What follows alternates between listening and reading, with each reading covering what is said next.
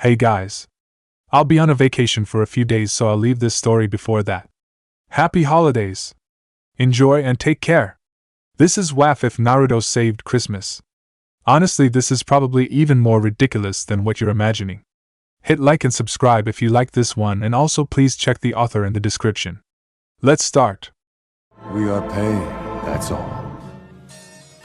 We are God.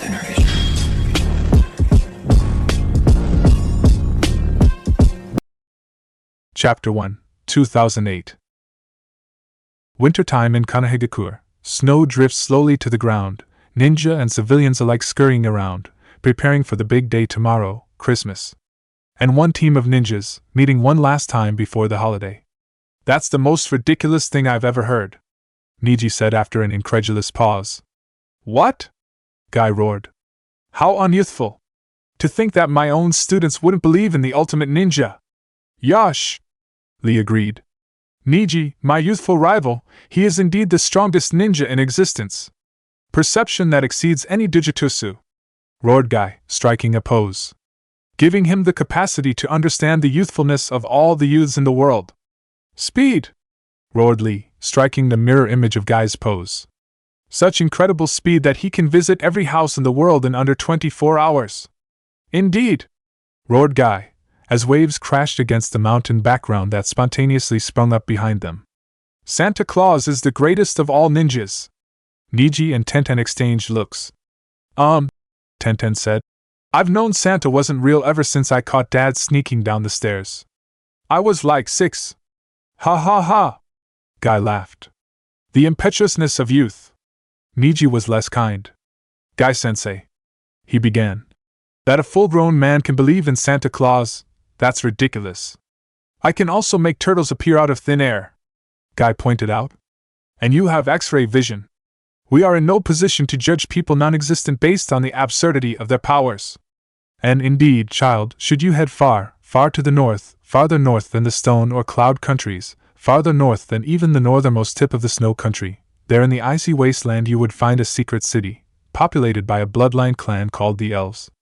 The village hidden in the North Pole, from his rubber snow sandals to his fur-lined red jumpsuit, his Jounin vest with a broad leather belt, up past his jolly beard and twinkling eyes, to the tip of the sock-like hat with the forehead protector emblazoned with a candy cane, Santa Claus is very, terribly real. This man, the toy shadow of the North Pole village, is currently locked in meditation within a cavern, contemplating the busy night ahead of him. With a swirl of tinsel and snow, an elf appears before him with Shunshin, crouched at the feet of his master. Santa-sama. Speak, peppermint sticks, the red one intoned.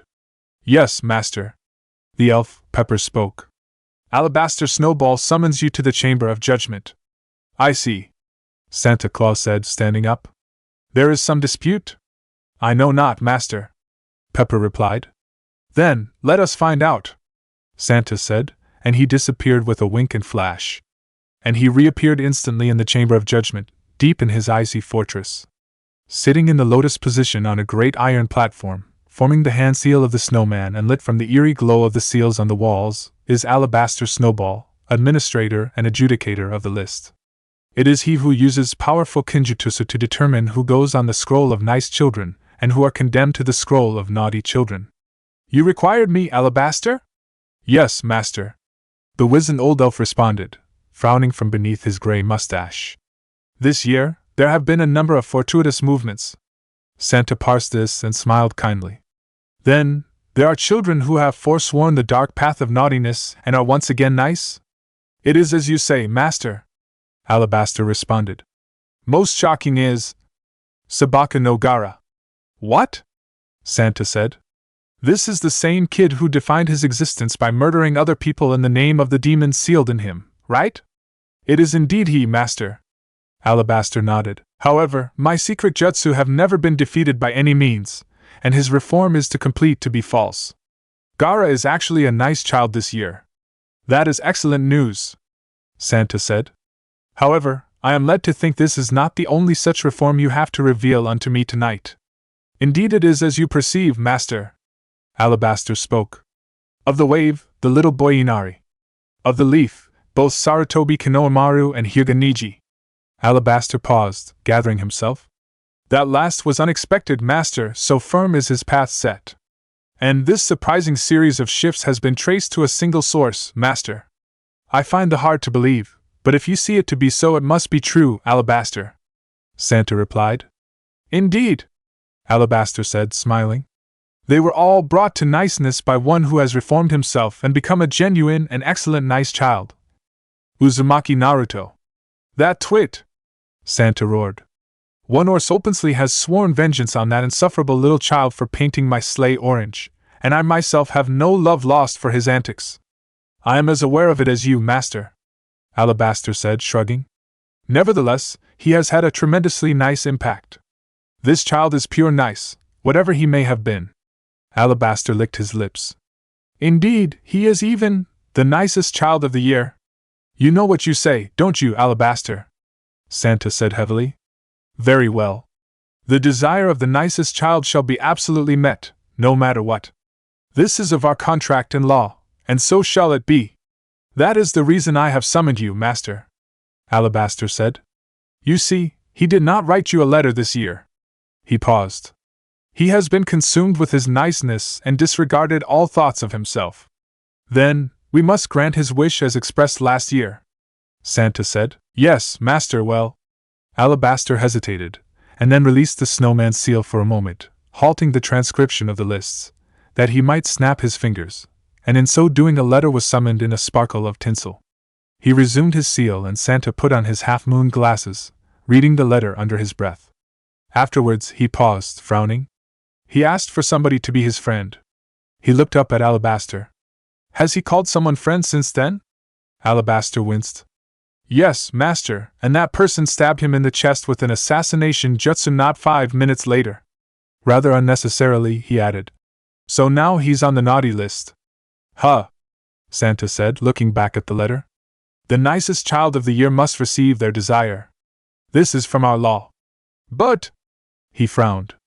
The toy Genesis engine is powerful indeed, but even the direct magic of its creator Bushy Evergreen cannot manufacture life. That is very naughty kinjutsu.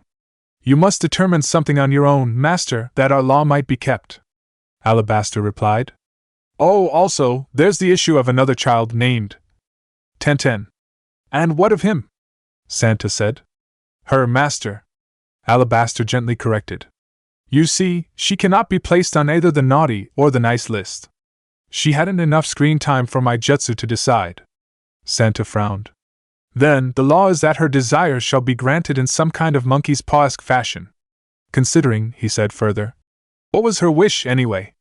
Alabaster summoned another letter, and held it out to Santa. Santa read it, frowning, and then chuckled. I just might be able to work something out. Night falls, and not a creature stirs. Except patrols of ANBU, who are charged with protecting the village of Konoha on even a night such as this. Especially a night such as this, but no matter how skilled the eye, it cannot pierce the skill of the god of ninja, Santa Claus, as he flashes between houses and sneaks inside, effortlessly defeating all tricks and traps. He sneaks into the Hyuga Manor, knocking the guards unconscious from behind with his secret techniques and penetrating into the core of their house, where their tree is kept. He stands before it, pleased by the offering of milk and cookies, and unfurls his great scroll, in which is sealed all of the presents for all the good little boys and good little girls. He deposits the gifts for the Hyuga children, wrapped in their special lead-lined wrapping paper, and disappears in a flash, only a swirl of tinsel marking his escape. He appears on the roof, and hides as a patrol of ANBU pass, and continues on his merry way, to the apartment district of Konoha. Lee has no doubts that his sensei was speaking the truth. Santa Claus is real. Believing in this, he has resolved to stay up all night that he might meet the greatest ninja for himself. Therefore, Lee has disguised himself, standing behind the tree, wrapped in Christmas lights, ornaments hanging from his green jumpsuit. He flinches when Santa appears in a flash, and only when the man unseals a simply huge box does he reveal himself. Santa! Lee roars, leaping forward. Holy shit! The man in red responds, instinctively back-fisting the boy through a wall. Oh man, are you alright, Lee? For Santa knows all children by name. Yosh! Lee roars, pulling himself back out of the wall. I am unharmed by your youthful power! Lee poses, eyes blazing. Truly, it ignites my heart to know that Santa Claus is a master of taijutsu, Santa's smile is still as jolly as ever, although the twinkle seems to have gone out of his eyes. Yes, that's nice, but I have to get back to work. Presents, every house in the world and all that. Youth! Lee roared. I'm moved by this incredible self-challenge, greater than one even guy could achieve. He darted forward and somehow had Santa's hand grasped between his. Old Saint Nick! Let me train myself by helping you. How about no? Santa said, and in a wink and a flash he is gone. Yosh! Lee said, totally undeterred. I accept your challenge. It is not through speed alone that Santa Claus can visit every house in the world in one night. Indeed, he possesses an incredible jutsu that allows him to exist simultaneously in multiple places at once. It is with this jutsu that he is also capable of visiting a certain cave, deep in the heart of the waterfall country, within which is a certain statue and 9 certain missing nin, all in cloaks of black and red. Santa appears even here, passing through their overly complicated barrier jutsu with ease. He comes up to the tree and unfurls his scroll, and in a poof of smoke a single box appears, and places it beneath the poorly decorated tree shunted off in a corner of the cave. Santa really came! A voice cries behind him, and Santa's back stiffens. He turns and makes eye contact with the man in the orange swirly mask. I tell them, but do they believe me? No, the man said, crossing his arms and pouting. But now there's proof. The man hugs himself. Toby really is a good boy. Santa groans, and closes his eyes while pinching the bridge of his nose. Toby, this present, it's for half of Zetsu. Santa paused. Because he split himself into a nice half and a naughty half, they are distinct beings, so one was nice this year. Then, Toby whispers. Santa, didn't get Toby a present? No, Santa said heavily. I'm sorry, Toby, but you didn't make it. Then, Toby. And he couldn't finish it. No, I'm afraid not, Santa said, laying a comforting hand on his shoulder. Toby isn't a good boy. Lee is not the sneakiest ninja in the village, but he can be stealthy when needs be. But more than anything else, keeping up with Santa Claus on Christmas Eve requires speed. And Lee has speed, so when Santa disappears into the house of his friend and teammate Tenten, Lee follows, excited that he can help Santa. Santa! Lee roars. The green beast of Konoha springs to your aid that. Lee pauses, taking in the horrible sight before him. Santa, what is this? Santa, holding an unconscious Tenten in a joint pin with a chloroform-soaked rag still pressed to her face, looks up at the jumpsuit-clad ninja in front of him. He drops the rag like a hot potato. It's not what it looks like, Santa protests. Then you aren't kidnapping my teammate Tenten in the middle of the night? Lee growls. No, Santa protests. Well, yes, but it's okay because it's for the spirit of Christmas, and Omot Renge, Lee roars, interrupting the man. Elsewhere, the leader of Akatsuki is interrupted from his sleep by the loudest, most infernal screeching he has ever heard. It is the most grating sensation he has ever felt. What on earth is going on? He shouts, storming into the living room of their cave, where they keep the big statue. Incredibly, it is Itachi who looks up from patting Toby on the back. The masked man is sitting on the floor, legs out, the backs of his fists pressed against his mask, and then he breathes in and starts making that god-awful noise again. The pain realizes that he's crying. Toby is crying his eyes out. Itachi speaks.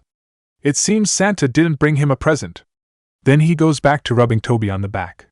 Incredibly, it seems to be working. Pain can't help but glance under the tree. There is a present under it, and the Rinnegan allows him to see that it has Zetsu's name on it. Pain frowns, and sticks his head back in his room. Honey? He asks. He's not my kid at 3 a.m. Conan growls back, half asleep. Meekly, the Pain closes the door and frowns back at the scene in front of him. Kisame is now standing next to Itachi, although he looks mostly asleep still. Pain speaks. Somebody snuck in here. Yes, Itachi said. Santa Claus, and nobody else is bothered that he got in here? Pain roars. It's Santa Claus, Itachi said, as if he was explaining something to a slow child. His capacity exceeds even my own. I'm the only one that gets godlike powers around here. Pain roars, and the pressure of his chakra makes the assembled Akatsuki flinch. He storms out of the cave after Santa Claus. Finally, Kisame speaks. Wanna go watch Kris Kringle kick the shit out of the leader? Yeah. Itachi responds. A nighttime of carousing, the fine Christmas Eve tradition of Konoha Jounin. However, Kakashi's Yuletide revelry is interrupted halfway through Asuma's. Hey guys, look what I can do. By a hand coming down on his shoulder. Guy, he asks, looking up at his friend and self-proclaimed rival. Is something wrong? Yes, my rival. Guy says solemnly. I sense a disturbance. He closes his eyes, frowning. Kakashi is in the middle of delicately picking the arm of his shoulder when Guy's eyes snap open and the man shouts. Lee! What about him? Kakashi says. My cute student is in terrible danger. He roars, shooting off and dragging Kakashi along like a sack of potatoes. How can you tell? Kakashi says, surrendering himself to being dragged along. I can sense it through our bond as master and Padawan. Guy shouts. But that's not important. Look, Kakashi! Kakashi looks, and even when he uncovers the Sharingan he can't believe it. Even with a scroll under one arm and a girl over the other shoulder, Santa Claus easily blocks the rising attacks of Lee's lotus with his feet. However, eventually the persistent genius of hard work finds an opening and Santa is wrapped up tighter than a Christmas present jammed in a stocking over the mantelpiece. But he substitutes himself with a snowman before Lee slams him into the ground, and Santa scowls down at the genin from atop his sleigh. He drops both scroll and Tenten inside, and cracks his knuckles. Just walk away, child. Santa warns, you cannot hope to defeat my Yuletide chakra. Lee roars and advances, whirling around to unleash a spinning kick. Santa blocks it with one arm. HMNF. He snorts. Not enough. With that, the jolly old man grabs Lee by the leg, driving a powerful fist into his gut, and then swings him around, jumping up and spinning, releasing him to slam into the ground. But he is caught before he can crash into the ground. Guy-sensei? Lee whispers, looking up at his tutor. He has Tenten. Rest now, my cute apprentice. Guy says, gently setting his student down without breaking his gaze on the man in red. Kakashi. Yeah. Kakashi says, Sharingan spiraling as he looks up at the man across from them. Follow my lead. Guy roars, jumping to the attack. You! Pain of Human shouts. Santa pauses and turns, standing on the roof of an apartment building in the rain country. I am the only god allowed here. Pain of Heaven announces. It is not me they worship, Santa rebuts, but rather the Christmas spirit of giving. Pain of Beast responds by charging Santa from behind. TCH, Santa says, dodging the attack and striking Pain of Beast 8 times in the back before leaping clear, and the Pain of Beast rejoins the others. You will not defeat us here, Pain of Heaven says. This is the word of God. Can't your eyes already see that you've died once? Santa says, his smile not jolly at all. Gah! Pain of Beast roars, dropping to its knees, before the skull and ribcage explodes out of its body. The Rinnegan widen as it takes in the sight. That was... Pain of Human begins. Yes, Santa says. A legendary forbidden taijutsu style, Polaris Kung Fu. Santa drops into a fighting stance, fingers bent like claws. But you would know it as Fist of the North Star. Santa's eyes narrow as Guy closes. A spinning kick that rolls off his guard and follows into a series of lightning fast punches. In terms of combat speed, this man is my equal, Santa grimly thinks, and the other. Santa glances to the man watching with the Sharingan, and allows Guy to knock him away with a blow. But even as Guy follows, Santa uses the opening to flash through a series of hand seals. Kukios no Jutsu! Santa spins, slamming his hands on a rooftop. Blitzen, Comet! Guy halts, and barely blocks as the first of the reindeer clan streaks towards him. Can you keep up with my fastest reindeer? Santa shouts, pressing Guy. Kakashi charges in, but halts as a reindeer slams into the ground in front of him. I will be your opponent, Comet intones with his gravelly voice, before dropping slightly and charging. Fast, Kakashi thinks, barely managing to get out of the way. That kind of terrible charging speed combined with those antlers. One hit and I'm finished. Comet stops, and grins over his shoulder, bucking and coming around for another pass. No other choice, Kakashi grimly decides, hands flickering through seals as he also charges. Chidori! He shouts, thrusting forward with the 1,000-bird current. Sparks dance between Comet's antlers, and Kakashi's eyes widen, but he is too late to do anything but keep going. Guy frowns, blocking the high-speed combo of Blitzen and Santa. When one attacks, the other covers, and then they switch, attacking to cover openings left by the other. The huge flash from the clash of lightning jutsu between Comet and Kakashi decides him. To think I'd have to use this so quickly. Guy mutters, leaping clear before clapping his hands together. Wait, Santa says, holding back Blitzen. He's doing something. And then Guy leapt, fire burning in his palms. Asa Kujaku! The Jounin of the Leaf shouted, and he rained fire down on the pair. Powerful indeed. Pain of Humans mutters. But you are still no match for God. Pain of Hungry Ghost crouches, and in a flicker of hand seals summons a great black three-headed dog. Humph, Santa says, using his own hand seals. Don't think you're the only one that can summon. Santa hit the ground, 2 seals appearing. Kuchio's no Jutsu, Cupid, Dancer, Dasher, Donder. 4 reindeer appeared around Santa, glaring up at the enemy. Looks like a tough battle. The huge and muscle-bound Donder remarked. But it's our duty to protect the Christmas sleigh no matter what. Cupid remarked. Go! Commanded Santa, and the group attacked. Pain of Heaven scowled. The Rinnegan couldn't predict Dancer's movements, and Dasher's speed and agility were too high for Human to escape. Between the two, they trapped him and Cupid ensnared him in some sort of genjutsu. Pain could feel it tracing back to him, and had to sever the link.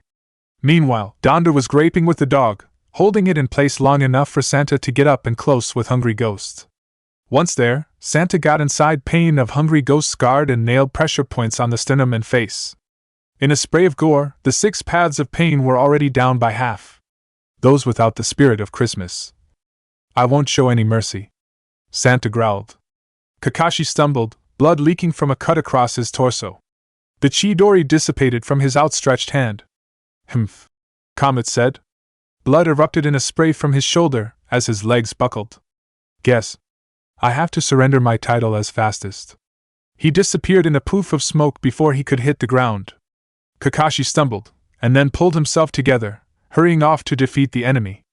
A huge crash and boom woke Tsunade from her sleep, and blearily she stumbled to the window, where in dismay she watched Guy rain fireballs down on the village. Guy! She screamed, jumping to his post ion. What the hell is going on? No time! Guy shouted as he landed. Santa Claus kidnapped Tintin, and we have to get her back.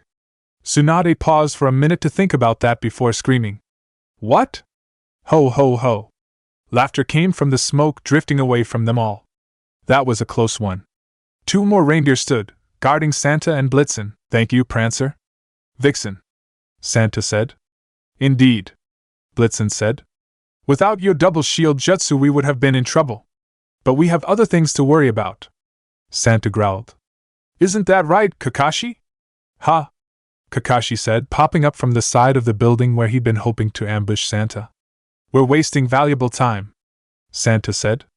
I have to end this quickly. We're wasting valuable time, Santa said. I have to end this quickly. Oh? Said the Pain of Heaven. How will you do that? You're still 100 years from perceiving all my secrets, brat, let alone understanding them, Santa said darkly. Now I'm going to show you some of the secrets of Christmas. End this quickly, eh? Tsunade growled. Don't take Konoha too lightly. On the contrary, Santa said quietly. It is because I take you seriously that I will use these next techniques. Santa's hands came up to a series of hand seals, and Guy stiffened beside Swanda. Genjutsu, Santa shouted. Ghost of Christmas Past. Swanda jerked, and fell forward, and collapsed onto the ground. Hokage! Guy shouted, and it is all the opening Blitzen needs to nail him in the chest with a charge, slamming him into the double jutsu shield between Prancer and Vixen. Guy stiffened, chakra sizzling him, and the reindeer dropped him to the ground. Meanwhile, Santa closed with Kakashi, releasing a furious taijutsu series of blows, and Kakashi escaped to regroup with Shunshin. Santa nailed him in the base of the skull with a chop. Trying to out-Shunshin Kris Kringle? Santa said, amused. Well, I don't hate that. He set the man on the ground next to his commander and rival. Up, my reindeer, Santa commanded. We have places to be and presents to give. In the illusionary world of Christmas past, Tsunade stared at her previous self, leaning against Anne, laughing as they strolled through downtown Konoha. Tsunade had to hold back tears at what she once had. The secrets of Christmas? Pain of Heaven said, amused. Is that anything a god has to fear? The spirit of giving and kindness can defeat even the fear of God, Santa intoned. Never mind the delusions of someone that never grew out of childish naughtiness. Pain of Heaven scowled. It is you who will be judged. Pain of Hell exploded out of the ground, leaping towards Santa on the attack. But Santa reacted, hands blurring through hand seals before slamming the ground behind him. Kuchios, Rudolph, boss of the reindeer clan! A small reindeer appeared between Pain of Hell and Santa, and Hell locked eyes with the ungulate only long enough to see that its eyes were a crimson, fiery red before the Pain of Hell was no more. Pain of Heaven watched as the Pain of Hell smoldered, candy-striped lurid red flames devouring the blasted-apart pieces. Rudolph turned, and the pressure of his blood-red Jujutsu fell on Heaven. Wasn't Rudolph supposed to have a red nose? Pain of Heaven finally said. What? Santa said, frowning. Why would you think that? That's absurd. But, Santa continued, it's time for you to understand something of Christmas. He flickered through hand seals, and finished pointing at Pain of Heaven. Genjutsu, ghost of Christmas present. The eyes of Pain of Heaven rolled back, and he ignominiously tipped forward, falling on his face. Then he slid forward, along the steep incline of the roof he had been perched on before falling 3 stories down and hitting the ground with an echoing wham! Huh! Santa said. Well, Rudolph, with your eyes so bright, won't you teleport my sleigh tonight? My pleasure, Rudolph said, and a distorted haze of red signaled the warping of space around the group as they disappeared back onto Santa's route. Pain of Heaven started down at the scene in front of him, bound in place by Santa's genjutsu. There, a destitute Rain citizen said, comforting his wife. I'm sure everything will be fine. He smiled. God will protect us, but it won't be, she wailed. Tiny Timon needs treatment we can't afford, even with all the scrimping.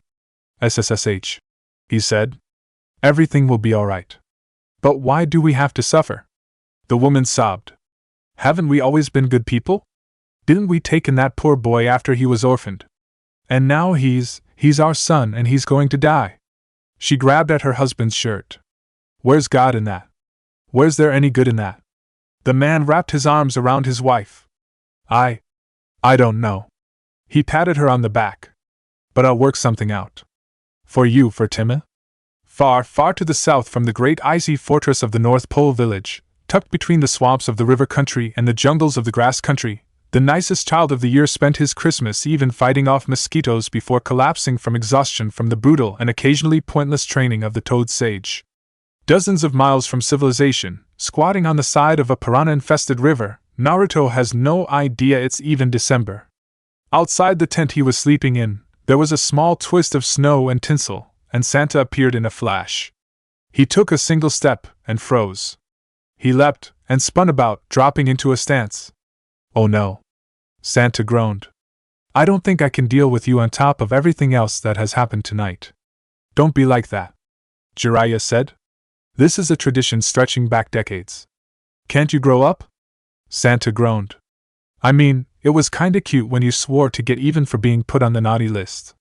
Santa shook his head. But to want the perceiver jutsu for spying on women? Jiraiya, you're single-handedly responsible for the sexual overtone associated with naughty, you know that? HMF. Jiraiya said. Why should a guy like you get to keep that sort of hot inspiration to yourself? Santa pinched his nose. Jiraiya, he began. It's for keeping tabs on children. You're implicating yourself in Lilicon, here, moron. Jiraiya shouted, stamping his foot. I'm not going to use it for something as weak as that. Oh, I'm not up to dealing with this, Santa said. You know what? 3 for 3 tonight. He flickered through seals, and pointed at Jiraiya, who didn't jump away fast enough. Genjutsu, ghost of Christmas future. Jiraiya fumed as he struggled against the mysterious bonds holding him in place as he floated above the living room of Naruto's apartment. Ha ha ha! Naruto laughed, leaning back on his couch as Sakura fed him grapes while Hinata rubbed herself against his legs. Clad in only the pants from the standard ninja jumpsuit, it was clear from his physical development that this was a few years down the road. Likewise, the development of Sakura's figure and Hinata's considerable assets hinted that this event had not yet come to pass. Naruto, Sakura said, eyes lidded and voice breathy. Naruto-kun. Hinata whispered. The three stood and walked towards the bedroom. Oh, come on! Jiraiya roared, unable to follow and keep watching. Then he noticed that there was an urn, the type used for holding the dearly departed, over the mantelpiece. The urn had his name on it, and the date of death was less than a year away. Damn it! Jiraiya cried, struggling harder to escape this stupid genjutsu. Finally, Santa groaned, kicking the raft down the river. Jiraiya, tied up with a double sprinkle knot, wouldn't be getting free any time soon, even after the genjutsu ended. By then he'd be 40 or 50 miles downstream. You better appreciate this, kid, Santa muttered, pushing aside the tent flap and stepping inside. Heh. Santa couldn't help cracking a grin at the sight of Naruto, pouting even in his sleep as he slapped at the occasional mosquito. Santa was pleased that Naruto had kept the sleeping cap, a gift Santa had given the 1 year before that Naruto had managed to get himself on the nice list. Santa unwound his scroll and carefully hefted the large and misshapen present, setting it gently on the ground next to Naruto. Merry Christmas, kiddo! Christmas morning. A time of celebration, of joy and giving to be shared with family. Unless you're an orphan with no heritage or friends. Naruto didn't particularly keep track of Christmas. That was why he had absolutely no idea what the thing in the shiny paper was. It was big, kind of cylindrical, and reminded Naruto of a worm or something, too fat for noodles. The paper was bright, red and white stripes, and a big green ribbon wrapped around it, and was tied in a big bow. And it was moving. Lurching back and forth, kinda like a worm. What the hell? Naruto muttered to himself, before shrugging. Naruto was the kind that always moves forward, so he unwrapped the present. He pulled off the paper, and made eye contact as she looked up, squinting at the sudden light. Hey, Tenten, he said awkwardly. She mumbled back, probably because of the gag in her mouth. Naruto, unsure of what to do, started to keep unwrapping her, but then he noticed something. Tenten wasn't wearing her normal clothes, but instead some sexy lingerie. Naruto, unsure of what to do, just sat back. Tenten squirmed, crawling out of the paper. Apparently, Naruto noticed she was also tied hand and foot. Finally she got herself free, and rolled up into a sitting position. She glowered at Naruto, and mumbled something insistently. Let me get that for you, Naruto said, and he pulled down the gag. Naruto, I swear to God if this was your idea I'm going to travel back in time with Kenjutsu and give your mother an abortion, Tenten screeched. I have nothing to do with this, Naruto shouted, springing up. It's you who randomly showed up in my tent. Oh right, Tenten said, rolling her eyes. Clearly, it's my fault I'm half naked and tied up in the middle of nowhere. Naruto crossed his arms, pouting. Well, it's not like it's obviously my fault either.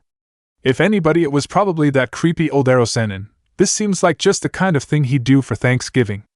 Of all the things she could say to that, Tenten picked. Naruto, it's Christmas. Wow.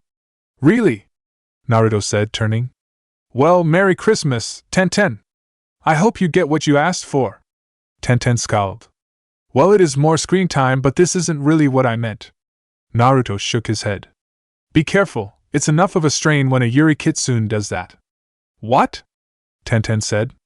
Never mind, Naruto said. So, you want me to untie you or something? Tenten considered it. And you won't do anything perverted? Naruto rolled his eyes, honestly a little hurt.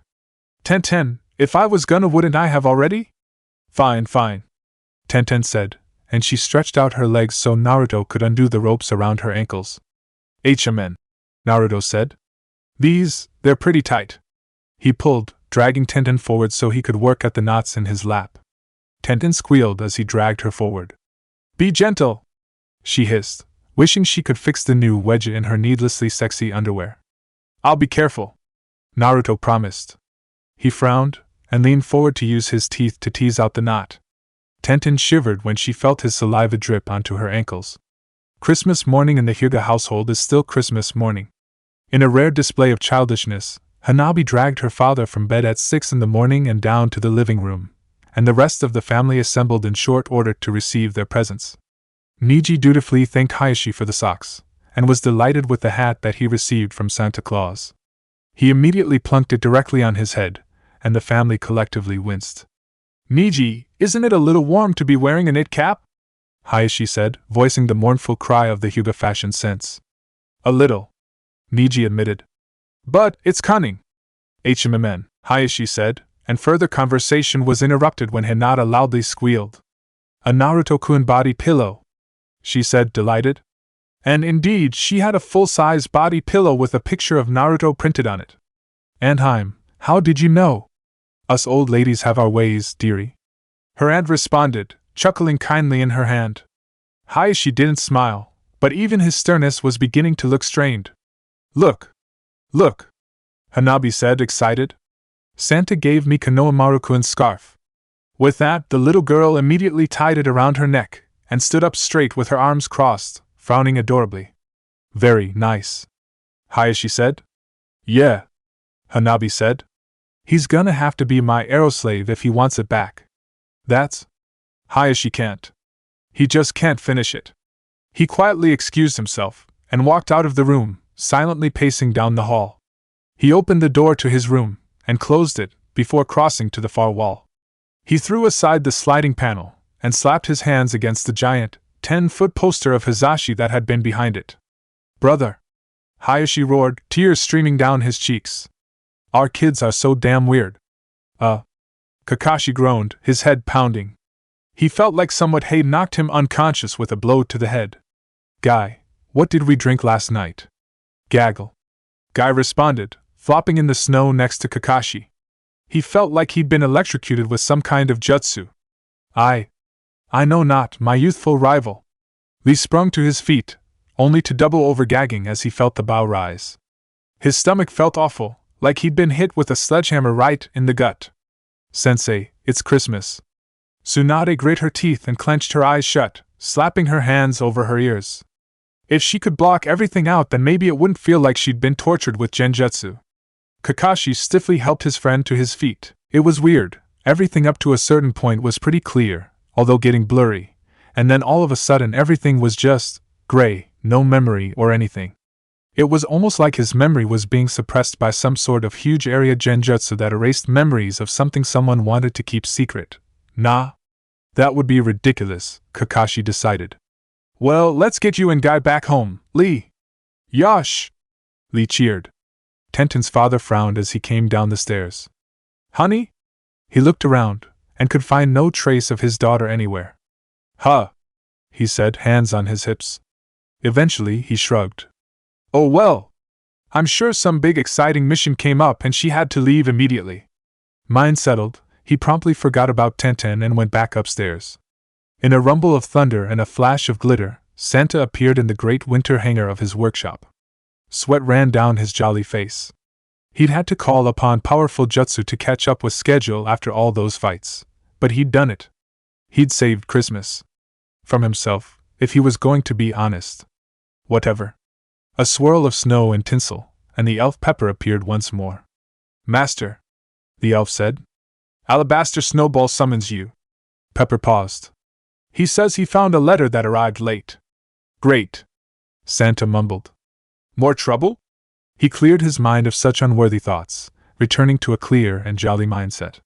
Well, better go see what he needs, he said, and disappeared himself in a twist of snow and tinsel. Tenten shuddered back, arching. And then, didn't I say, be gentle? Naruto grunted behind her, rocking back to get a better angle. Well, I'm doing my best here, but it's really tight.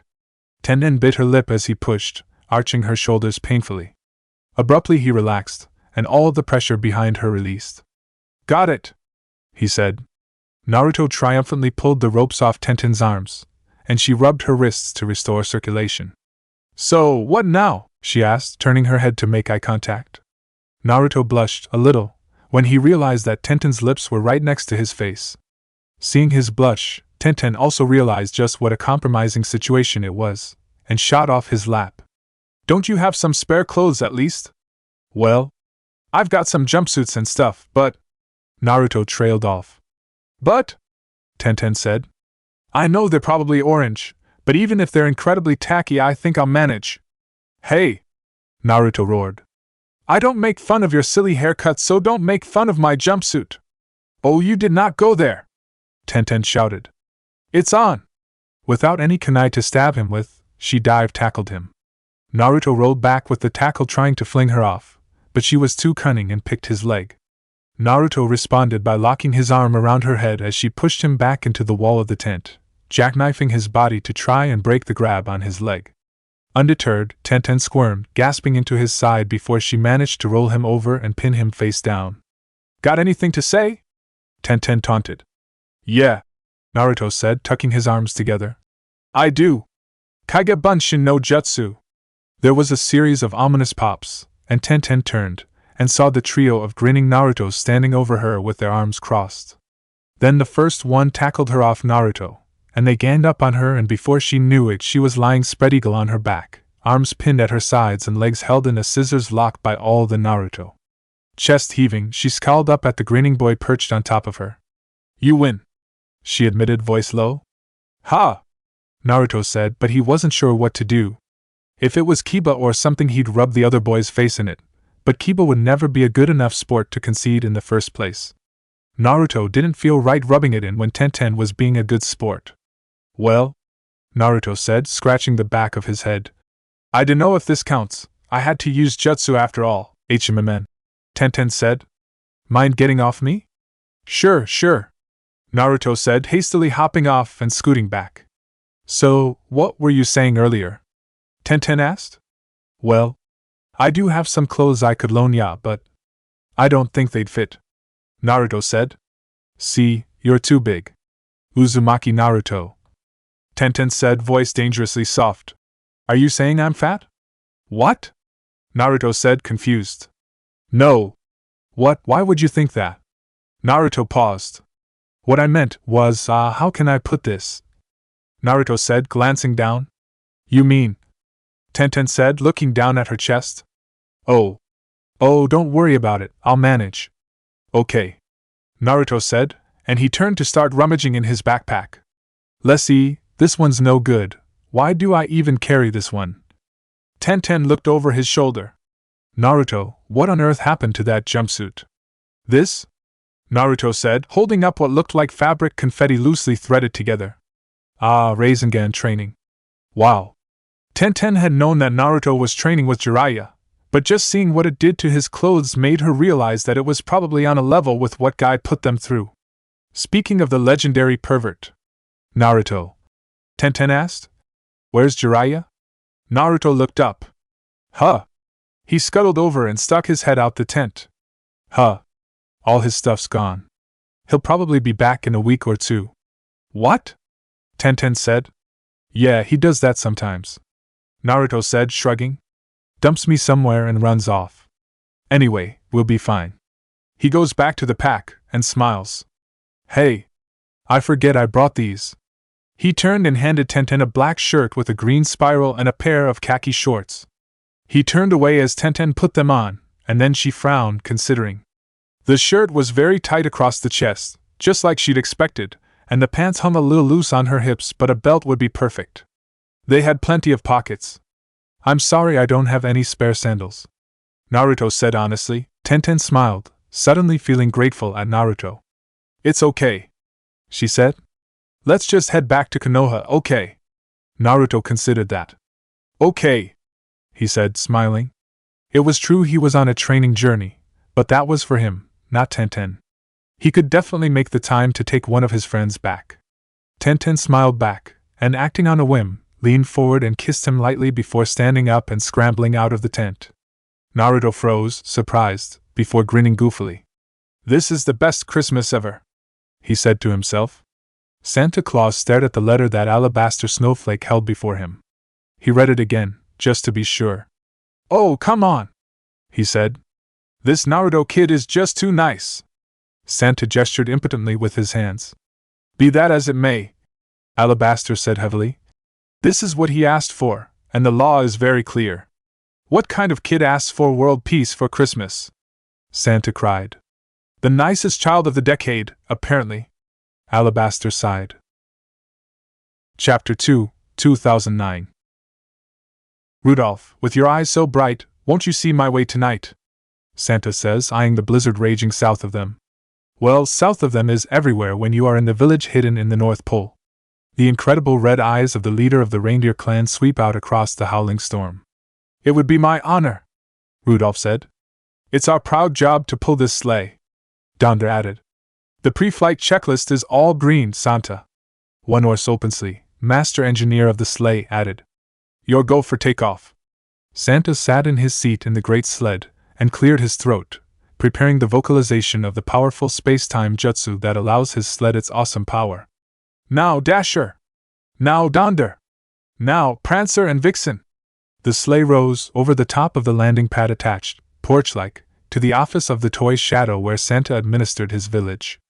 "On Comet, on Cupid! On Donder and Blitzen!" Powerful electric currents arced, energies building. "On Rudolph!" The leader of the reindeer's eyes flashed hellishly, and the sleigh vanished into a distortion. Christmas has begun. It was balls freezingly cold. It was so cold that the little hairs in Naruto's nose had frozen, and it would probably hurt to breathe if his face could feel anything. Naruto had been in worse situations, he thought, but he couldn't remember any right now. It was just ridiculously cold before the blizzard had started. Then it was cold, and it felt like Naruto was getting attacked with an infinite number of shuriken, also made out of cold. "Of course I want to spend Christmas with you again, Tenten," Naruto mumbled, stumbling across the snow. "But it's still Thanksgiving. Naruto is lost, alone, abandoned at the northernmost tip of the spring country, which still experienced blistering winters after that 7-color chakra engine thingy. Naruto is undergoing special survival training under Jiraiya, which mostly seems to involve getting dumped, lost and alone, on a frozen wasteland. Naruto shook his head. His eyes weren't focused. "I'm sorry, Sakura, but Tenten doesn't punch me in the face. Also, he's beginning to hallucinate. I won't let it end like this." Naruto roars. He flares his chakra, one last drag of power to let him find shelter somewhere in this inhospitable wasteland. Focus renewed, he charges forward, running desperately to flee wherever he is. But it is not enough, and soon even this chakra is expended, and Naruto is once again oppressed by the cold. Finally, he comes face to face with an ungulate. He blinks. "You're not Tenten. You're a Tauntaun," Naruto proclaims, before collapsing face first into the snow. "He's pretty close to dead," Cupid remarked, after the boy in orange collapsed in front of her. "But it's a good thing Rudolph saw him, he would have froze to death otherwise. What kind of idiot would be out here in the middle of a blizzard?" Santa began, and then sighed. "Oh, it's that dolt Naruto. Wasn't he a good boy?" Donder wondered. "Yeah," Santa said. "Come on, I'll stick him in the sleigh and drop him off in Konoha. Saving his life will be a lot easier than what he actually asked for." Decided, Santa heaves the ninja up into the sleigh. "What kind of idiot scheme ended up with you out here anyway?" Jiraiya sniffed.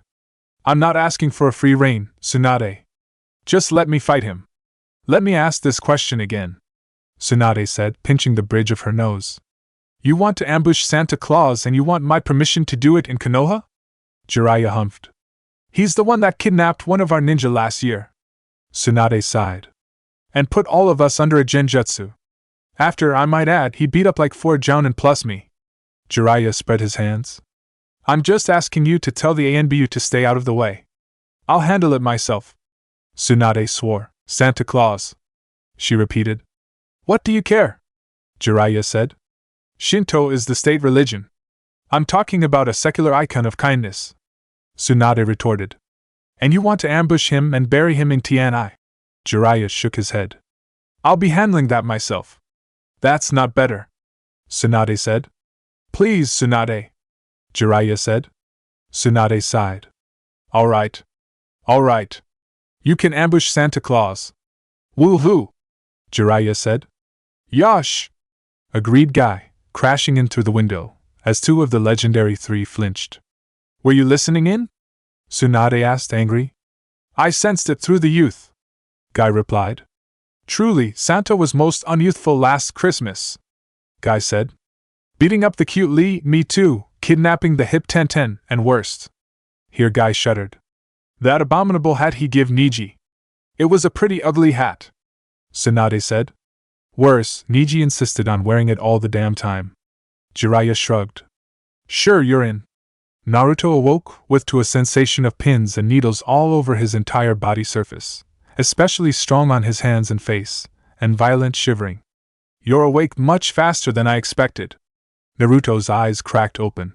He was in the back of some wooden wagon contraption, and there was a fat man in a red suit looking back at him. Okay, I know I was hallucinating before, but seriously, Santa Claus? At least when Tenten rode in on a tauntaun and cut it open and stuffed me inside to ride out the storm, that was at least theoretically possible. Santa rolled his twinkling eyes. Just go back to sleep, kid. Naruto considered that. Okay, he said, and immediately slumped backwards into unconsciousness. That kid woke up earlier than you said, Vixen commented.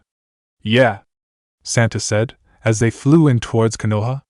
I thought I'd be able to tuck him in bed while visions of sugar plums danced in his head, but he woke in my hands although he was nearly dead. And you were doing so good, Comet muttered. Hey, it's hard, okay? It's not like I intended to lapse, it just happens, I say, when. Here Santa paused. I was saved because I can't think of anything that rhymes with lapse. You didn't falter once last year, Comet scolded. And I might add, you were under considerably more stress. Coming up on the final approach, Rudolph shouted, as the sleigh came into Konoha. Santa stood, popping his back as the sleigh landed. He heaved his bag over his shoulder and turned to begin a long night of present giving. It's not like I intend to goof, it's just that youth.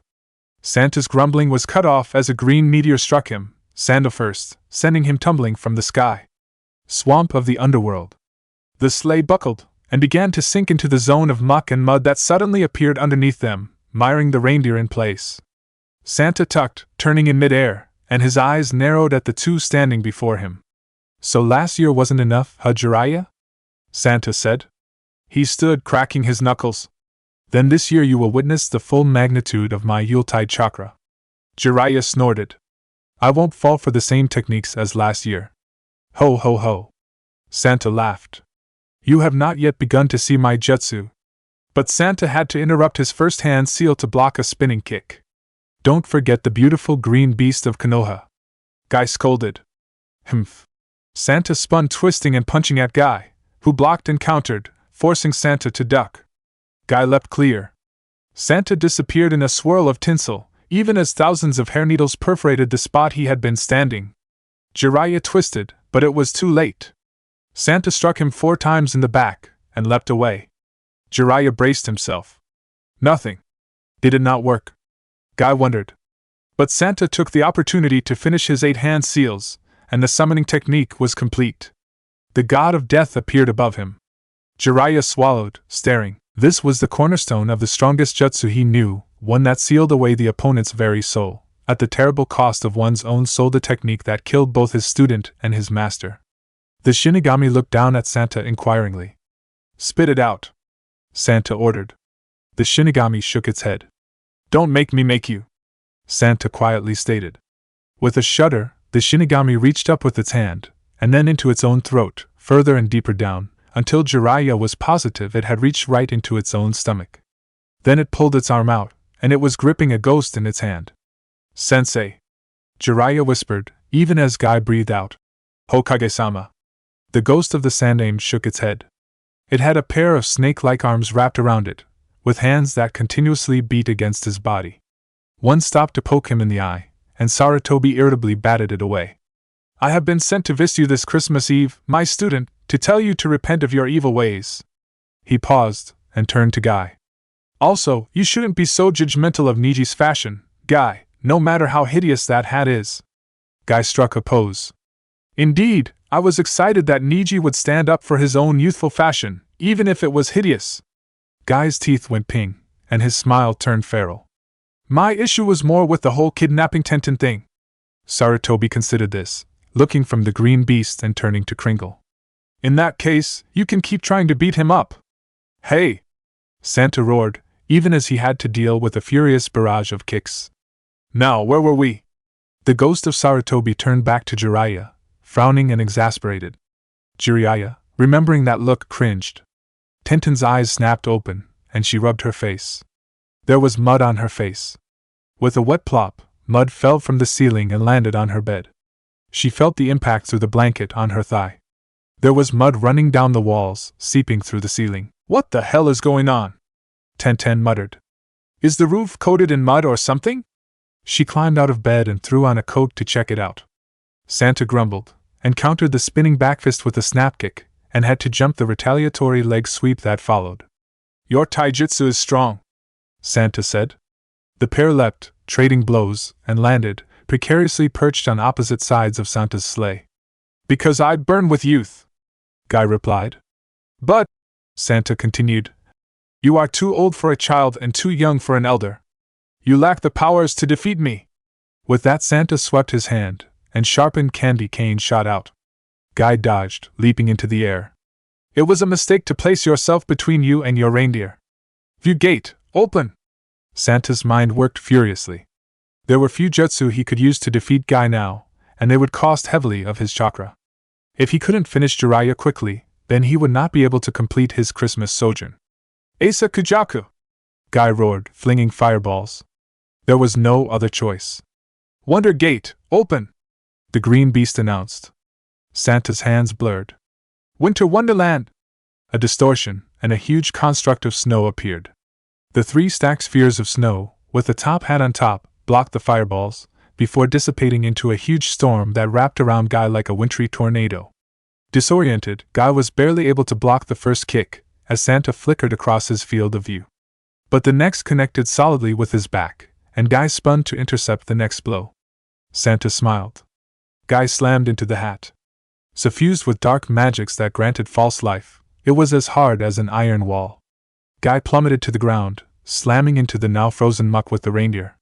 Then the hat slammed into him. I just don't understand why you continue to do this, Jiraiya. Sarutobi continued to lecture. I mean, come on. The perceiver jutsu that Santa uses is specifically designed to monitor the morality of children. Using it for perverted purposes makes you a Lilicon. I thought I taught you better than that. I'm not a Lilicon, Jiraiya protested. Seriously, that's the first thought everyone has. Yeah, I'd probably use it to spy on women, but I just don't like the whole Patanko scene. I'm a breast man.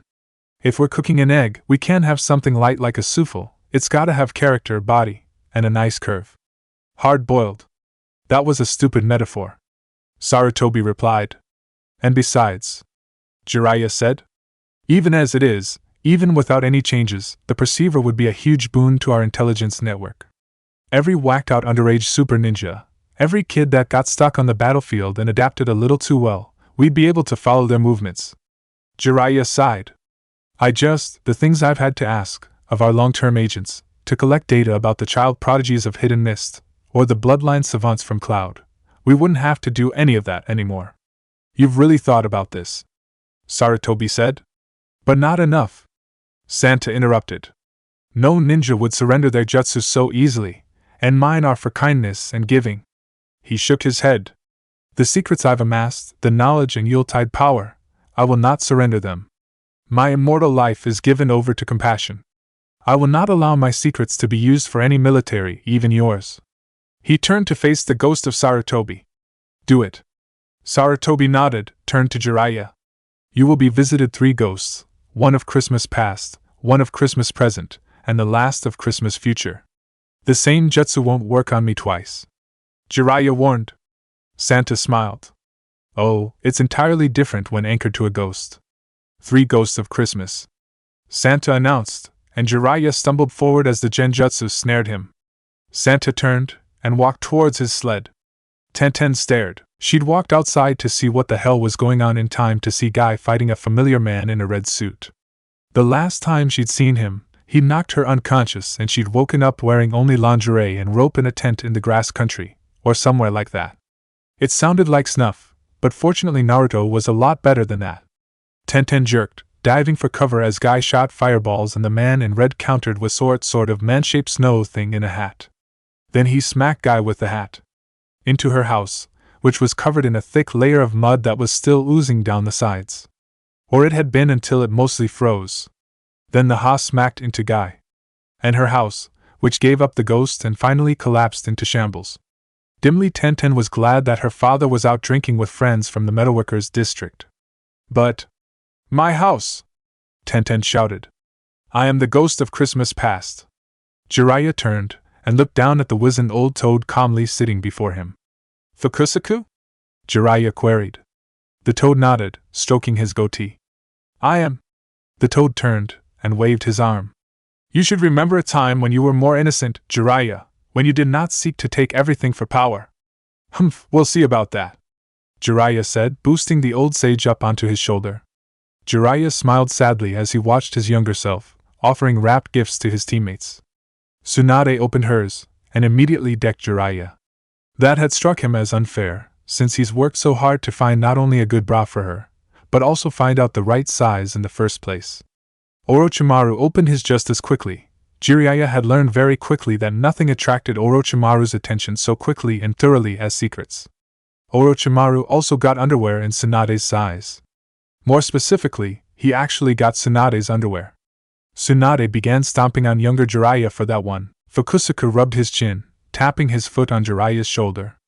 Well, okay, maybe not more innocent, but at least you didn't try to weaponize Santa Claus. Jiraiya huffed.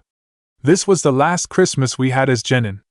As children in the eyes of our fellow ninja. Fukusaku nodded. A gentler kinder time. I was miserable, Jiraiya pointed out. Orochimaru was the closest thing I had to a friend that wasn't an amphibian. Tsunade treated me like I was worthless, and Sensei never outright said it, but he thought so, too. Jiraiya grinned. Not a compelling argument for nostalgia, you old frog. Then perhaps a reminder of miseries that you could have prevented, a voice behind him said. Jiraiya turned. Shima. The mother of the Toad Way smiled at the favorite student of herself and her husband. She began. Am the ghost of Christmas present. Jiraiya glanced around. A ratty, dingy apartment, full of old, mismatched furniture. A picture of 3 genin, one smiling, one scowling, and another frowning at the first, and a jounin, single eye closed, over a masked, inscrutable face, on a nightstand. It's what is lacking that shows the trouble, Shima said. No tree for Christmas. No presents from friends, or parents. Shima gestured. No pictures on the wall. A life lived alone, without love. Jiraiya sighed. Yeah, and if I had that jutsu, I could have been around for the kid. Instead, I was off running the spy network. He grinned. Not a convincing argument, you crone. Shima scowled, and leapt up with her powerful toad legs to rap Jiraiya on the head with a stick. She landed on the shoulder opposite her husband. Well, there's others as well. A girl in her underwear, wearing a coat, shouting in disbelief as her house collapsed under the weight of the fight Jiraiya started. Jiraiya squinted into the distance, where he saw his own body, mid-fall from the very genjutsu he was trapped in. Christmas present indeed. And one more to go. Jiraiya turned. Great Toad Sage. The huge frog smiled. Who better to provide a vision of a future than an oracular toad? He grinned. I'll show you the disaster that awaits your actions. Jiraiya smirked. Yeah, the thing is, I don't regret anything I've done in my life. Sure, things could have turned out better. I could have stopped Orochimaru. I could have saved my students. I could have stood in Minato's place against the fox. But I can't really control what other people will do. Not really. I can only control my own actions, and I don't regret any of those. He reached up and smeared his markings down his cheeks, even as his pupils distorted from the nature energy he was being fed by the elder toads. I think it's time to exhibit my sage wisdom, Jiraiya said. The genjutsu rippled and shattered. Naruto yawned, arching his back and stretching. Man, I feel so much better. You seriously slept through all that? A voice asked. Hey! Naruto shouted, pointing. I was half dead and... He faltered. Okay, how the heck did you all wind up half buried in mostly frozen mud? He looked around. And are we in Konoha? Dasher sighed. We were attacked by your ridiculous master, and yes. Naruto rubbed his chin. Well, okay. He shrugged and jumped forward, pulling out a kunai. He began to chip and dig at the mud. I'll have you out in a jiffy. Donda pondered this. Shouldn't you be following your master's lead? Naruto shook his head. Nah, the pervy sage is a moron. Plus, you guys totally saved my life, so I kinda owe it to you. Naruto. Naruto froze at the sound of that, like someone was trying to put a gypsy curse on a plutocrat using his name. He turned and smiled weakly. Hi, Tenten. Nice night? It was, Tenten said. Until someone dropped a huge pile of mud on my house, And someone else froze it and slammed my sensei into it, and then my house collapsed into rubble. So no, it is not a nice night. Hey! Naruto said. I totally missed Guy Sensei over there. Man, he looks like someone dropped a house on him or something. Tenten whimpered in anger that was just two teeth grindingly angry to express in words. Well, except for one word. Die! Tenten shouted, lunging. She managed to wrest the kunai from Naruto as she tackled him to the ground, and she rolled around with him in the mud. Naruto was a little freaked out. Tenten was trying to stab him in the jugular with his own kunai. Santa paused after one step. He turned back around.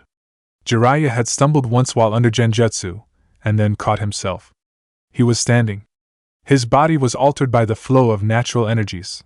From his paddle-like toes to the tip of his bulbous nose, he resembled both human and toad, now. I said that genjutsu wouldn't work on me a second time, Jiraiya said. Santa sighed. I cannot afford to hold back anymore. It ends now, Jiraiya. Die, die, die! Tenten swore, and Naruto twisted, grabbing the sleeve of coat on her knife-wielding hand, even as he desperately picked at the hand wrapped around his throat. With a twist, he kicked her to the side, attempting to tangle her up in her own coat. But Tenten merely slipped free and lunged for him again. Dodging the knife, she body-checked him and the two fell back into the mud, rolling around. Santa twisted, disappearing in a shunshin even as the needles of hair once again peppered his position. He barely managed to block the strengthened punch that Jiraiya had already thrown in his new location, slamming into his crossed arm guard. He managed a snap kick into the ribs of his opponent. This was trouble. He couldn't summon his reindeer. He didn't have the chakra for a genjutsu that could break the sage mode, and he was unwilling to use the brutal killing power of his Polaris Kung Fu against this opponent. Santa was out of options. Grimly, he dodged another kick, only to have to block the tongue that launched towards him like a cannon out of Jiraiya's mouth, slamming him into a wall. When he stood up, the toads were croaking a song. Although it often seemed pointless and it always seemed confusing, the training Naruto had received from Jiraiya had allowed him incredible growth in the last year. Are you calm now? Naruto asked. The muffled curse from Tenten probably meant no, Naruto decided. He sighed, making sure she was still securely pinned face down underneath him, the hand gripping the stolen knife securely pinned to her back. How about now? Naruto asked. Tenten sighed and nodded. Naruto stepped back. You aren't going to try to stab me again? Tenten grunted sourly. No, I won't try to stab you again. Good. Naruto said. As long as we're clear on that. He nodded, never once taking his eyes off her. It was beginning to make Tenten feel a little self-conscious. Wait, why was he blushing? Tenten looked down. And yelped. She'd forgotten that she'd only had her underwear underneath the coat. Naruto. She groused, crossing her arms. Well, it's just, aren't you cold? Naruto asked. Tenten sighed. Yes, well, all of my clothes are buried under a mountain of rubble and mud right now. You could probably find something in the sled. Cupid spoke up. But it's probably size for elves. Donder pointed out. Better than nothing. Tenten sighed. So, I guess I'm gonna go check on Santa while you get changed. Naruto said. He'd done it. He'd defeated Santa Claus. After getting one shot like a jobber last year, this year Jiraiya had won. This year, after decades of trying, he would finally gain the jutsu he'd sought for so many years. Woohoo! Jiraiya cheered, eyes finally reverting to normal as the last of his natural energy was passed through his system. An arc of electricity jumped across the prone body of Santa Claus. Jiraiya stiffened, eyes darting back and forth, as the light seemed to dim and sounds became muted. Energy, electric-like but somehow not, leaped forth from the fallen form of Father Christmas.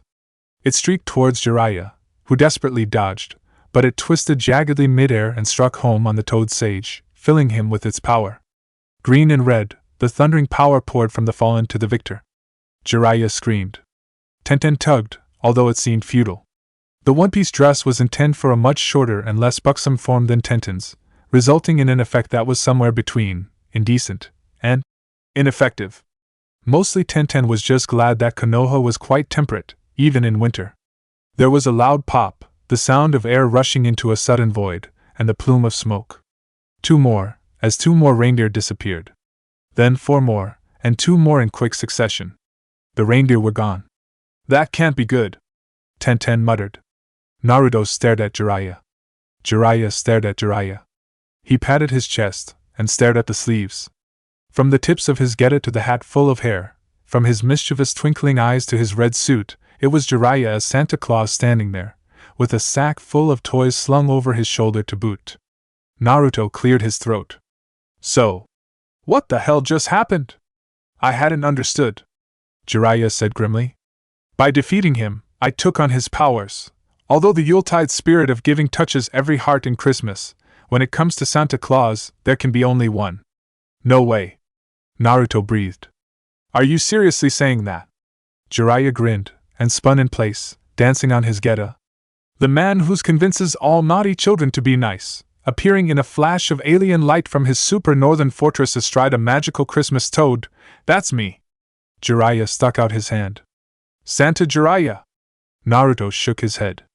That doesn't really work. Jiraiya tried again. Jiraiya Kringle. Naruto sighed. No good. Jiraiya frowned. Sinterklaasea? Just stop.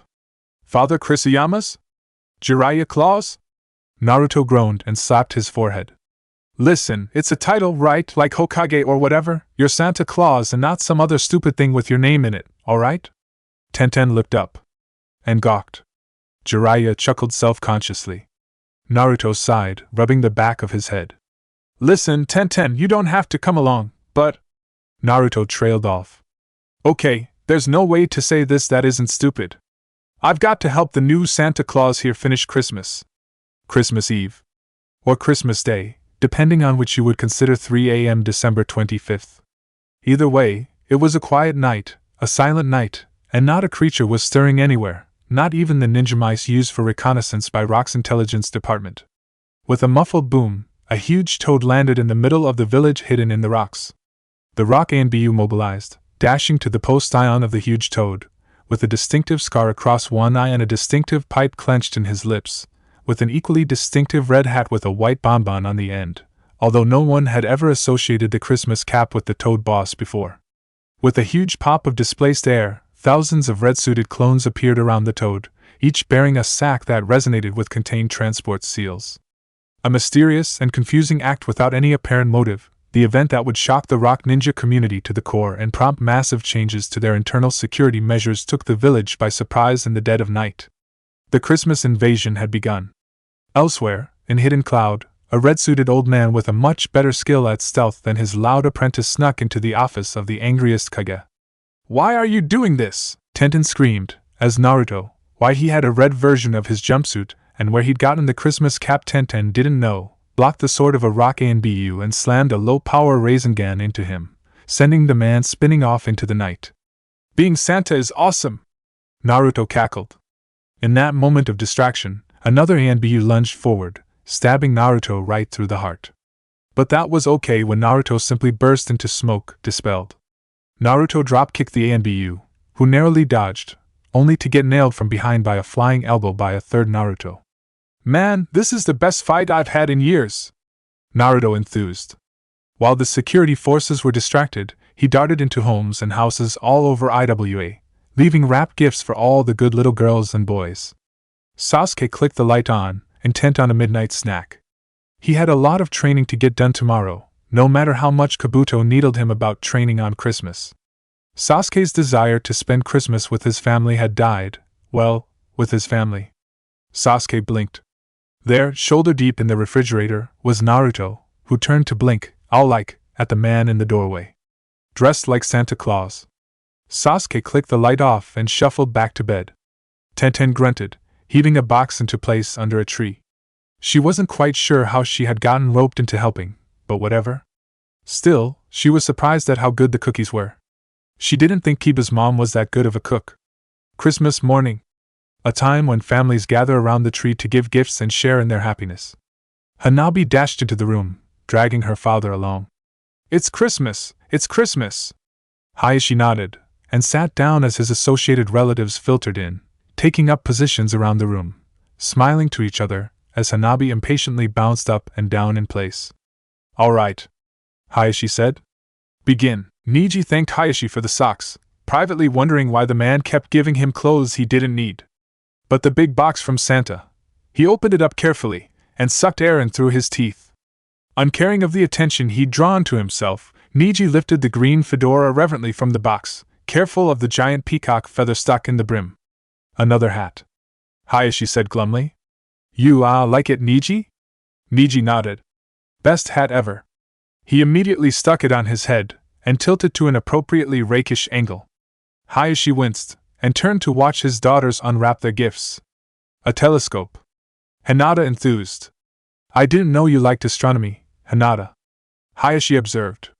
Oh, I don't. Hinata said absently. Such a healthy girl. One of his aunts said approvingly. Hayashi considered that, and something inside of him, some piece of his naivete that had survived all these years, immediately died. Look! Look! Hanabi said, waving a box around. It wasn't very large, and when it was getting waved around like that it was difficult, but Haishi's highly trained eyes managed to make out the Trojan Ultra on the label. I'm gonna go show Konohamaru, his youngest daughter announced, standing up and running out of the room. Hai sure considered that, and nodded with dignity. He stood and quietly walked out of the room, and down the hall to his own bedroom. Once inside, he carefully closed the door behind himself, and crossed to the opposite wall. Then, Haisher flung aside the panel to reveal the gigantic poster, a close-up of Hizashi. Brother! Haisher shouted, tears streaming down his cheeks as he slapped his hands against the poster. Our kids are growing up so fast. The Raikage smiled, and Karabi carefully unwrapped his gift. Awesome! The Jinchuriki of the Eight Tails cheered. The handheld karaoke 9001 microphone. I'm glad you like it, the Raikage said. Now there won't be any more of this running off business, right? Karabi said, waving his hand negligently. Right. Roared the Raikage, thunder and lightning crashing in the background. Sure thing, bro. Karabi hastily added. Good. Oh, what's this? The Raikage said, turning to his secretary. She held up the gift, quirking one eyebrow as he took the package. He opened it, and blinked. I don't get it. Smirking, she observed. It's Kool-Aid, sir. Karabi snorted. Yeah, but why? The Raikage said, frowning. His secretary, in turn, simply glanced over at the wall, which had cardboard taped over the hole and wouldn't be fixed until contractors came by. Again. She sighed. Hey honey, I'm home. Tenten's father frowned, and he scratched his chin when there was no answer. Looked like Tenten wasn't home. I wonder what happened here. He mused, considering the mud-soaked wreckage piled where he used to live. He brightened up. Oh well, he said. It was probably some kind of zany misunderstanding with a Doton user, and now she's probably staying over at a friend's house. Whistling, he went off down the street. The after-Christmas sales would be a perfect place to get a tent. Far, far to the north, disguised in ice and snow from all eyes, is the village hidden in the North Pole. And here, while one horse openly cursed furiously and scrubbed at a sleigh totally covered in mud, and the elves enjoyed the year-end party, a medic Neen was examining the seventh toy shadow. She pursed her lips, frowning at the chart. Shinny Yupatri is the greatest ninja of the elf clan, and a master of medical jutsu second only to Tsunade. Jiraiya isn't sure he likes that expression. So, what's wrong, doctor? Shinny's eyes snapped up to him. Oh, nothing's wrong. But you understand, don't you, that we need to make sure that the new Santa Claus is up to the task. Finding out that he was the seventh to bear the title of Santa Claus over the centuries was quite a surprise to the Toad Sage. Well, I already know that my health is perfect, so. Well, I'm relieved that you haven't let it get to you, Shinny said. What? Jiraiya replied. Most men, well, they think of themselves as being reduced somehow when they find out. But I'm glad that you're not one of them. What are you talking about? Jiraiya said nervously. Shinny paused and handed over the chart. On it was a diagram of Jiraiya's back, with 4 areas marked in red ink. Well, with those chi meridians harmed, it's. Shinny paused. With the flow of your chakra impeded at these 4 points, it renders your body incapable of a specific masculine function. No, Jiraiya said, shaking his head in mounting horror.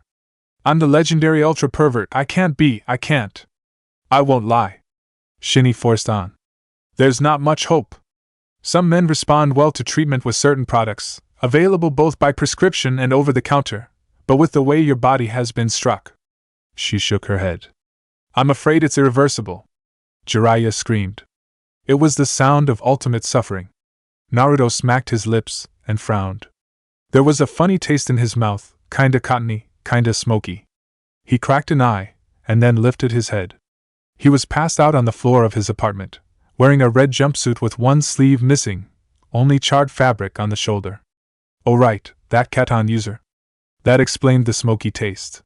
Still, he couldn't feel his leg, that was kinda worrying. He painfully lifted up and rested on his elbows. Tenten was drooling on his thigh. Well, at least his leg was just asleep instead of, gone or something. Hey, Merry Christmas, Naruto said. With a snort, Tenten shot up. Huh! I said Merry Christmas, Naruto repeated. Tenten's eyes focused on him. Oh, Merry Christmas to you too, Naruto smiled. Thanks! And Tenten's hand shot out and wrapped around the neck of his jumpsuit. And if you ever do anything as stupid as what you pulled in Hidden Rock, you're sleeping on the couch for the rest of your life. Naruto blinked. What? Tenten frowned, and then blushed. I mean, I'll beat you up. If you ever do anything as stupid as that again, I'll beat you up. Completely confused, Naruto just nodded. Right, well, I got you something. Tenten's eyes lit up. Really? Yeah, Naruto said. He reached behind him and pulled the sack that he had been using as a pillow around in front of him. He fumbled around for a moment and fished out a wrapped present. Here, he announced, thrusting it to her.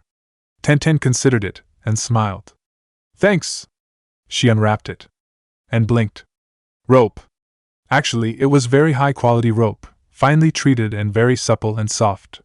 It looked like all the frays had been singed off and it had already been strain-hardened, tightened, and then washed to maximize its utility. Tenten blushed and looked up. Tenten, Naruto began. No, Tenten said. Let me, I'll go first. I'm flattered you think of me that way, Naruto, and I guess I'm intrigued, but I'm just not ready. Yet. She looked up, into his eyes that seemed clouded.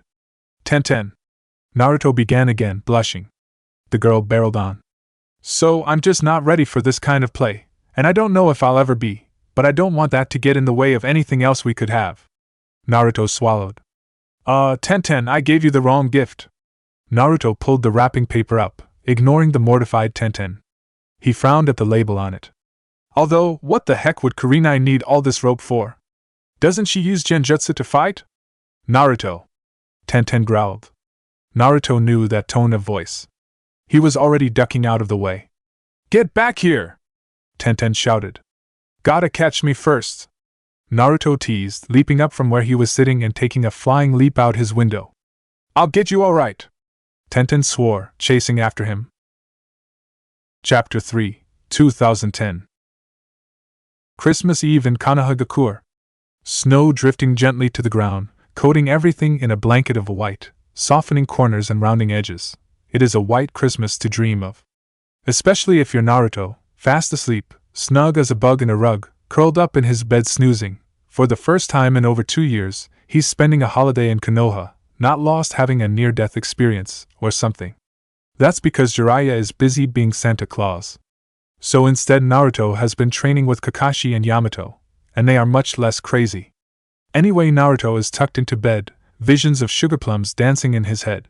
Why is your hair made out of candy, Tenten? Naruto mumbled. That's creepy. Also, he talks in his sleep, I guess. Although the cotton candy dress is hot. The air of the world's ultra-pervert rolled over, smacking his lips and smiling, drifting back and forth between awareness and sleep. Bleary, he smiled. The ghostly blue figure floating by his bedside, an ancient, tiny man wearing a holiday suit, with a long crooked nose and pointed ears, hesitantly smiled back. Naruto, it whispered. Naruto, wake up. I haven't much time. Wah, Naruto said while blinking. He makes eye contact with the apparition. Naruto immediately screamed and jerked back, falling off his bed with a thud. What the hell is a ghost elf doing in my room? He demanded. I'm not dead, the elf protested. Naruto sat up and narrowed his eyes. Peppermint sticks? He said. It was mostly a guess. Indeed, the elf said, nodding. I am contacting you with the astral projection no jutsu, and if Jiraiya finds out, everything will be for naught. Okay, that wasn't ominous at all. Naruto complained. Help me, Naruto. You are my only hope. The ghostly blue figure pleaded. What? Naruto responded. You don't understand, Naruto. When Jiraiya became Santa Claus last year, all he had to do was deliver the presents. It was tough, but you all pulled through. But this year. The elf shivered. This year, he has had command of the toy Genesis engine, of choosing the presents for the good little children. Naruto considered that, and immediately paled. Oh no. I see you understand. Peppermint Sticks continued. It's. Christmas isn't supposed to be NC-17. What the hell is he thinking? Ika for everybody, that's just lining his own pockets. And what's with all the leather? Naruto nodded. Okay, I get it. Distracted, the elf continued to rant. And why does he keep giving girls thigh-high stockings and short skirts, and always going on about absolute territory? Well, Naruto began. That's the uncovered skin between the top of the stocking and the skirt. I keep hoping I can convince Tenten to wait, we're getting off topic. And the chains. Whoa! Naruto shouted, holding up his hands. Okay. I get it. He paused. So what the hell do you want me to do about it? Peppermint Stick shuddered. I never thought that I would ask this, but… Naruto. Sometimes, sacrifices must be made. Ominous. Naruto complained again. And for the sake of the integrity of the holiday. Peppermint Stick said, blithely ignoring the boy. Naruto, this year you must cancel Christmas. Stop. Naruto shouted. Slow down. Back up. Pepper's gaze jerked over his shoulder. He comes. The elf hissed. You want me to what? Naruto said. He comes. Pepper repeated before his ghostly blue form wavered and then disappeared. Naruto stared at the spot on his bedroom floor where the astral form of an elf had been hovering just a minute ago. He put his hand on his face and groaned.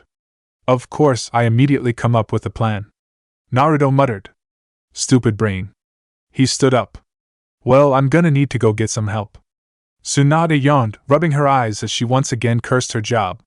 Even on Christmas Eve, there was important work for the Hokage to do, important documents to read from intelligence, and important missions to select teams for. She couldn't wait to retire and fob all of that off onto Naruto. Hey Ba-chan. Speak of the devil. What is it, Naruto? Got a letter for ya, he said, blithely ignoring the venom in her tone. He held out a letter. Cautiously, Tsunade took it.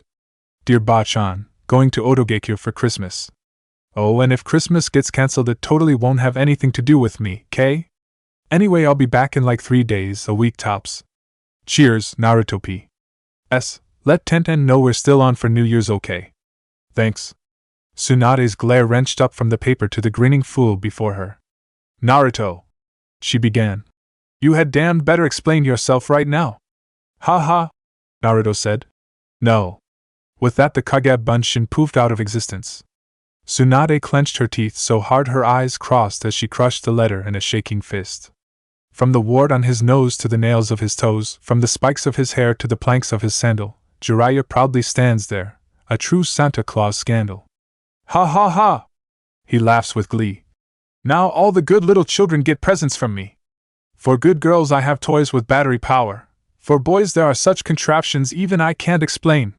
As the master warbled and cackled at the very last hour, Peppermint Sticks only prayed that Naruto could end this Christmas profane. Kabuto. Orochimaru paused. What am I looking at? Kabuto tilted his head, causing his glasses to flash ominously. It seems that we caught a cute little frog that thought it could sneak in. Naruto, tied up with guards at either side of him, frowned at that. Sneak in? I walked in the front door and asked the guy that popped out to challenge me if he could take me to you, he said to Orochimaru. Well then, Naruto-kun, Orochimaru said, smiling. Here you are. And here I am. What can I do for you, Unbothered by the fake cordiality or the killing intent, Naruto spoke up. Well, as you may know, Jiraiya is Santa Claus. And basically he has to be stopped. He stopped then, like the rest was obvious, and Orochimaru waited for him to continue. Naruto just stared back. After an uncomfortable pause, it was Kabuto who spoke. So, what does that have to do with us? I'm not able to take him by myself, Naruto revealed. So I needed help, and I thought, well, that creepy old snake bastard probably isn't too busy on Christmas Eve, might as well rope him in. Actually, Orochimaru had planned a quiet night and with some light human experimentation before turning in early. So Orochimaru shook his head and clucked, and in that motion flicked a poison knife at Naruto with his tongue. I find your lack of respect unamusing, Naruto-kun. In response, he disappeared in a poof of smoke. Kage-bunshin. So what, you're busy or what? Naruto's voice came from one of the guards' mouths, and then with a pop the henge ended, revealing that the guard was in fact Naruto. The other guard nodded, and then with a pop also became Naruto. I mean, I guess it could happen, if there was like an eclipse or something. Kabuto. Orochimaru began. Don't blame him. Naruto interrupted. When the gate guard was flummoxed, I ganked him from behind and trussed him up and tossed him in a closet. Created some Kage-bunshin, they henged into guards, tied one up real nice, and we just basically wandered around until we got here. He paused. By the way, I know the layout is supposed to be confusing, but seriously it's exactly the same as the street layout as this one city in Mist. It was uncanny. Wait, you mean the real you is somewhere else? Kabuto asked. Well, yeah, Naruto said. Sasuke. Naruto hissed. Sasuke, wake up. Grumbling, the last Uchiha blinked and looked up. He'd been training on the night shift for a month to practice darkness operations, and as a result slept during the middle of the day. Naruto? He asked. Sasuke, I need your help. Naruto whispered. But because it was Naruto, the strained stage whisper was as loud as a normal person's speaking voice. I need you, Sasuke. Not this dream again. Sasuke muttered, rolling over. I swear that guy is haunting me or something. This isn't a dream and I need your help to stop Christmas, Sasuke. Naruto replied. That didn't convince Sasuke it wasn't a dream. Run that by me again. So that perverted old toad became Santa Claus and now he's giving everybody X-rated gifts, and if he does it will ruin Christmas forever, and so I need to ruin Christmas for just this year instead and I need your help. Naruto had an incredible amount of stamina, and got it all out in one breath. At least that was the same, Sasuke thought. And what does that have to do with me? He's gonna get people lubed, Sasuke, Naruto said. And I know you, and I know how women are around you, and every little girl that counts as good in this whole village, every kunoichi with a crush on you, pick any of them, she's gonna get handcuffs, and play candles, and dash. Okay, I'm up, Sasuke said. When do we leave? Sasuke pushed the door open to the throne room with Naruto trailing behind him and saw that another pair of Narutos were talking to his teacher and Kabuto. So I figure you'd probably like to be Santa Claus instead, one of the Narutos concluded, turning slightly to exchange nods with the Naruto with Sasuke. Sasuke shot a glance full of questions at Kabuto, who shrugged and cocked an eyebrow. A convincing argument, Naruto-kun. Orochimaru deferred. But I don't see why you would be willing to let me have it. Because I'm pretty sure it will destroy you, Naruto baldly said. I mean, the Yuletide chakra is potent, and Jiraiya is a sage. No way you could handle it, it would burn you right up. Kabuto stiffened at the implied challenge to his master's ability. You speak with offensive familiarity, Naruto, Orochimaru said. It would be better for you to not guess at my powers, so far beyond your own pedestrian comprehension. So bet on it, Naruto said. Bet I'm wrong. Coo. Orochimaru laughed, playing to the audience rather than any particular source of amusement. Very well, Naruto. We shall play this little game, and see who comes out on top. So, Swanda said darkly, I want your team to go, and figure out what the hell is going on, and especially I want you to beat Naruto up and bring him back so I can beat him up again. The Hokage was extremely furious. Hi! Guy roared. You can count on us, even if you count to 100,000, Hokage-sama. Guy-sensei! Lee roared in apparent agreement. We'll run at super top speed, and get there in 10 hours! Guy shouted, thrusting a fist into the air. No. We won't. Tenten shot back. Can't you summon a turtle and teleport us or something? Naruto can. How do you know Naruto can teleport other people with his summons? Neji asked. That's none of your business. Tenten hissed back. It didn't take a genius of observation like Neji to see she was blushing. Amused, Neji let it drop. For now, at least. Guy ignored the byplay between his students and shook his head. Alas, I cannot. Only the toads are capable of that sort of thing.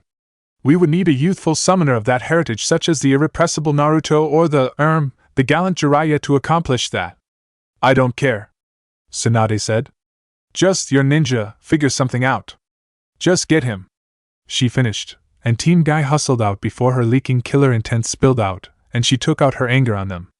I have an idea, Tenten said. If it's a toad summoner, there's one more. Let's do it. Niji swiftly agreed, equally invested in cutting off a transcontinental super top speed sprint or whatever else Guy could cook up. While Naruto and Orochimaru argued about which one was going to summon the giant animal to transport their group to the North Pole, and there was a sentence only Naruto could have made Sasuke think, the sullen boy turned to the man who was technically his superior. Kabuto. Sasuke began. What the hell did Naruto say to Orochimaru? Well, Kabuto began. He mentioned that the immortality of Santa Claus would be very helpful for Orochimaru's own search for an eternal body. He described the impenetrable, difficult-to-access fortress, which I admit was a rather cunning juxtaposition of his own infiltration, and lastly he mentioned the perceiver jutsu Santa uses to monitor children. I believe his exact turn of phrase was, every naughty child, every cute little psychopath that whacked like 6 ninja with their bloodline before they even turn 10, the perceiver can find all of them, or something very similar. Sasuke grunted, even as he jumped onto the giant toad. Apparently Naruto had won on the grounds that human sacrifice was an incredible hassle and should be avoided. As space-time distorted around them as the toad teleported, Sasuke couldn't help but think there was more to the plan than Naruto was telling them. Hell if he was gonna be the one to break it to Orochimaru though. After 30 seconds, Konohamaru finally closed his mouth. I don't really get it, he said, but whatever. I'm in. Let's do it. Yash! Guy roared. Such fire. Just like that? Tenten asked. I'm gonna see what happens, let me put it that way, Konohamaru said. With that, he turned and fluttered through the hand seals. Niji cleared his throat. How did you come to know toad summoning, Konohamaru-san? The boy shrugged. Naruto'll teach me anything. With a great burst of smoke, Gamakichi appeared, the size of a house. Hey, bigger bro, Konohamaru said. Monkey bro, the toad responded. What's going on? Naruto's gotten himself in some goofy mess, and these 4 need us to take them to him, Konohamaru said, gesturing over his shoulder at Team Guy with his thumb. Think you can take us to Naruto? Gamakichi considered that. I won't have to wear a rabbit costume this time, right? Tenten blinked at the apparent non-sequitur, but Konohamaru just shook his head. Nope. Well then, hop in. And with that Gamakichi opened his jaw, and Konohamaru unhesitatingly clambered into the toad's gigantic mouth. He turned to address the ninja behind him. Careful of the tongue, it's pretty slimy. Niji stiffened. Oh, and don't worry, his saliva isn't too caustic. Tenten whimpered. We good to go? Jiraiya roared, smiling. Yes. One horse opensly said, heavily. We're, all pre-checks are green. Sir? Excellent. Santa Claus said, jumping up to click his wooden sandals together and spin around in a complete circle while his hair dramatically swept around him, taking the long red cap with it.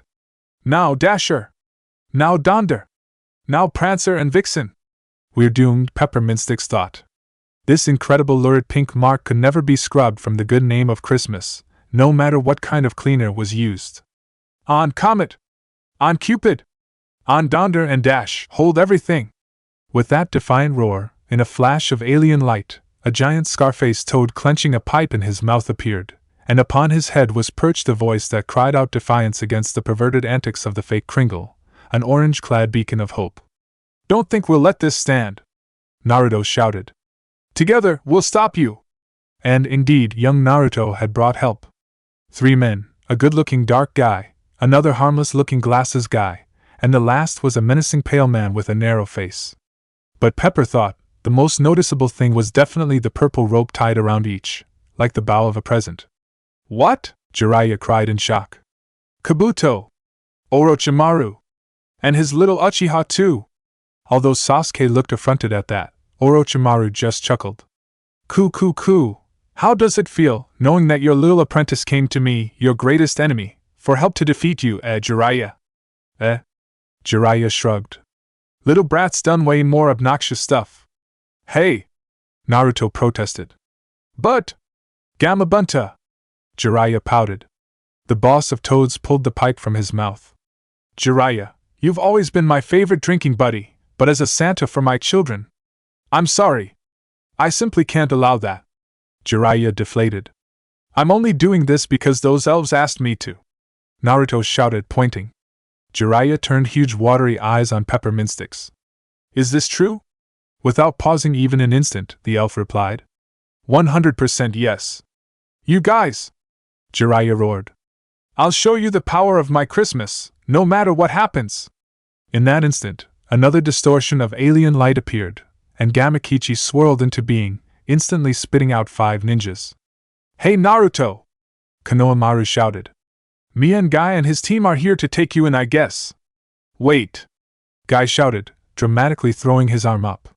Don't jump to hasty conclusions, and first make sure you figure out what's going on. After a suitably dramatic pause, Guy dropped his arm to point straight at the group from hidden sound. Enemy! He shouted, having reached his conclusion. Reinforcements! Jiraiya cheered. Up on top of the boss toad, Orochimaru chuckled again. Looks like things just got more complicated. Kabuto sighed. Please stop saying things as if these events don't involve you. Although all 5 of the other Konoha ninja were strong, only Guy could hope to match any of the 4 standing on the toad boss's head. His own apprentice was a genius of hard work, but the elite of sound would do anything for power. Considering that, Jiraiya knew he would have to strike hard, and fast. The instant Gamabunta disappeared, the Toad Santa used that instant of chakra flux to mask his own jutsu. He wouldn't be able to catch those before him unaware. Exactly, they were too good for that, but he might catch them unsuspecting. Ghosts of Christmas no Jutsu! He shouted, and each of the sound nin collapsed from the illusion. Because it was important, Yakushi-sensei always made time for family traditions. Busy as he was as a medical officer, his family, his son was important to him. Merry Christmas! Merry Christmas! He shouted, even as he hoisted a gray-haired, giggling child over his head, swinging the 7-year-old boy about, before setting him down so he could start opening his presents. Yakushi Kabuto, right-hand man to Orochimaru, who infiltrated Konoha on the snake's orders, considered the ghostly image of the past before him, and he pushed his glasses up his nose, hiding his eyes in a gleam of light. In the instant Jiraiya cast the genjutsu that snared the 3 from sound, even as they buckled from getting caught, Naruto leapt forward. An opening! He shouted, aiming to kick Jiraiya in the chin. Too slow! Guy corrected, appearing in a haze of pure speed, catching Naruto's leg mid-kick. In response, the real Naruto simply vaulted over his Kage Bunshin, leaping over the surprised elite Jounin to strike his own master. Naruto-kun! Lee shouted, and Naruto grit his teeth at yet another interruption. Why? Because, Naruto patiently explained. The elves asked me to, because Jiraiya was going to give all the good kids inappropriate gifts, because he's a pervert. That totally makes sense, Konohamaru said, nodding. What? Lee said. You don't know Hanabi, the young Sarutobi muttered. She's cute, but totally bonkers. If Jiraiya were to give her ideas. He trailed off, and shuddered. What was that about my cute little cousin? Miji asked quietly. I said, don't think we'll let you get away with this, Naruto, Konohamaru shouted, finishing with a decisive fist pump. Traitor! Naruto shouted as Konohamaru jumped forward to engage. Even as he blocked his role model's punch, Konohamaru spoke. I don't want to hear that from you. Rolling over his friend's kick, Naruto considered that. Yeah, I guess you got a point. An opening! Jiraiya shouted, before spraying out a frozen stream of air and oddly metallic ice. Naruto cursed. There was no way he could escape. Orochimaru scowled at the scene in front of him, the ghostly image of dirty, starving men and women, dressed in simple rags, running barefoot through the snow, cheering and laughing, singing Christmas carols off-key and out of tune. My experiments! He shouted, clawing helplessly at the ghostly image of Christmas present before him. My precious specimens! The jailbreak continued as Orochimaru looked on, helpless. Konohamaru. Naruto breathed out. For between Jiraiya and Naruto, there stood a motionless rectangle with the young Sarutobi inside, sealed in the carbonite of Jiraiya's freezing jutsu, mouth opened in a silent scream, with hands thrown up by his sides, mostly sunken. To save me! Naruto whispered, fist clenched. Konohamaru! Thank you! Naruto roared, leaping forward to engage the red-clad Toad Santa, trading twisting taijutsu. Such sacrifice! How youthful! Lee sobbed into his sleeve. Don't just stand there! Niji shouted. Sasuke looked on, as Naruto, looking old in the Hokage's robes, stood by as Sakura sobbed against the headstone of a fresh grave, his own name upon it. So what? Sasuke said quietly. His Sharingan flared to life, and with it, the whole world blurred, to another graveyard, where a younger Sasuke explained to row upon row of headstones that he was a genin now, he was one step closer, for them. I said I'd do anything, and dying is fine, it's worth it, I accept. Sasuke said. As long, the world turned dark, and a pair of huge, sickle-bladed Sharingan flashed, and eyes as red as a sea of blood. Challenging him. Kai. Sasuke concluded, and the genjutsu was shattered. Hey Naruto! Tenten shouted, smiling and waving. Oh hey Tenten. Naruto said. Listen, I'm sorry but it's pretty nuts right now, I'll explain everything when dash. He stopped when a knife flickered by, slamming into the ground by his foot. Because you're my boyfriend, in case you're the real one, I'll only stab you somewhere non-vital, okay? She said, smiling beatifically. Tenten, are you angry about this? Naruto said hesitantly. Nope. Tenten said. Well, maybe a little bit. Naruto swallowed. Guy streaked forward, rocketing towards where Jiraiya was fighting his apprentice, the youthful Naruto. Although it seemed that Naruto was in league with the extremely unyouthful Orochimaru, who betrayed the very idea of youth with his pursuit of eternal youth power. Also, Naruto had angered the Hokage over something. Anyway, Guy just needed to know that he had to subdue Naruto. Yash! He roared as he reaffirmed his convictions. He barely managed to dodge, flipping over the sword that lanced through where he'd been standing, turning to face the legendary Snake Master. Ku. Orochimaru jeered, somehow managing to talk around the extended tongue gripping the sword. Even dodging my surprise attack, as expected of the taijutsu prodigy of Konoha. Orochimaru! Guy shouted. If it's a fight, have at you! Youth! Guy charged, rocketing forward and around in a devastating spinning kick.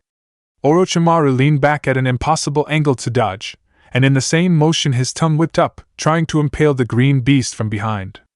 But Guy simply twisted, blocking the sword by catching the flat of the blade against the bottom of his sandal, in that same instant arching his back as he swung a brutal back fist towards the snake's face. But Orochimaru lunged forward, twisting around the blow with inhuman flexibility, wrapping his upper body back around Guy's shoulder, his face inches away from Guy's own, both pairs of eyes challenging each other from mere inches. Guy's free hand lashed up, catching the tongue even as the tongue tightened around his neck. Ku. Orochimaru laughed. Shouldn't you be keeping track of my hands? Guy's eyes widened in realization. Pain seared into Guy's side, and he roared, blowing the snake away with the explosion of power from opening the first gate. Orochimaru landed hard, and when he stood up, Guy solidly met his stare. Without breaking the gaze, Guy reached around and pulled the kunai out of his side. He twisted at the last instant, and the knife hadn't pierced any of his organs. Contemptuously, the beast dropped the small blade to the ground. But in that instant Guy sensed a disturbance through the youth. Lee! He shouted, and leapt away. Orochimaru paused, nonplussed. Then he turned back to the battle between Jiraiya and Naruto. The poison would finish Guy, anyway, even if that man's ridiculous constitution meant he'd probably live.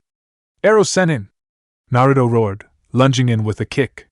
Jiraiya blocked, spinning around with a knife hand. Don't call me that! He roared. Niji closed in on the dueling master and apprentice, circling, looking for an opening to dart in and strike a decisive blow. However, his Byakugan allowed him to see the attack from behind, and he spun, leaping away from the attack. He didn't want to test the Kaiden's defense against the striking power of Chidori. Arm crackling with lighting, Sasuke slowly stood up in the newly formed crater. Hyuga! He said. Uchiha! Niji coolly shot back. Instantly it was on. Pervert Santa! Naruto shouted, blocking Jiraiya's punch and countering with his own. Don't call me that either! Jiraiya roared as he caught the fist and tried to kick Naruto. Yash! Lee shouted, I will be your opponent! How about no? Kabuto immediately countered. Eh? Lee cried, staring in shock. I mean, it's true that I'm Jounin level, Kabuto said. But I'm not really that strong or fast. My best talents are in medical jutsu. I don't really have any hope of defeating you in single combat. Lee considered that. Thank you.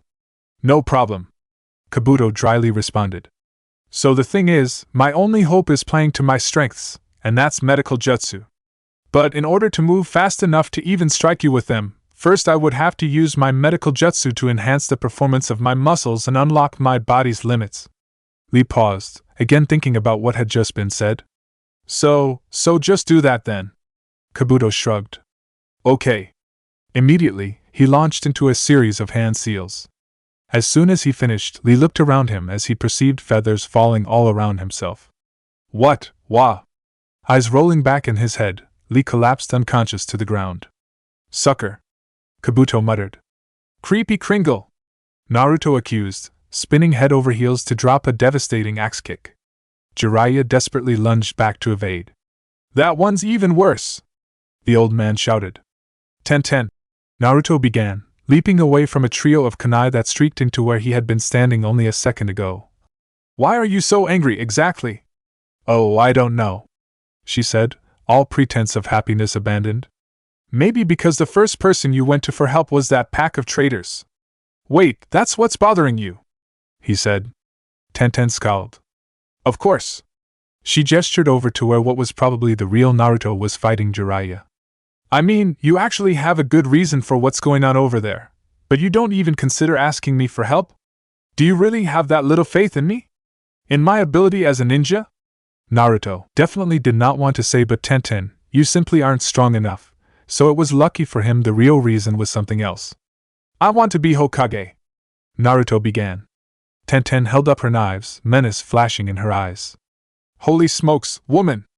Naruto shouted. I want you to believe in me, okay? Let me explain. Naruto licked his lips. Never once have I considered Orochimaru my ally in this. In fact, someone I thought of as an enemy was best.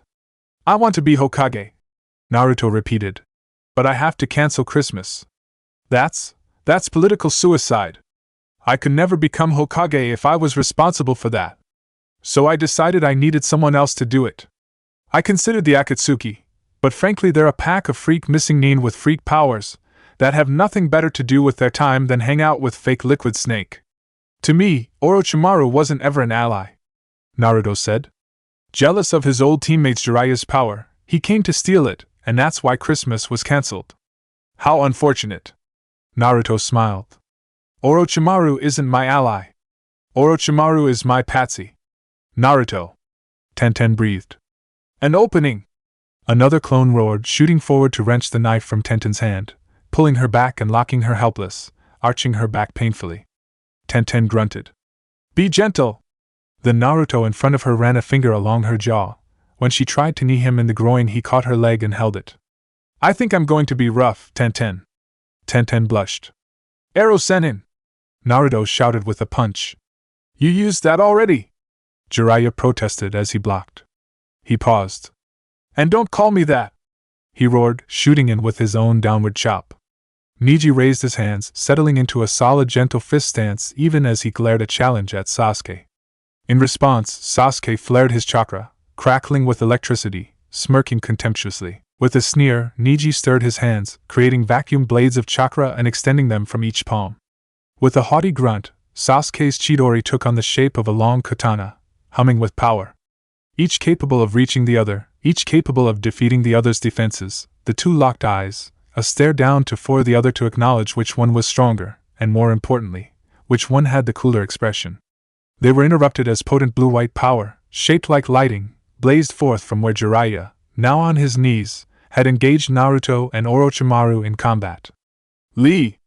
Guy roared, descending like an avenging archon. Kabuto looked up, and simply smiled darkly, tilting Lee's unconscious head back with his fist full of hair, delicately touching the blade of the kunai to the boy's throat. You're fast, Mato Guy, Kabuto praised. But not fast enough to stop me from this range, I think. You! Guy shouted. You really think a hostage gambit will succeed against me? Well, Kabuto said. Honestly, no. Eh? Guy asked. But really, what else am I supposed to do? I mean, I wouldn't have been able to beat your green little student here without a trick. There's no way I can handle you. Kabuto shrugged. It's not like I want to go through this whole hostage scenario, but frankly, it was the only viable option I had in the limited time before you got over here. That's a very accurate analysis. Youth, Guy said. So really, the whole hostage plan is a distraction for me to buy time, Kabuto admitted. I was thinking it would give me enough of a breather to look around and find another option. And have you found any? Guy asked after a pause. Well, I noticed that Orochimaru seems to have stabbed you, but nothing more useful than that, Kabuto said. It's just a flesh wound, Guy retorted. It can't even slow me down. But Guy reeled, stumbling. I know, Kabuto said, but since I happen to be a medic nin, I can make a pretty good estimate for the time between when the poisoned kunai was used and the onset of symptoms. I will not, Guy muttered. Youth. With that, the green beast collapsed unconscious to the ground. I'm so lucky he was also an idiot, Kabuto groused, standing up. That was very close. Yeah, you're still not going to kill him though. Kabuto started, and turned. Naruto. You surprised me. Naruto shrugged. Well, I'm just a Kagebunshin, but still, these two are my friends. I guess. Well, they're safe with me, Kabuto said, smiling. You're really creepy, you know that? Naruto responded. Thank you, Kabuto replied. Also, I hope you didn't expect that Kagebunshin sneaking up behind me would get the drop on me, did you? Nah, I'm just kidding, Guy. That one said. Because, well, I don't trust you. Kabuto just shrugged. No one does. He smiled darkly. No one wise, at least. As the first Kagebunshin picked Lee up over his shoulder, he paused for a moment considering that. That's on you, Kabuto, and your choices. Kabuto simply pushed his glasses up his face, hiding his eyes in the gleam of the light reflecting off the lenses. You stupid little ignoramus! Jiraiya shouted, leaping forward with an open-hand bear strike. Naruto rolled out of the way, and Jiraiya launched back, narrowly dodging the sword that shot down between the combatants. Orochimaru swung down, tongue wrapped around the hilt. As enlightening as watching that was, I thought I'd cut in and take a turn, Naruto-kun. Yeah, no problem. Naruto wheezed. Keeping up with the old bastard was hard. Thank you, Orochimaru said. Immediately, the Kusanagi speared through Jiraiya's chest. Ganked again. Jiraiya swore, face pale. Oh my! The Orochimaru standing between master and apprentice said. You didn't think I was the real Orochimaru, did you? Then it collapsed, mud splattering across the ground. Orochimaru laughed as Jiraiya fell to his knees, real and unreserved laughter, and a little unhinged. Then the lightning came. The light faded, grew soft and indistinct, except for the jagged arcs of power that launched up from the body of Jiraiya into the waiting form of Orochimaru. Yes, the snake breathed. Flow into your new master, you power. And what's that? Neji mused. Sasuke grunted. That, Naruto began, is the culmination of my plan. Your plan? Neji questioned. You plan? Sometimes, Sasuke said. If the planets are lined up correctly. Hey! Naruto roared. Why am I friends with you two if you're always mean to me? Didn't I say it before, Sasuke? Naruto said. That the Yuletide chakra would burn up Orochimaru? That wasn't precisely true. But it was true that the ability to take an inhuman chakra without being transformed, the power of a sage, was what protected Jiraiya from truly becoming Santa. Fully embracing your own imperfect self, you can hold on to your own identity even under the transforming force of alien chakra. Naruto smiled. And Orochimaru, who went so far as abandoning his own body, is the opposite. Inside his own self, submerged in the meat of his own power, the white snake smiled, curling around this new chakra. Yes, potent indeed. How magnificent! The chakra took the form of the idea of Santa Claus, an old man with a cheery face, round ruddy cheeks and a round white beard. The tongue of the snake reached out, licking along the face of this new power, and the whole snake shook, scales rattling in the delight of conquering this new power for itself. Delicious. How naive, Santa said. What? The snake said, drawing back. How can you still exist? This is my world, my will is law. Fool, Santa growled. The spirit of Christmas is kindness for your fellow man, the spirit of giving. For you, who will only take, and take, there is nothing more alien than that. Around them, the identities of the bodies Orochimaru has taken stirred, responding to the warmth of the Yuletide chakra. One, a young girl that came to Orochimaru for the power to never be afraid, stirred. He had consumed her and added her power to his, preferring her body above all others when he went to confront his old teacher, the Hokage. How? Orochimaru demanded. How? Santa? The girl whispered. I tried to be good, but it was hard. I know, child. Santa said. I know. In lurid striped flame, the Yuletide chakra forced away Orochimaru's might, and Santa Claus twisted his neck, cracking the vertebrae. You took and took and took for your whole life, Orochimaru, you thought like a crook. Never once have you embraced goodness for goodness' sake. Even when you gave, it was really just so you could take. Get back! The snake hissed. Get back! And now, once more in your life, you took without pause. You decided to steal the power of Santa Claus. Santa stepped forward, searing the purple chakra wherever he stepped. Well, now you will give. And I will accept that present so dear, Orochimaru, and I'm going to rip off the wrapping paper right here. Stop! Orochimaru seethed. I order you. That twisted black heart, that was 3 sizes too small. Santa said, hand shooting out to grip the head of the white snake. And his other hand shot out, the Polaris Kung Fu striking 13 vital points. And that twisted black chakra, I'll gladly take it all. And the white snake screamed. Is it over? Sasuke asked. Neji considered, veins throbbing as he increased the power of the Byakugan. Yes. He whispered. It's over. And indeed, from his fat stubby toes to his round ruddy nose, with a beard white and all that, with flesh that was hardy and fat, it was old St. Nicholas standing hail, because Orochimaru was dead as a doornail. And then, wearing only his grin, in a flash of power he was clothed to cover his skin, a long cap, and that suit, red as red could be, each smart black boot, it was truly Santa, you see. Ho ho ho! He laughed, full of good Christmas cheer, that instantly gladdened all that could hear. Holy mackerel!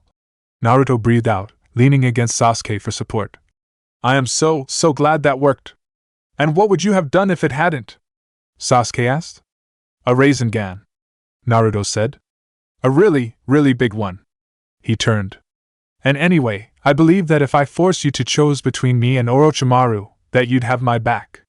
HN, Sasuke said. And unexpectedly, killing intent poured on the trio of young men.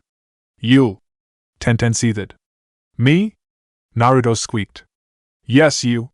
She snarled, grabbing his collar, wrenching him away from Sasuke. What was that tease, huh?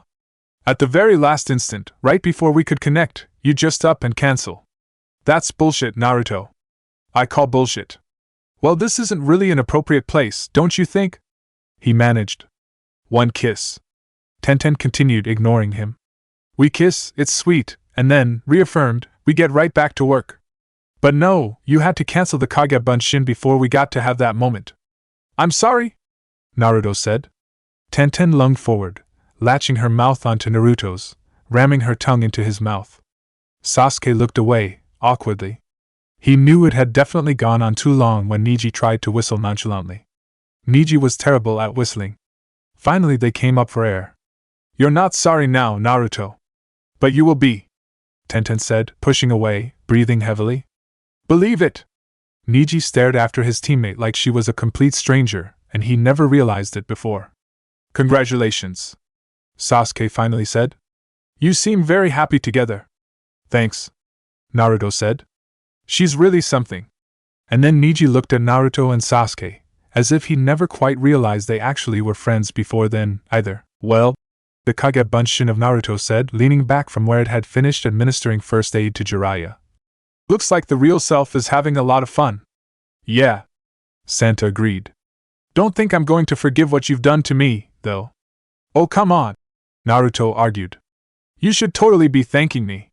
I pulled you out of Jiraiya and put you in a new body so you can actually be Santa Claus again. Don't push it, kid, Santa growled. Okay. Gotcha, Naruto said, holding his hands up. We cool? Santa sighed. We cool, he agreed. Still, Christmas is ruined. Naruto shrugged. You win some, you lose some. Actually, Peppermintsticks interjected. There's still one option left to save Christmas. When did you get here? Naruto demanded.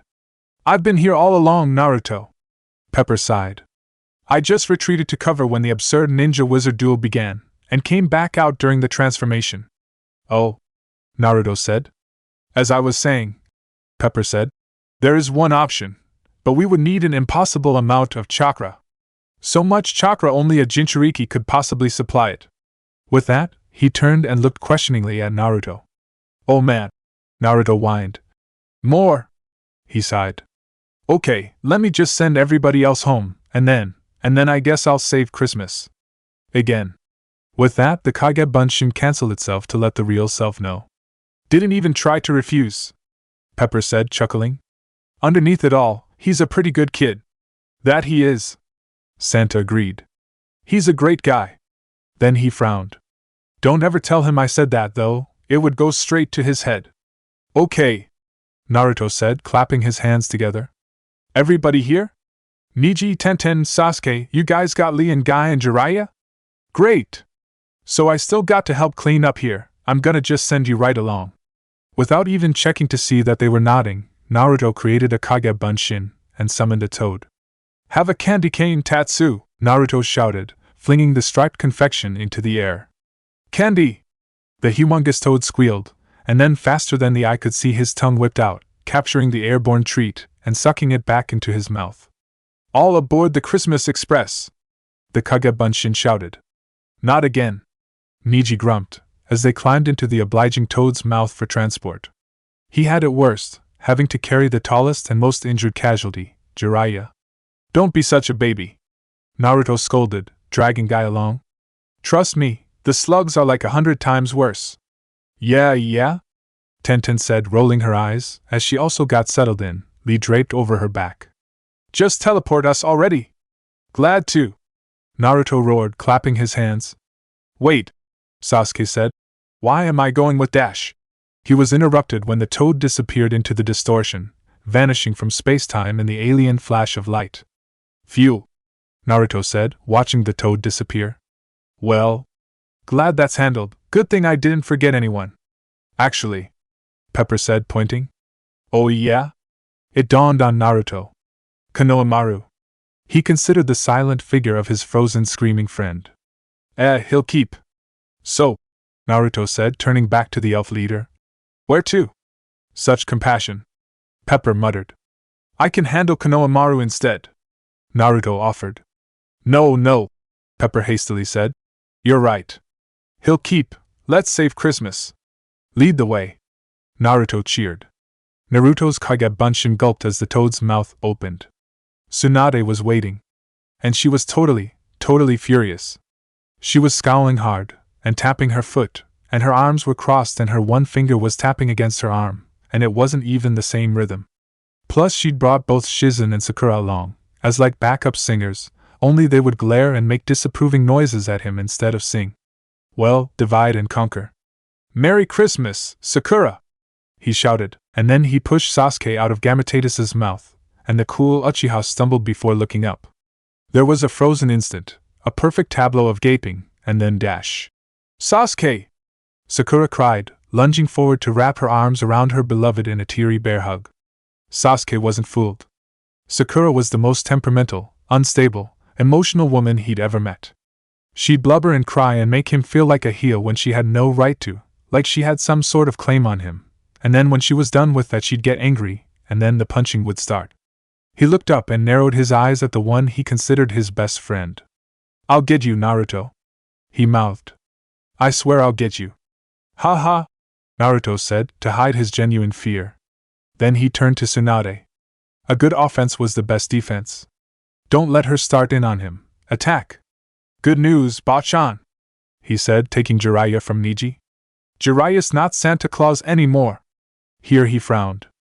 Although he did get stabbed by Orochimaru in the process, so there's that you'll need to look at. That's okay because Orochimaru doesn't exist anymore. As the last passenger was disgorged, Gamatotsu hastily escaped to Toad Mountain, leaving Naruto to deal with the killing intent still pouring off the Hokage. Naruto, Tsunade began. Give me one good reason, just one, Why I shouldn't put you in traction. Well, Naruto began. Like I said, Jiraiya isn't Santa Claus anymore, and that means that like 10,000 13-year-old boys all over the continent aren't going to get Ika Kage staring the Mizukage in you for Christmas tomorrow. Naruto paused to let that sink in, and as soon as Tsunade opened her mouth, Naruto beat her to the draw again. Also, I'm a Kage Bunshin, so bye. And then he cancelled himself. For a moment, no one moved. Then Tsunade clenched a fist. Damn it, Naruto! She seethed.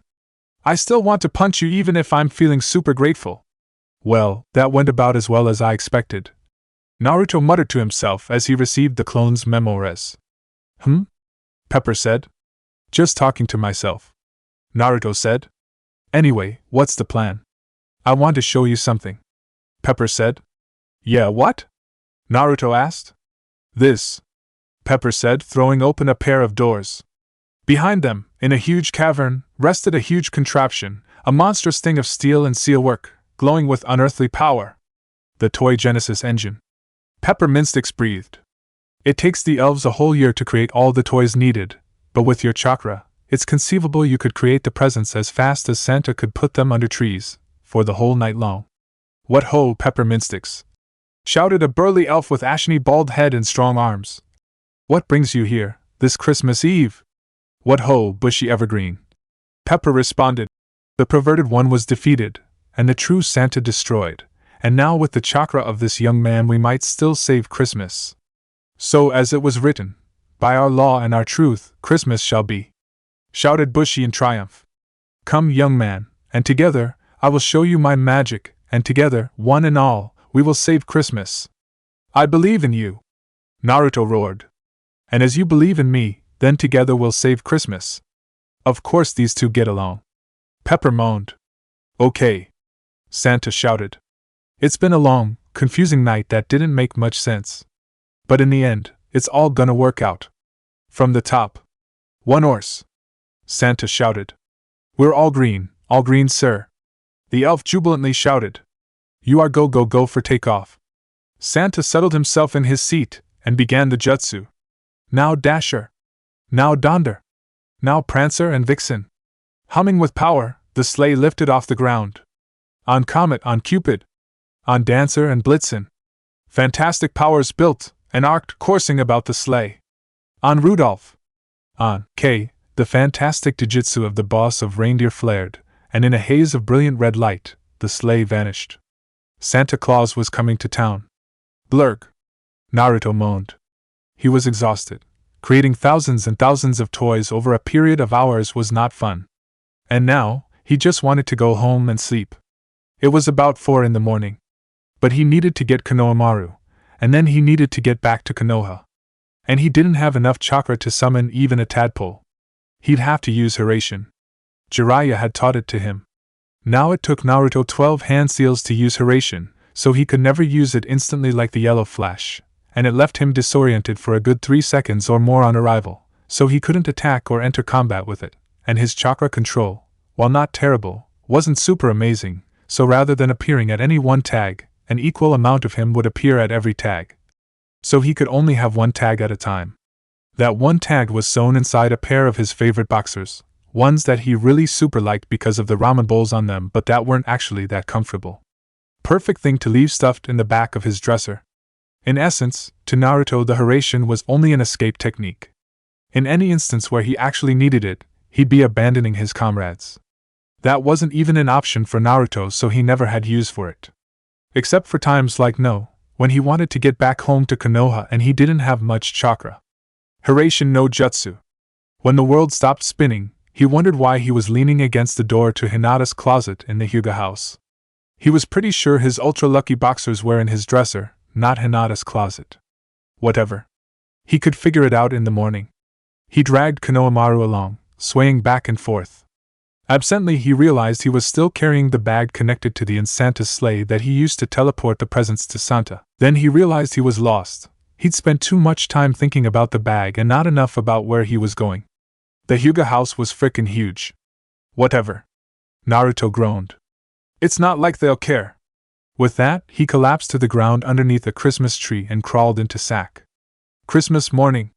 A time of giving and companionship, where even the stoic Hyuga cracks smiles and sings songs.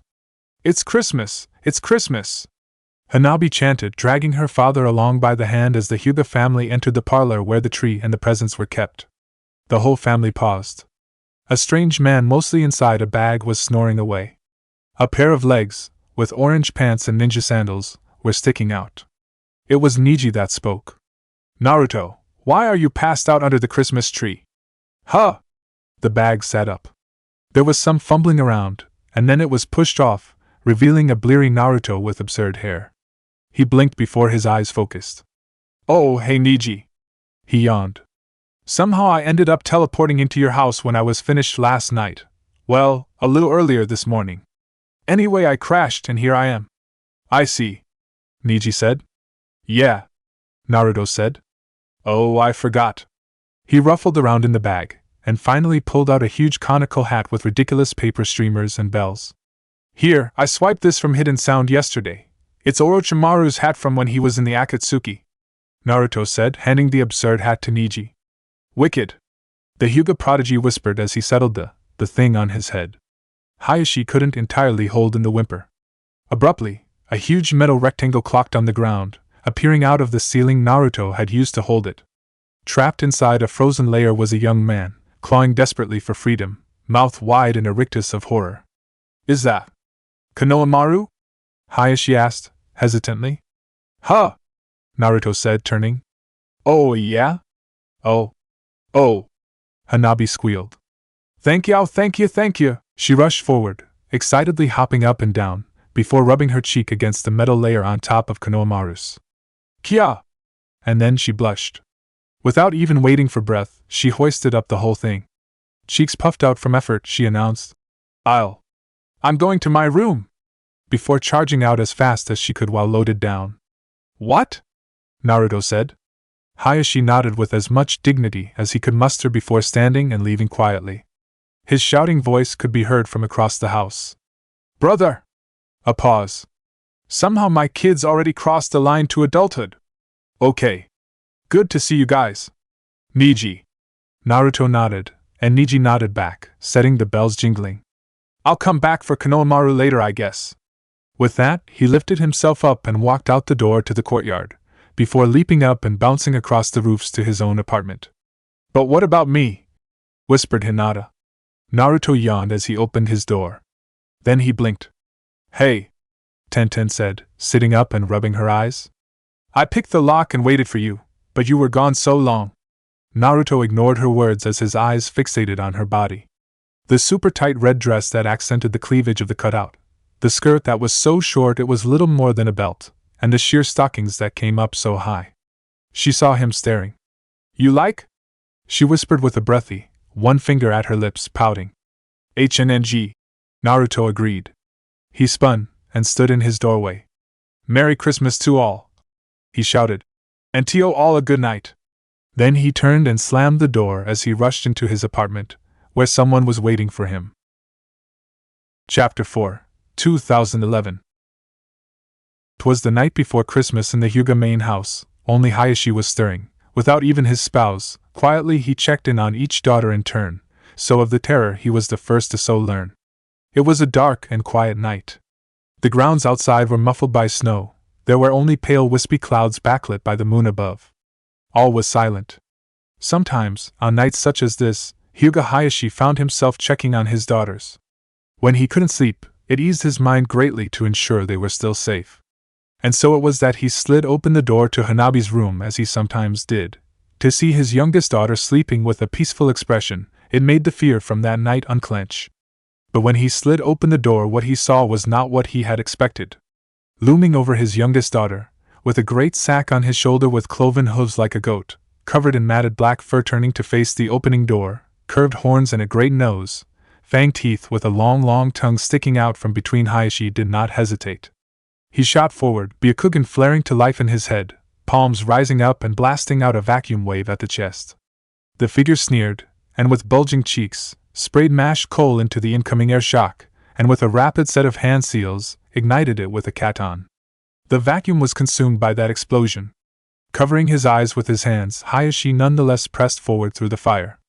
With the Byakugan, he could see clearly through his arms and the flames. The satyr-like figure scooped his daughter Hanabi up into his sack, threw it over his shoulder, and leapt away from the scene. "Guards!" he roared, even as he set off in pursuit. Christmas Eve, in Konoha. Sasuke blackly planned revenge. He had been perfectly content getting in a day of training and then going to bed early. But Kakashi had shown up, cheerfully ignored his protests, and dragged him along to the Christmas party that the Hokage was throwing. And then as soon as Sasuke had been ensnared, Kakashi himself had fled, the hypocrite. "Is that mistletoe up there, Sasuke?" Sakura said, sidling up next to him. Sasuke did not look up. His gaze did not budge from the cup that had been gripped in his hand all night long. It was still half full with his first serving of eggnog. "No," he said. "Are you sure?" Sakura coyly asked. Sasuke finally did deign to look up, and raised one sullen eyebrow. Quickly, Sakura dropped her hand, pretending as if she had not been rapidly swatting at the jounin behind her. With far more dignity than Sasuke thought he deserved, Yamato lowered his hands from the jutsu hand seal. Only then did Sasuke look up. A vine of mistletoe had, in fact, grown up along the roof and a set of flowers had bloomed directly over their heads. Sasuke stared at Yamato. The jounin did not even blink beneath the Santa cap that Naruto had jammed on his head, but the almost involuntary quirk of his lips betrayed his guilt. Sasuke narrowed his eyes.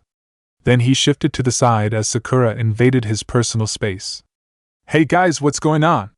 Naruto shouted, waving his arms. He was suspiciously flushed. He had a great deal of eggnog. "Naruto," Sakura said. "Shouldn't you go check on Tenten?" "Nah," he warbled. "She's running interference on Lee so he doesn't get any alcohol in him." Even if Naruto is really annoying to Sasuke, it was not even a choice between them. "HN," Sasuke said, turning his attention to his teammate and cocking an eyebrow. From Sasuke, and those that knew him, such a grunt was even more clear than him directly announcing, "I'm interested, so tell me more." Sakura scowled as Naruto threw an arm over each of his teammates. "Well, it all started when Tsunade talked Shizen into no, that's wrong. It all started when Guy said his whole team should come to the party, but Niji couldn't cause the Hyuga always have like a big dinner together. But Kakashi was only here for like 3 minutes, so after I told Guy that, Guy figured he should spend Christmas Eve with his rival, so thank you." Sasuke interrupted. "No problem," Naruto agreed. "Anyway, where was I?" "You were going to go check on Tenten?" Sakura sweetly asked. "Tenten." "Right," Naruto said. "Thanks, Sakura, I kinda lost my thread there. In fact, one time I recall I had a loose thread in my pocket, so every time I put in shuriken in there it would get all tangled up, and whoa, it's happening again." With an immense scowl, Naruto paused and collected his thoughts. "Niji and Guy were busy. Tenten blocking Lee," Sasuke helpfully prompted. "Right," Naruto cheered. "Anyway, Tsunade figured if she got Shizen drunk then she could get drunk too, so I spiked the eggnog for him." "I noticed," Sasuke muttered. "So that's why Shizen is passed out under the desk," Naruto finished. But after ending his anecdote, he simply kept talking. "Anyway, Tenten is keeping Lee from getting any alcohol in him, and Tsunade's taking all challengers in drinking contest." Naruto frowned mightily. "I don't think she quite realized how Shino and Kiba spend their socializing time, so those three are passed out too." Naruto dropped into intense pondering. Sasuke carefully shifted so that Naruto would stop sliding forward along his shoulder. "Anyway, then I got to thinking that whoa." Naruto blinked. With a sigh, he straightened up, the blush on his cheeks receded. He closed his eyes and rolled his neck. "Okay, I just got a message from Akage Bunshin." He set his cup down, and swung his arms, rotating his shoulders. "Yamato!" he shouted. "Gather up all the jounin that are still sober. We've got an unknown bogey at 10th and Conifer Streets." Yamato snapped a salute, and darted off. "Sakura, go let Lee and Tenten know," Naruto ordered. With a firm nod, "All business now," Sakura also set off. "Are you good to go, Naruto?" Sasuke asked quietly. "Yeah, I'm cool," he said. "Really?" Sasuke pressed. "You're not lying to yourself that you're good for this?" Naruto snorted. "Yeah, about that. Do you still call it cock-blocking if it's on a woman?" Sasuke raised an eyebrow. "Yes, I was exaggerating for effect." Naruto chuckled. Then, he pushed his fist out in Sasuke's direction. After a short, resentful pause, Sasuke raised his fist and bumped it against Naruto's. Time to work, Naruto announced. With a baying laugh, the satyr blocked Hayashi's palm strike, swinging his head down, around and up. Grimly, Hayashi darted away to evade getting gored on those horns. Without pausing, the fur-covered figure spun about, hands up in hand seals, spraying more burning coal in an arc to ward off the pair of branch guards that had tried to strike from behind. Kneeling on a roof above that open street intersection, Naruto rubbed his chin as he considered the scene spread out below him. At his back, Sasuke stood with his arms crossed, frowning as he stared down at the tableau with his Sharingan spinning. Next to them, Neji quietly explained what they knew, or more appropriately, what they didn't know. Village unknown. Identity unknown. Motive, all unknown. All they knew was that sack tied to his back was the gate of some kind of space-time fuinjutsu, and he passed Hanabi through to the other side of it. With a sneer, the satyr snapped his fingers, and a staff A-written appeared in his hand. Birch boughs bound together, it expertly swung it around, threatening everyone that got too close. In short, the only thing we're sure of is he's strong, Neji concluded, as they watched him hold off 3 Hyuga Jounin simultaneously. So he escaped the seal, huh? Naruto muttered to himself. Neji. That guy is strong. Tell everyone to retreat. I'm the only one that can handle him. Neji nodded and shot off. Sasuke. Wait for it, and if you see a good opening, skewer him, Naruto said. Naruto stood and gathered his chakra. With a leer, the head of that satyr turned to face him. Krampus! Naruto shouted. Your opponent is me. Hayashi backpedaled sharply. So did Krampus. The Raisin Shuriken shot before them, and the terrible disintegrating wind exploded into a sphere between them. Even through the haze of distorted chakra, Hayashi reveled in the scowl of fear that crossed this Krampus's face. Then Naruto was on him. A furious series taijutsu series, perfectly supported by 2 Kage Bunshin. Every opening was protected by a clone, every opening that one created, another exploited. From playing with Jounin, this satyr was immediately forced on the defensive. With a mighty frown, it formed hand seals, sacrificing its body to take 2 blows, a kick into the thigh and a punch to the ribs. But then it sneered, blowing out a great fog of cold dust. With a sneer, Krampus coiled and snapped his tongue, and a spark of flame shot out. The cold dust did not so much burn as explode. Hayashi could see the shockwave from the pressure from of superheated air, even as it smashed into Naruto and forced him back. If his Kage Bunshin hadn't sacrificed themselves as shields, it would have been a lethal blow. But he could also see the fierce expression of concentration on the face of the beast. That hadn't been an attack, simply a diversion to create space for some other jutsu. Naruto! Hayashi shouted in warning. Dimly, Hayashi was aware of Sasuke charging in from the flank, arm blazing with lightning. Oh no you don't! Naruto hollered, grimly charging forward, reaching for Krampus.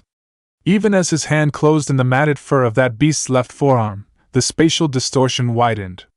It blurred, flickered, and then snapped shut, a twist of space that sucked away Krampus and Naruto with him. For a single moment, everyone paused, watching. Wisps of burning coal dust fluttered in the street. There was no wind. The only sound on the air was the electric chirping of birds that had not swooped down in time. Sasuke clutched his fist, and the sound of those birds rose in pitch. Damn it! He growled. Neji! My rival! Neji turned to face his teammates. They were bounding across the roofs towards them. Where's Naruto? Tenten shouted as she took one final leap to land before him. Neji shook his head. We don't know. What do you mean you don't know? Tenten demanded. Teleportation, Sasuke said, walking up. That Krampus guy used some sort of spatial tear to escape to somewhere else, and Naruto jumped in after him. Can we follow after them? Tenten asked. Sasuke shrugged, uncertain. If Neji saw the hand seals dash, I did. Neji confirmed. Then I might be able to reproduce the jutsu. Sasuke finished. Maybe I could use it to reopen the same distortion and trace along their path, but... He shook his head. That's not even close to guaranteed. Sakura tapped her chin. Well, in the hospital we have to isolate our seal arrays to prevent resonance between the medical arrays and whatever tags people are carrying around. Sasuke nodded. Can you set that up around the perimeter? Sakura scowled. Not medical quality, but... I can at least slow down the signature decay. Do it, Sasuke ordered. Niji, let's go work on that jutsu. Tenten bit her lip, feeling lost.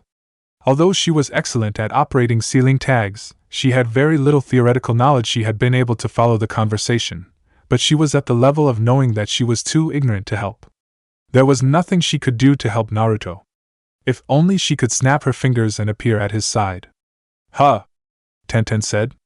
Lee, come with me. Lee, who was looking profoundly confused as he tried to figure out what Sasuke and Sakura had been talking about, immediately snapped to attention.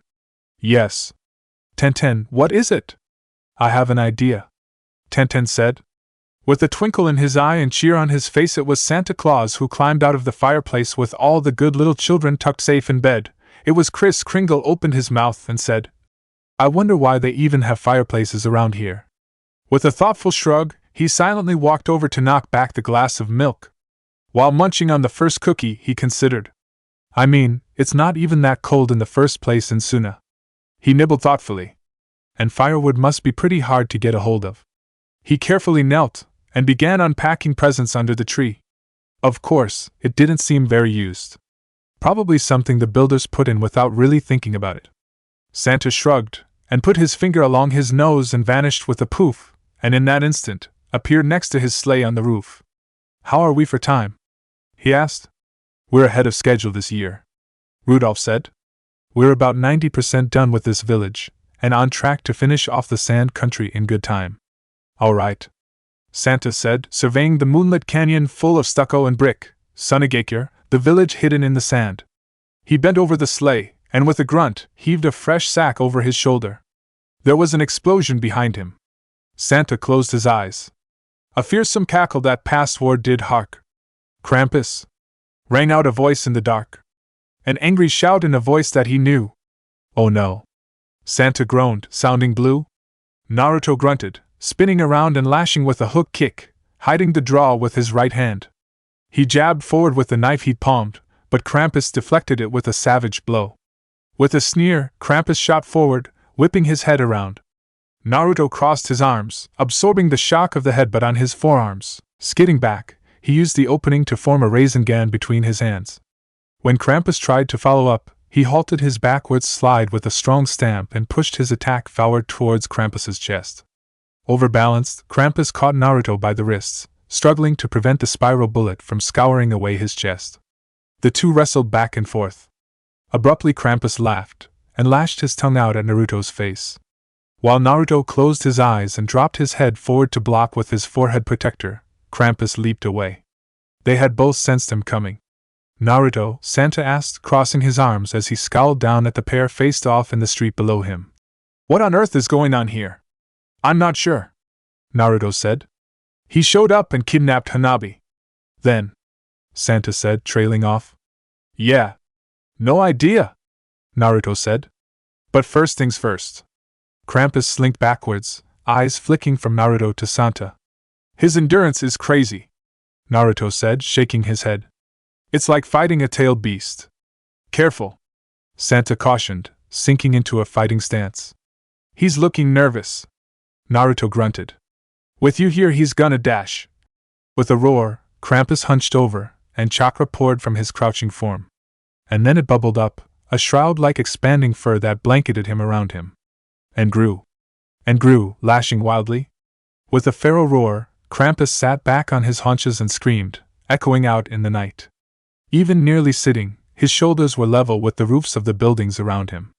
Both size and chakra output had vastly increased. Crazed, berserk eyes turned to glare at Santa Claus.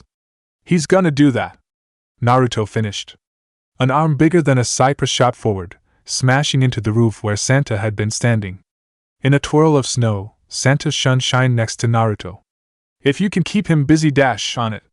Naruto cut in, leaping forward. With a great cry, hundreds of Bunshin popped into existence, and rushed Krampus from every angle. Santa slapped his palms together and began his jutsu. Temari. The Kazekage began. Temari shook her head. I have no idea, Gaara. Tenten tapped the window again, hitting it as hard as she dared. Finally, she got a reply. Hanabi, give it a rest. The plaintive voice called out. It's Tenten, not Hanabi. She called back. There was a pause, and then the window clicked and slid up, and Konohamaru leaned out, blinking. Tenten? What are you doing outside my apartment at 1 in the morning? I need a toad to reverse summon to wherever Naruto is, she said. Konohamaru's face darkened as he frowned. I don't want to. How unyouthful! Lee shouted from behind Tenten. Konohamaru flinched. Lee! What, when did you get here? Lee ignored him. When the hip Naruto needs your help, to not extend your hand. Truly, I have misjudged you. Wait, Konohamaru said, waving his hands. What do you mean, he needs help? Some monster guy named Krampus showed up and got in a fight with Naruto and they teleported away. Tenten explained in a rush. So if we're gonna back him up we need to be able to teleport to where he is. Konohamaru sighed, rubbing his face. That's different then. Okay, let me go put on my sandals and we'll get going. There was a pause, and finally Tenten spoke. Konohamaru, why did you think I wanted to reverse summon to where Naruto was? There was a muffled cuss as Konohamaru slipped, before finally he shouted back. You know, Gramps used to say that smart people always knew the right thing to say, but that wise people always knew when to say nothing. Tenten frowned. Konohamaru. I'm not saying jack. Konohamaru announced. Now let me summon a toad and we'll be on our way. Before she could finish, he began his hand seals, and slammed them into the ground. When the smoke cleared, a pair of wizened old toads were sitting on the roof in front of them. Gramps, Gran? Konohamaru greeted. Merry Christmas. And a Merry Christmas to you too, Konohamaru-kun. Shima replied, smiling. I'm certain you have an important reason to summon us at this hour. Fukasaku grunted agreement. Konohamaru nodded with a sickly smile. So first, it's Naruto's trouble, I'm just helping. Why don't you explain, Tenten? Huh? Me? Tenten said. Shima turned to face towards the girl, her smile softening into something less threatening. Oh, so you're Tenten. I've heard so much about you from Naruto's friends. Tenten swallowed. Really? All positive, of course. Fukasaku cut in. Of course. Tenten repeated. Now what was that about Naruto having some troubles? Yosh! Lee cried, striking a pose with his arms. He wasn't sure what was going on, but his instinct was saying his friend Tenten needed rescuing, so he just jumped in and explained the situation as best he could. With a solemn nod, Fukasaku crossed his arms. I don't really get it, but alright. We'll go to where Naruto is. With that, the grandfather of the Toad Way started up the reverse summoning jutsu. Is everyone in place? Santa shouted, fingers bound in the semi-final hand seal.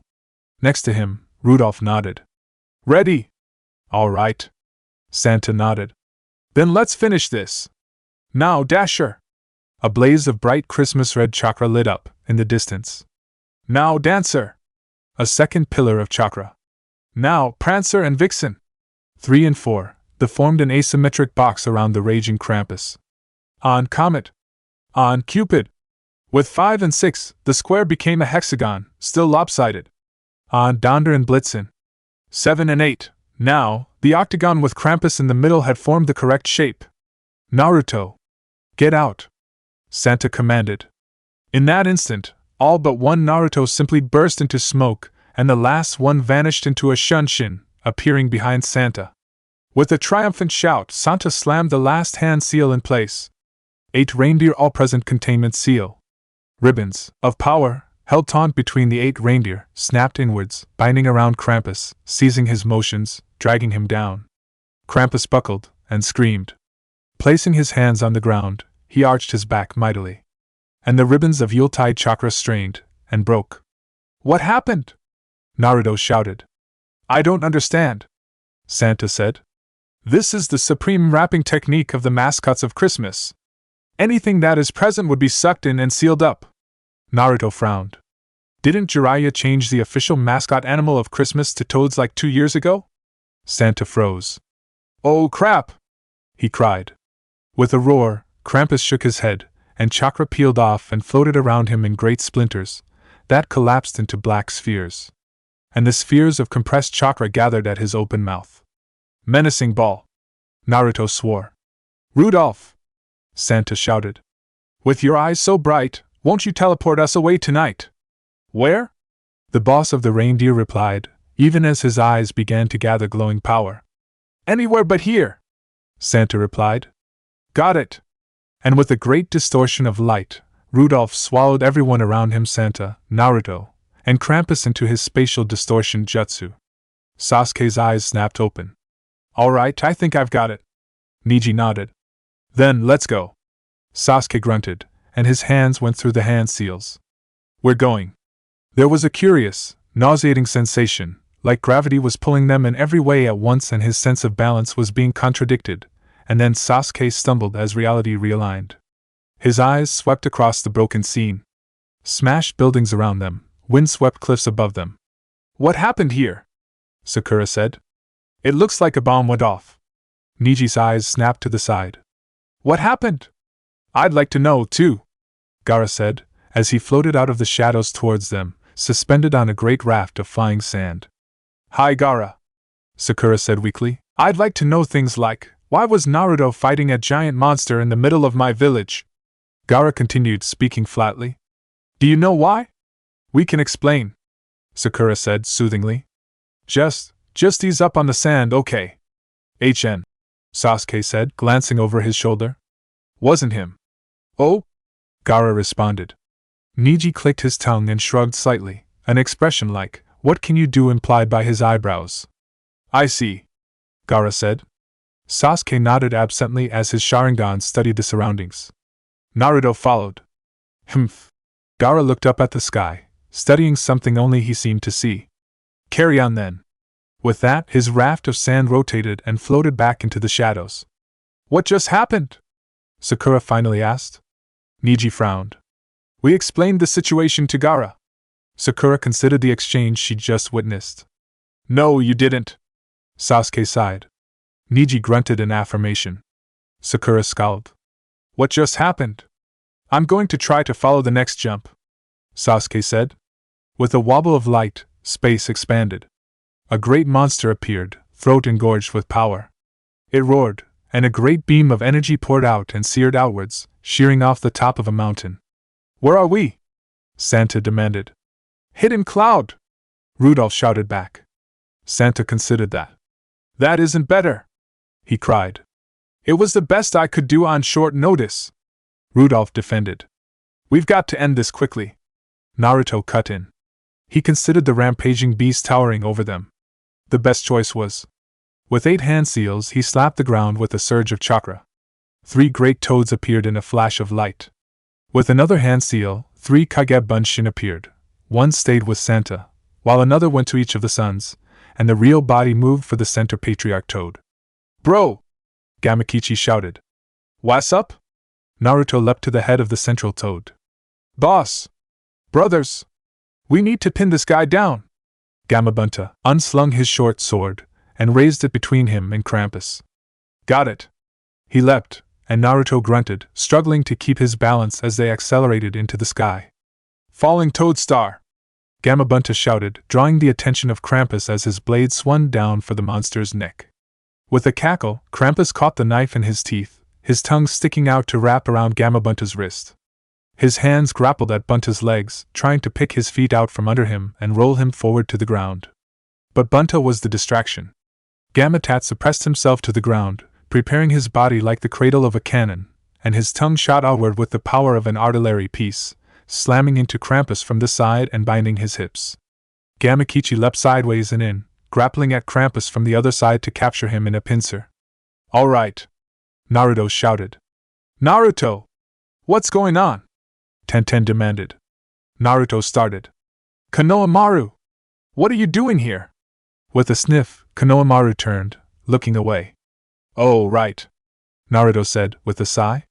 Naruto, Tenten said. Tenten! Naruto smiled. What are you doing here? We came to back you up, Tenten said. But if you don't need our help. No. Glad to have you, Naruto said hastily, nodding to the Toad grandparents and waving at Lee. Careful! He shouted. With a scream, Krampus shook, and Bunta swayed crazily, nearly throwing the assorted ninjas off his forehead. Naruto cocked his head, before forming the hand seal and creating a Kage Bunshin, before leaping off behind them. Naruto! Lee said, getting ready to follow. Calm down, Naruto's Kagebunshin said. I'll explain. He waved his hands as they swayed crazily. Never mind, not enough time, he shouted. Then sum up. Tenten demeaned it. Naruto said, frowning. Need one more. Fukasaku. I need the big scroll. You sure, kiddo? The wizened old toad said, furrowing his great eyebrows. Trust me, Naruto shouted. With a grunt, the toad slapped his hands together, and then again spun his head beneath them, and a great armored scroll appeared. Tenten, he said, taking her hand between his, kneeling in front of her. I'm sorry I didn't talk you through this, but I need you to say yes, okay? Tenten stared down at Naruto, on his knee in front of her, with her hand in his, and blushed. What? She finally asked. You trust me, right? Naruto demanded, staring directly into her eyes. Yes, Tenten responded. Okay, he sighed. This is a big step. Sorry I didn't let you prepare. With that he leaned forward, placing his lips against her thumb. Tenten swallowed. And then sharp pain struck her thumb. Did you just bite me, Naruto? She demanded. Yes, he said, pushing the scroll open, and dragging her hand first towards it. Here we go, he shouted, pressing her hand into the open scroll. Summoner contract accepted, Fukasaku announced. What just happened? Tenten demanded. I'll explain later, Naruto said. But right now the important thing is, we've got 8 toad contractors. We need to surround Krampus. He stood, pointing as they swayed crazily as Krampus struggled beneath them. All you gotta do is raise your chakra, don't mold it or anything. I'll handle the rest. Okay, so like maybe if I sat on your shoulders? Naruto said. Santa shook his head. I dunno if that would work. Oh come on, Naruto shouted. What about piggyback? You couldn't do the hand seals, Santa replied. I'm not thrilled about it either. But if we're gonna do a combination jutsu, it's the only way. Naruto grabbed the man in red by his lapels. You cannot tell anyone. Absolutely no one. I was gonna say the same thing to you, Santa replied, slapping Naruto on the head. But we're running out of time. Alright, Naruto said, running his hands through his hair, gaze darting over to the toads holding the struggling Krampus in place. And the smaller toads and humans darting around them. Looks like they're in place, Naruto said. Let's do it. Santa grunted, and dropped down to sit cross-legged on the ground, with his hands resting on his knees. And what would you like for Christmas, young man? Oh har har, Naruto said, dropping down to sit in Santa's lap. He grunted, nearly headbutting Santa as he swung around to free up his arms to form a chakra-accumulating hand seal. All right, he shouted. Chakra swirled around him, lighting up their surroundings. Santa breathed out, focusing the Yuletide chakra, synchronizing it with Naruto, as he reached around Naruto's head to form the hand seals. Naruto's chakra shifted color, fluctuating back and forth, before finally switching completely to a bright Christmas green. Take 2! Naruto shouted. Santa finished the preparation and announced the jutsu. 8 toad all-present containment seal! With a bright green Christmas chakra, Gamabunta lit up. Then Tatsu and Kichi, and then Shima and Fukasaku, finally Konohamaru and Tenten. 5 toads and 3 toad summoners, an octagon of Yuletide chakra sprung up, tight ribbons of power. The ribbons grew strong, and taut, and then snapped inward, lashing against Krampus, binding him. He struggled and fought, but he was dragged against all his effort, a quiltillation in space where he was compressed down into one point. Fuelin! Santa shouted, finishing the seal and dragging the single point through his hands and into his open mouth. Krampus snarled. His tongue lolled obscenely out of his mouth, his goat-like legs kicking worthlessly against the chains binding him in place. Suspended between 2 great pine trees, growing up from the inner snowfield of the mind of Santa Claus. Santa sighed. I'm sorry, Krampus sneered.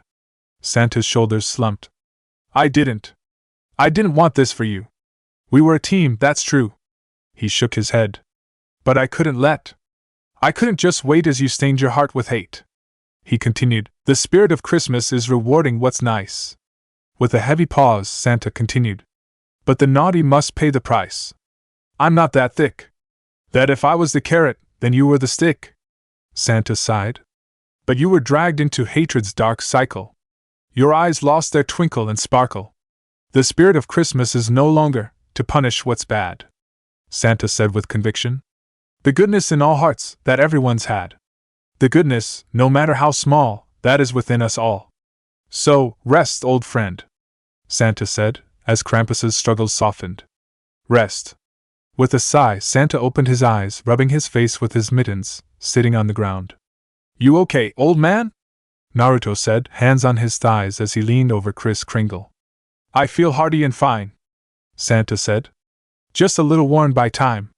Well, if you're sure, Naruto said, jaunting upright. In that case, we're out of here. With that, he walked over to the group from Konoha. Okay, he shouted. I see Lee grabbed that sack Krampus had. Good. Let's vamoose. What's the rush? Tenten dryly said. Reiki's gonna show up sooner and later, Naruto said. Yeah, let's get out of here. Tenten agreed. Hey Bunta! Naruto shouted. Let's go to Konoha! With an alien flash of light, a great toad appeared in the courtyard of the Hyuga main house. Guards spilled out of the side buildings as Naruto and Tenten leapt down from on top of Gamabunta's head, with Lee and Konohamaru behind them. The instant they were gone, the boss toad vanished to regroup with his family on the mountain. Hayashi was sitting on the porch, arms crossed and back stiff. Naruto, he began. We won, Naruto replied. Hayashi relaxed like a bowstring getting unhooked. I see. He carefully reached into his lapel and pulled out a wrapped rectangle. He unwrapped it, revealing a framed portrait of Hisashi smiling. The dam broke. Brother! He shouted, sobbing against the picture pressed to his face. The kids are safe. Okay, Tenten said into the pause following that. Lee? You want to do the honors? Naruto said. Yosh! Lee cheered. He set the sack down, and reached carefully inside, and pulled Hanabi out of the bag, carefully cradling her in his arms. Wah! Hanabi grumbled, rubbing her eyes. Is it you, Konohamaru? Beside Lee, Konohamaru blinked, and leaned to whisper at Tenten. What was Hanabi doing in that bag? Tenten whispered back. Krampus kidnapped her, remember? Konohamaru shot her a look. You didn't tell me that. Hanabi sighed, eyelids fluttering as she looked up into the face of the man that had swept her off her feet, her hero, her slave. Konohamaru Lee's teeth went ping as he returned her smile.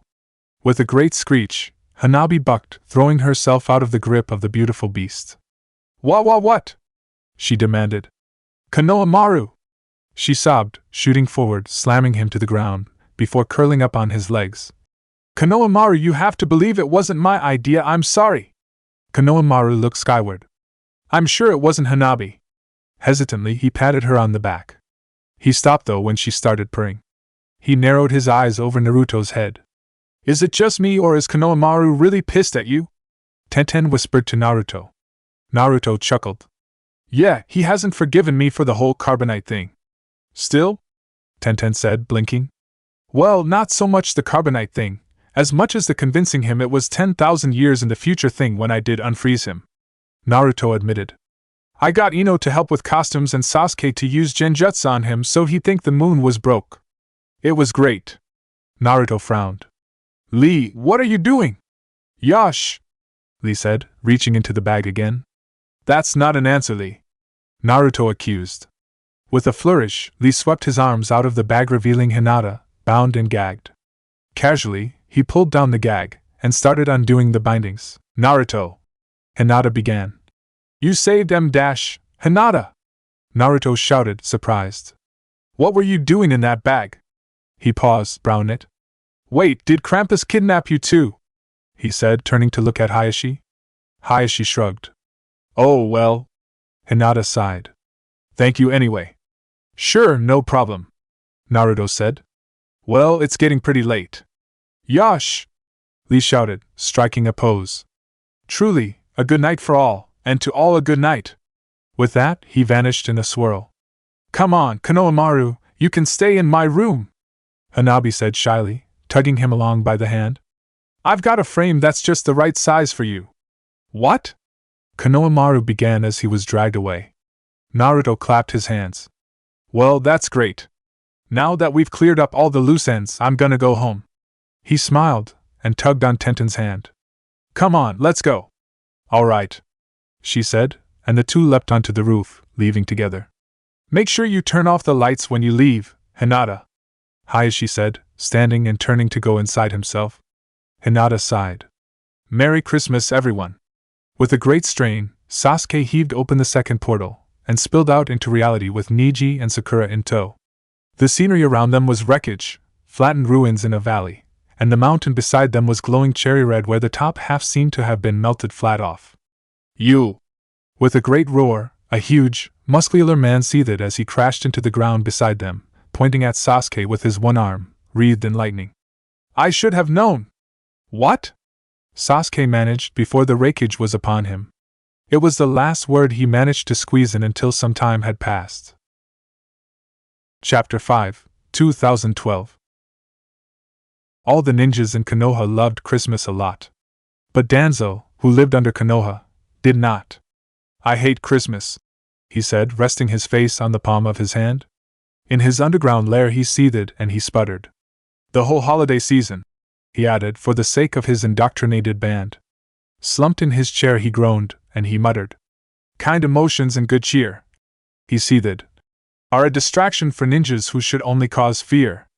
Some said the count of his eyes was one too few, but actually the count was too many. It's true, others said his war wounds just ached from the cold.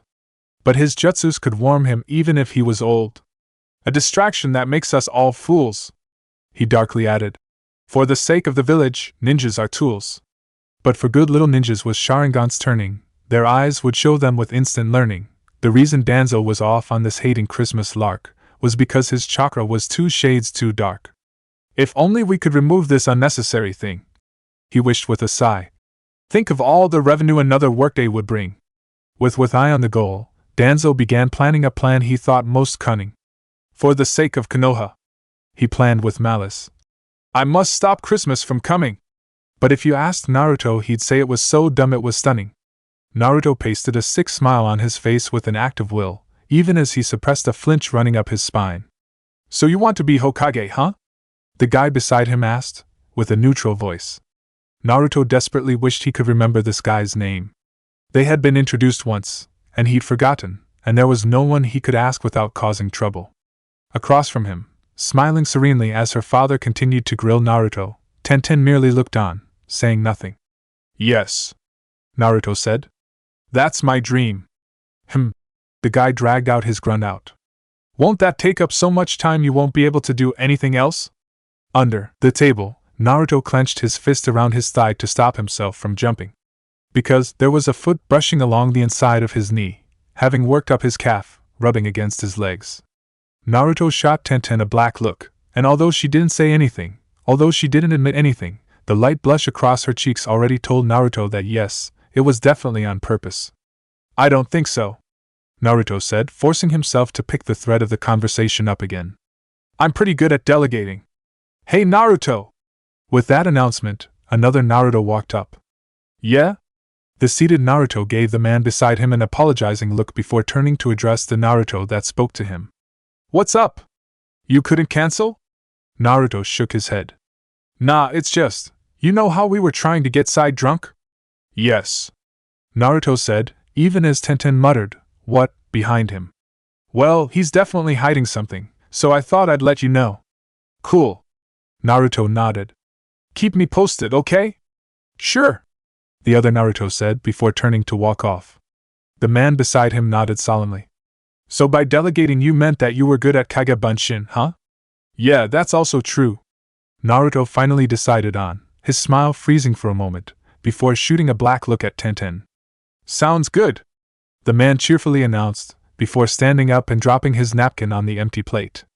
Well, I'm gonna go catch up with the other guys from the metalworking district. Naruto blinked at the sudden change in the man's demeanor, now that the interrogation had apparently ended. Just dash. He paused, and Tenten quizzically met his eye. Make sure you use protection, alright? While Tenten sputtered, Naruto smoothly responded. Since Kage Bunshin completely disappear when they cancel, it's only necessary that the real body dash, and Naruto.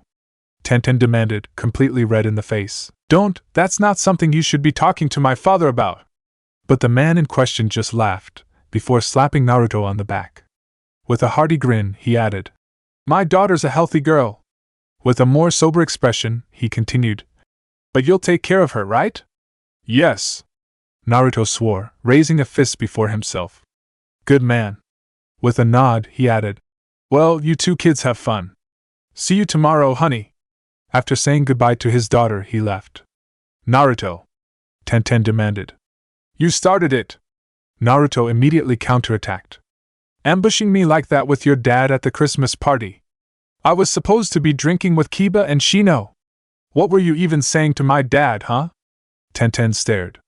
He doesn't need to know about that. This is where he puts his dick in, right? Sai loudly asked, causing the two to swivel, startled. The rude operative was barely able to stay upright, his eyes somewhat glazed, as he swayed back and forth, repeatedly knocking against the Naruto standing beside him. Sai! Naruto greeted. You've had a few, huh? More than 5. Sai agreed. I ran out of fingers to count on. Huh? Naruto said. How is this suspicious? Tenten whispered to Naruto beside her. He's been sticking to me all evening. Naruto whispered back. You know how some of the more traditional nin are about matching appearances with the Hokage, so usually they avoid sitting down with Tsunade so they don't have to drink with her, right? Sai is one of those kinds, so he always comes up with some excuse and flees so he doesn't get plastered. Naruto nodded conclusively. And that hasn't happened tonight, he's been sticking to me like glue. Sticking together with Naruto is my mission. Sai agreed. You mission, huh? Tenten said, eyeing him speculatively. How gave you that mission? Sakura? Tenten hadn't had much to do with the pink-haired girl, but apparently Naruto actively meddled in her relationship with Sasuke, so she retaliated in kind. Yes. Sai nodded happily. Tenten's eyes narrowed. Her too. Sai continued, unaware that he had everyone's attention. Her too, huh? Naruto murmured. Tenten frowned. Who else would be telling Sai to stick around Naruto all evening long? Sai happily responded, saying, That's a secret. However, at the same time, the Naruto supporting him said, Danzo, obviously. After a pause, Sai amended his statement. That's not a secret. But why? Naruto asked, somewhat rhetorically. Tenten sighed. Sai. Why? I don't know. Sai announced. Danzo never tells anyone why, especially when Naruto could ask them. Yeah. Naruto muttered. I don't know why he wants you to tag along with a Kage Bunshin all evening though. Not a Kage Bunshin. Sai drunkenly replied. Keep the real one busy. Naruto and Naruto made eye contact. You want to tell him? The one supporting Sai asked. It's your mission, and I'm still busy.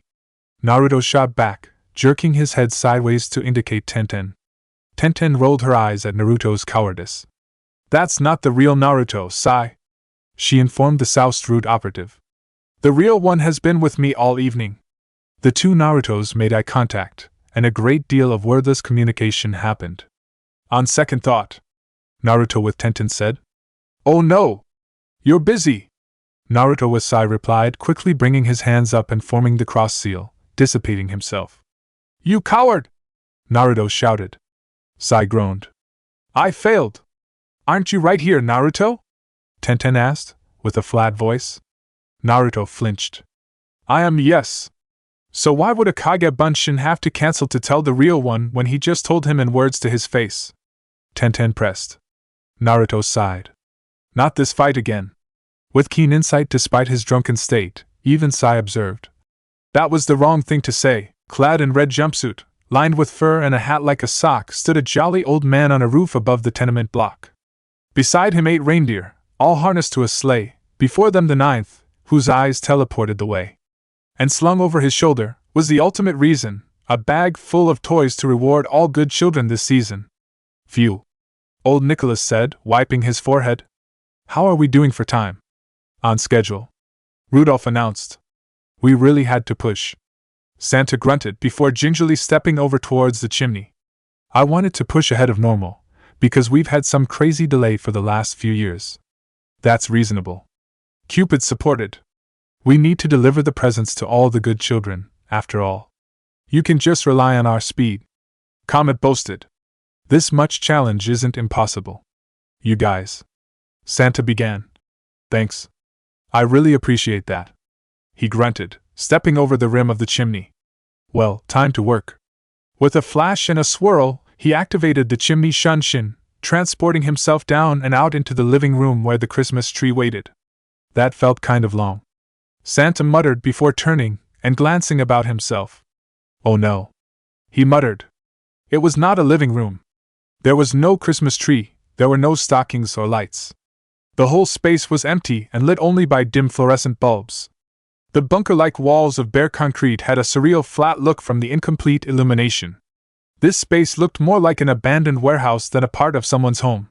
So, why had the chimney gone down here from the house above? With a flicker and glance, Santa saw the reason: the hastily extended construction that reached up from the hole-like fireplace through the roof, where it probably connected to the real fireplace.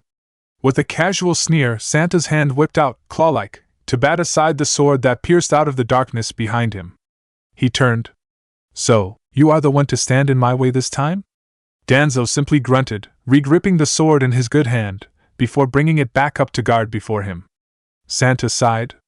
At least Jiraiya and Orochimaru wanted my power for something. You just want to erase anything that doesn't agree with you. Danzo scowled. This is not what a ninja should be. A ninja should erase their ego, waiting silently for the right moment, when they act and return to the darkness. He raised the sword and lunged forward. Santa lashed out with his left hand, smacking the blade aside with his palm, before it shot forward for Danzo's chest. But a snap kick up to his belly forced him to stop, blocking and catching the rising foot with his right hand. Awkwardly, Danzo swung the sword, attempting to bury it hatchet-like in Santa's head. But the left hand, from its aborted palm spear, simply lashed sideways and caught Danzo's wrist. Christmas is a time of giving, for families and friends. Ninja cannot afford such things. Danzo growled. If a human heart is torn between friends and a mission, then it will agonize and suffer.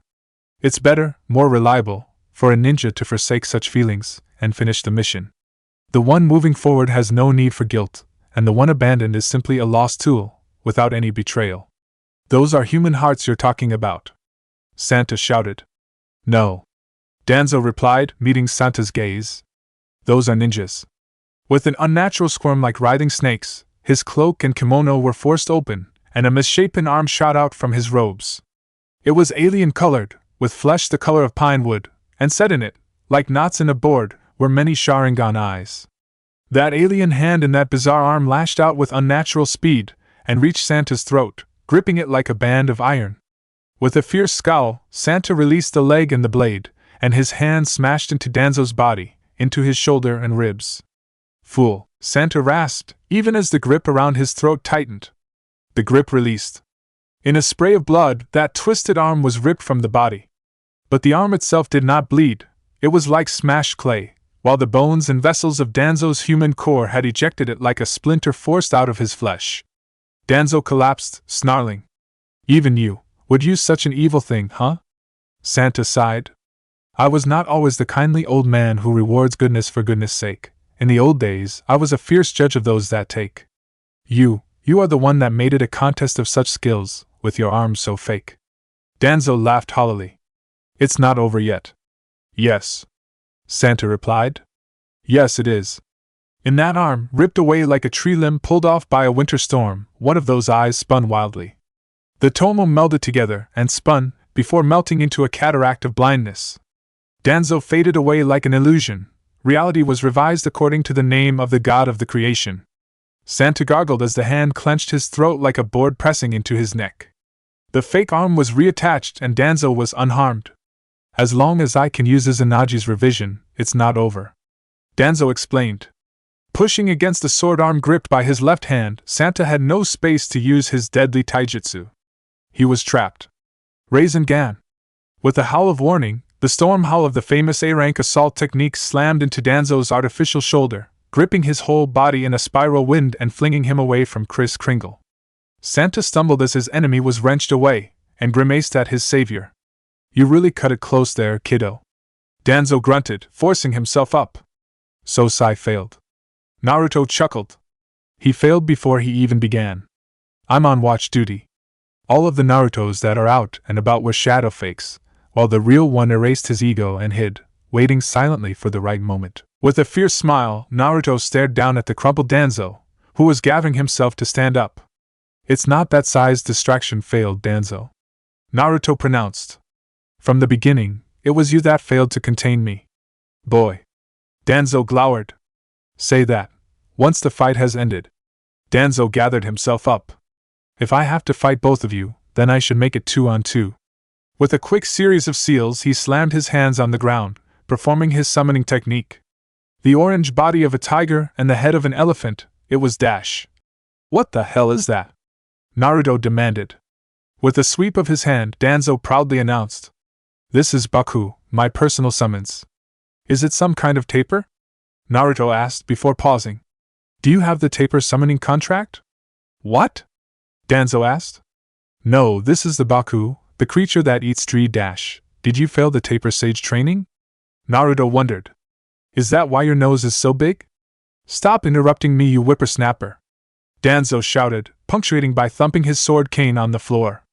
Back in my day, shinobis had respect for their elders. This is what's wrong with your generation, they lack respect for the heritage of ninja.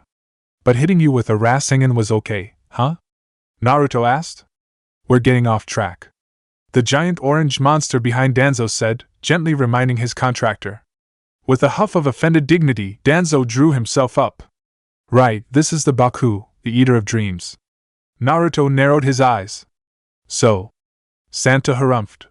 So if I use my Ghosts of Christmas jutsus, it will devour them. Danzo smiled. Yes, the trump card you use to end fights by trapping enemies in an inescapable genjutsu. I can reverse your taijutsu with my implanted Sharingans, and inside this dry bunker there's no supply for your snow jutsu. Stepping forward, Danzo sneered. As much as possible, I've prepared everything needed to seal all your abilities. Naruto delicately coughed. He held his hand out, palm up, and with a bloom of chakra, he was cupping a Rasengan. Danzo scowled. Yes, there is that. He slid into a stance, pulling his sword free of the cane sheath one more time. However, Baku can keep you busy without compromising his ability to eat genjutsu. Danzo shot forward, swinging his sword. Santa whipped his hands around, rolling his limbs to prepare for a taijutsu exchange. Naruto jumped up and around, swinging his Rasengan around so he would slam it into Danzo like the spinning tip of a drill. But he was diverted as the trunk of the Baku slammed into him, forcing him into a fight with that monster. Sword and palms clashed in an exchange of taijutsu. Humph! Santa grunted, blocking the sword aside. It's true that you've prepared some impressive measures to prevent losing, but I didn't hear even one plan to win. Danzo sneered, even as Santa caught the blade with his armored glove. With an strike like an iron pole, his other hand slammed into Danzo's body, sending him spinning away. Even if you have a strong power, the Yuletide chakra is my potent weapon, Santa announced. You cannot defeat the spirit of giving with talk of darkness. Danzo coughed, spitting up blood. Didn't I say, Danzo said, raising his fake arm, that I would reverse you? Another implanted Sharingan whirled around, as the Tomo bled together into the Mangekyo, only to dissolve into darkness as the Izanagi was activated. Santa gasped wetly, choking around the iron grip on his throat. The artificial arm was once again extended, and that hand was once again hooked around his throat, and he hung like an ornament from the branch of a tree. The fingers dug into his flesh. Spiritual chakra seeped into him, combating against the Yuletide chakra, even as the hand combated his body. Rasengan! But this time the spiraling sphere was intercepted. The lunging Naruto was forced off course by the Baku. It was a contradiction, a reversal of time, possessing the same lack of logic as a dream. So it was no problem for things to happen out of order, even if it was something like when a summoning appeared. Inside Santa, something responded to the seeking chakra. Rasengan! Exploding out of the floor between them, another Naruto emerged, the deadly wind gripped in his hand all over again. What? Danzo shouted. Hey! Naruto shouted back. I already gave that speech about how the one you thought was the real me was a Kagebunshin all along. He pointed an accusing finger at Danzo. Are you so senile you need to hear it again? Danzo pointed with his sword, his human arm trembling slightly from rage, or exertion, or both. You miserable twit! I don't know why Sarutobi let you get away with that kind of disrespect. Why back in my day, we dash, kin it? Naruto interrupted, relying on his greater loudness. I don't want to hear it, you old coot. You! Santa rasped, hunched over, shaking and pale. What did you do? Naruto blinked before scowling. What do you mean, what did I do? I hid underground and saved your butt. Not you! Santa snapped, before looking up, casting a shaking glare onto Danzo. What did you do to my chakra? Danzo sneered, lifting his artificial hand. To your chakra? Nothing. Naruto took a shaky step back, raising an accusing finger. All I did was pull out something you were wrapped around. Danzo finished. Gripped in that hand grown of synthetic flesh, a pale, translucent figure, an outline of someone that was dead and gone. Hello? Naruto-kun. A condescending smile. Hanging from Danzo's grip was the ghost of Orochimaru. Naruto blinked, lowering his arm. So, how have you been? I've been better, Orochimaru frankly admitted. But on the other hand, it was surprisingly restful. I was sealed into a state akin hibernation, so my inevitable escape will have to be achieved by Orochimaru-kun. Danzo said, I need you to focus a little bit here. Orochimaru's head turned unnaturally, his neck rotating 180 degrees until he could face Danzo directly. Aren't you the one always carrying on about respect, Danzo-san? Yeah. Naruto agreed. I'd really prefer to talk about that inevitable escape bit. That sounds like it could be really important. You know, in the future. Danzo grit his teeth. What's the matter? Naruto asked, concerned. Hemorrhoids flaring up. No! Danzo barked. That is not important right now. There's no need to be so sensitive. Orochimaru chided. It's only natural that when a body gets older functionality starts to break down. What about you? Naruto asked. Orochimaru laughed. I use so many kinjutsu, Naruto-kun, that I don't have to worry about such things. And men, I guess. Naruto muttered, rubbing his chin. I've got this regeneration thing from being a Jinchuriki, so stop ignoring me. Danzo demanded. Didn't you learn any respect in the academy? Or from your Jounin sensei? Kids these days. Hey, that's and you? Danzo said, turning to Orochimaru. I know that Sarutobi taught you better than that, I was there. You used to be such a good kid, but you let it all go to your head. When I was your age we used to pay attention when an old man was in the middle of unveiling his scheme, but no, you have to gossip with your teenager friends. The rudeness matters more than the missing nin thing, huh? Naruto muttered. Danzo. The Baku gently inserted. Focus. Right. Danzo said. With a grunt he held the ghost up, and the Baku delicately graped it with its trunk. Then it jammed the ghost in its mouth, pushing it against its cheek, pressing its lips together to hold the ghost in while it withdrew its trunk. What? Naruto asked. Danzo began hand seals. Santa's eyes widened. That's He twitched, unable to stand up. Naruto! Stop him! You used it so many times, Danzo said, as he finished the jutsu. For someone hiding properly in the shadows, it's only natural they would Rasengan. Naruto shouted, thrusting it forward as he lunged. Ghost of Christmas Past! Danzo interrupted himself to finish the jutsu. An old classroom, lit by the slanting evening sunlight. A peaceful autumn day. In such a peaceful place, Naruto felt kind of stupid holding the Rasengan out in an attack thrust, with no enemies. Naruto, age 8, stood trembling with his head down, while he was lectured by his favorite teacher. Honestly, Naruto, I'm disappointed. Irika lectured. You should know by now that you should let people finish talking without interrupting. Don't you hate it when other people don't let you talk? So why can't you ever let them finish? You need to respect other people. Why? This has to have been on purpose. Naruto growled at the illusion in general. Ghost of Christmas Present! Danzo and Santa Claus floated in the sky. Soft snowflakes drifted down around them, heading towards the twinkling lights of Konoha spread out in a tableau beneath them. It's an incredible set of jutsu, Danzo praised. Perfectly recreating any memory, showing someone what's happening anywhere else in the world, even pulling back a scene from a possible future. His smile was twisted by the bandage on his face. Past, present, and future. I'm far more impressed by the omniscience of them than by some feature that makes them inescapable. Santa glared. So, are you like Jiraiya, that you want to use it for your own self-serving intelligence purposes? Danzo laughed. Oh, if only! But no, It's too tied up with that Yuletide chakra. It's impossible to use them without staining yourself with the colors of Christmas, even if it's only a little bit. Santa frowned. Isn't that exactly what you're doing? Danzo shrugged expressively. Speaking of Jiraiya, it was he that showed me these jutsu could be subverted against you. And don't you remember what you told him? It's entirely different when it's anchored to a ghost. Santa smiled harshly. So, what? Danzo popped his neck. My plan had 4 steps. First, use the Wraith of Orochimaru, who has already been stained by your Yuletide chakra, as the foundation of the Ghosts of Christmas Genjutsu. Second, use the dream synchronization ability of my Baku to spread the Ghost of Christmas present across every living human. This requires a great deal of chakra, but between myself, Orochimaru, and the Baku, it's possible to extend it that far. Third, expand the mass hypnosis backwards and forwards with the ghosts of past and future. Fourth, sacrifice one more Mangekyo Sharingan to activate the Izanagi. Ho ho ho. Santa laughed. So you'll use your Genjutsu to revise everyone's memories? Yes. Danzo agreed. I will erase the idea of Christmas from all human minds. That is impossible, Santa said, with absolute conviction.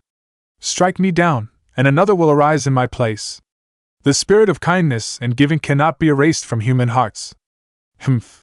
Danzo closed his eyes, with a bitter smile. Human hearts are more fickle than that. The heart capable of love is also a heart capable of hate.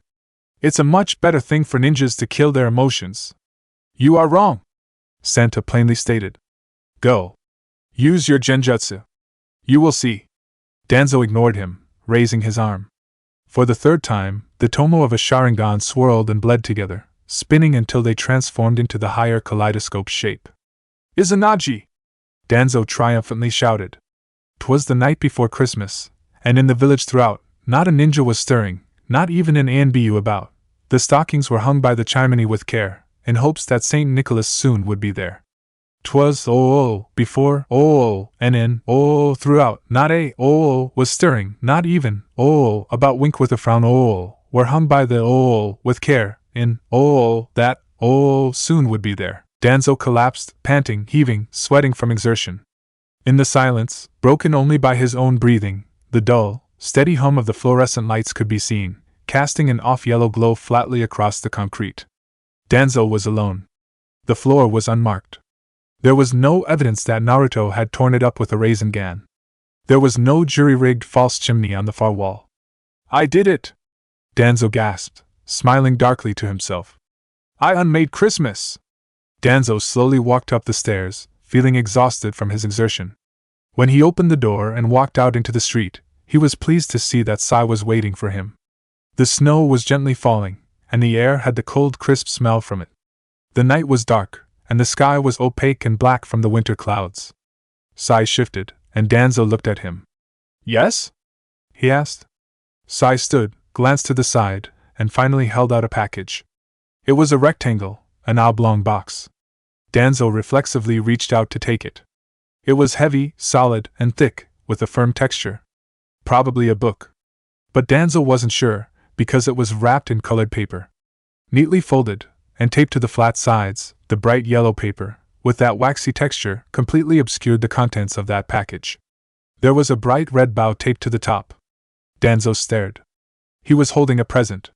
Even though he'd erased Christmas dash. Naruto helped me pick it out for you, Sai said. He controlled his face well, but Danzo realized that the boy was nervous. He probably thought that Danzo was judging the present harshly. It frustrated Danzo that Naruto could so easily undo all the careful training that he'd given Sai. So, Sai continued, have a joyous Kwanzaa, Danzo-sama. What? Danzo said dully, giving speech to the thought that rose up from within him. Joyous Kwanzaa. Sai repeated louder, with more precise pronunciation. Danzo-sama. Yes, yes. Danzo murmured, looking down at the present. Joyous Kwanzaa, Sai shifted. You can go now, Danzo said absently. Yes. With a bow, Sai disappeared into the shunshin. Danzo wandered in a daze. There were no Christmas trees. There were no wreaths, there was no tinsel, there was no mistletoe. But there were candle displays, and there were still strings of light, and brightly colored cloth streamers hung from walls. People strode around smiling. Even the shinobi, still carrying on, exchanging greetings and gifts, soaking themselves in the indolent holiday. Even if he did not hear even one person utter, "Merry Christmas," the way that people said, "Joyous Kwanzaa," to one another was exactly the same. Danzo didn't understand. "What?" he began, not sure how to continue. "What did you do?" A voice roared behind him, and Danzo stiffened, turning about. "Naruto?" he asked, half unsure. It was Naruto, in his stupid orange jumpsuit, with those whisker marks on his recognizable face. But his eyes were dark, narrow slits, and killing intent was radiating from him like a bonfire. "Well, who are you expecting?" Naruto demanded. "Santa Claus." He formed a Rasengan. Danzo frowned at that. "That's impossible." He gestured around himself. "Even like this, Santa Claus doesn't exist." Naruto paused, and the Rasengan's furious whine sputtered down as he relaxed the chakra inside it. "Danzo," he began. You know you were just fighting him like 20 minutes ago, right?" Danzo frowned. "Yes, and I used my Izanagi to erase him." Naruto pursued his lips. "Are you going senile?" "No." Danzo growled. "No, I am not." He paused, thinking. "And why were you so angry anyway?" "How dare you!" "Naruto," Neji announced before his vacuum palm slammed into the ground where Naruto had been standing. "Cripes!" Naruto shouted before diving into a roll, dodging as 3 kunai slammed into the ground where he dodged Neji's attack. Danzo stared. "Even though you have Hinata?" Neji shouted. "You go after Tenten." Naruto glanced from Neji, who was fuming furiously, to Tenten, who was blushing, but also fuming. Danzo looked across the 3 teens. "Oh, that makes sense," he realized. Naruto's head snapped to him. "What makes sense? Without Christmas, you two didn't get together," Danzo mused. Naruto's pupils shrank as his mind raced through that. "So I'm dating Hinata?" he demanded. "Don't think you can bluff your way out of this," Neji roared, shooting forward with his Juken blazing. "I'll get you for making Hinata cry. You damned tsundere!" Naruto shouted, desperately throwing himself out of the way.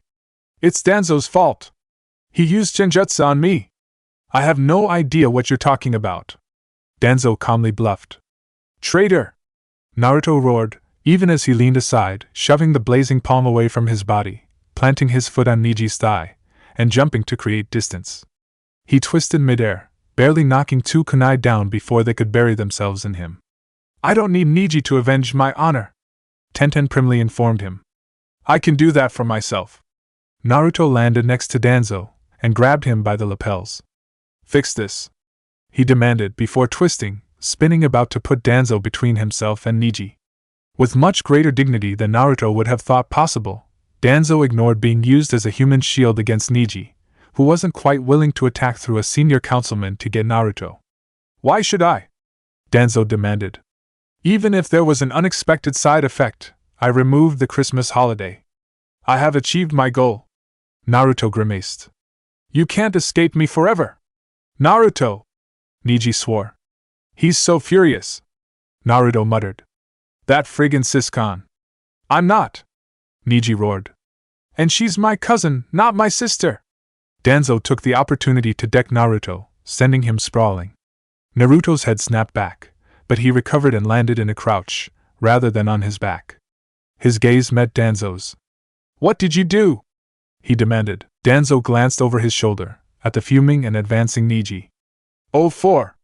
Naruto slammed his hands into the ground, and a gigantic toad appeared between him and the infuriated Hyuga.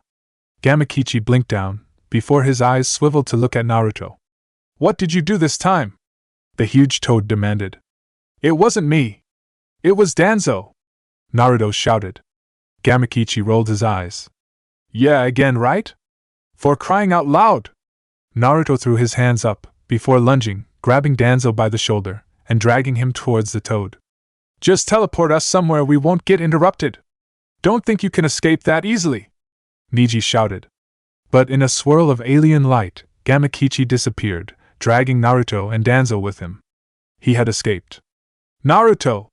Neji swore at the heavens. The waterfall burbled, as the water cascaded down, flowing out under the sheet of ice that grew out from the riverbanks and approached the falls. The air was frigid and slightly wet, loaded with the tiny amount of humidity that could be absorbed by cold air. Statues of toads stood as silent sentinels, covered in frost and ice in the December night. In the land of the toads, 2 human men sat on the riverbank. Slowly, the elder named Danzo explained his plan, and the younger named Naruto listened with only a tiny amount of interruption. When the tale was finished, Naruto nodded. "Oh, I get it." Danzo raised his eyebrow. "Oh? What is it, Naruto-kun?" Naruto considered, crossing his arms, before finally he began to speak. "Okay, it's like this. What's so special about Christmas?" Danzo snorted. "It's a time of fools, when we abandon all of our training to harden our hearts in exchange for lukewarm feelings." Naruto sighed. I guess that's true, but what I mean is, what makes Christmas special, not compared to regular days, but compared to other holidays?" Danzo frowned, taking the question seriously. "It's associated with thanks, but especially giving presents." Naruto nodded. "Yeah, let's work with that. Maybe there's some religious stuff going on, but within the broad secular society, that's not so important. What's important is the idea of thinking about others enough that you come up with something they'd want to have, and give it to them. Giving gifts is like an exercise in developing compassion." Danzo grunted. "But it's not like that's something uniquely special to Christmas, it's just that this idea of a season for giving got associated with Christmas." Naruto nodded decisively. "So, when Santa said that another will arise in my place, he wasn't talking about another Santa Claus," Naruto revealed. "He meant that if you took away Christmas, some other holiday would naturally fill the same role, because it's something that humans naturally want to do. Even if there isn't specifically Christmas, there's still a gift-giving holiday somewhere in every culture." Danzo snorted. "Even if I accept that, there's no reason for me to do anything." Danzo serenely folded his arms. "There's no reason for me to help you restore Christmas. Kwanzaa is 7 days long," Naruto pointed out. "What?" Danzo replied. "It's just what I said," Naruto replied, with an insufferable smile. "You exchanged a holiday that was 1 day long, with one that lasts the whole week." Danzo frowned. "Why should I believe you?" Naruto raised his hands. "I traveled all over with Jiraiya. I'm just repeating an observation, I'm not trying to deceive you." "But," Naruto began, "I spend a lot of time with Tenten, you know? And whatever you did unmade that." He looked Danzo straight in the eye. "Do you know how much free time I'd have, all of a sudden? And how much resentment?" Danzo considered that. He thought about Naruto's personality and strengths as a ninja. And especially the saying, "Idle hands do the devil's work." Danzo sighed. "I guess we're going to say it," Naruto cajoled. Danzo grit his teeth and spat it out. "Let's go save Christmas." Far, far to the north, across hills of ice and fields of snow, lay a secret village, hidden from all, marked only by a great pole with a twisting red and white striped pattern.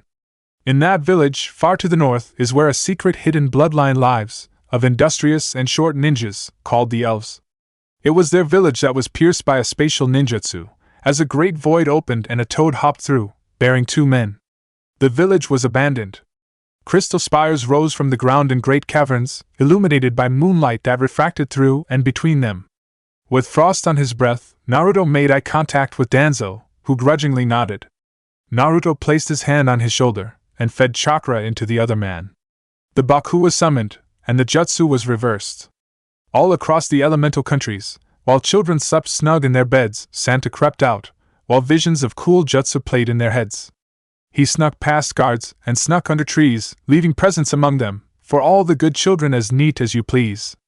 For girls and for boys, the most marvelous toys, a change from the weapons and tools of their trade. A chance for pure enjoyment, without having to hold a single blade. With a clap and a clatter, his sleigh leapt into the sky, and then dissipated in a flash of that glowing red eye. But before he left in that flash of alien light dash, "Merry Christmas to all, and to all a good night." With a contented sigh, the sleigh set down at the end of the Christmas season. Santa waved away the elves offering to help him down, and lowered himself to the ground. With a twinkle of cheer in his eye, he turned his gaze upon the 2 Konoha ninjas waiting among his followers. His gaze honed in on Danzo, and became altogether more gleeful. "Ho ho ho," he said with a laugh. "So you realize your gaffe?" Naruto already rubbed it in. Danzo growled. Even an old man can learn the spirit of Christmas. Santa wisely intoned, "This is a tale passed down for decades among us." "I haven't." Danzo disagreed. "We'll see," Santa said with a superior smirk. "You're taking this pretty well," Naruto said. "Ho ho ho," Santa laughed in deep pitch. In the end, Christmas went off without a hitch. Naruto paused. That wasn't entirely what I was talking about." Santa blinked. "What?" Naruto glanced uneasily at Danzo, or rather, at the shoulder covered by the loose-hanging kimono.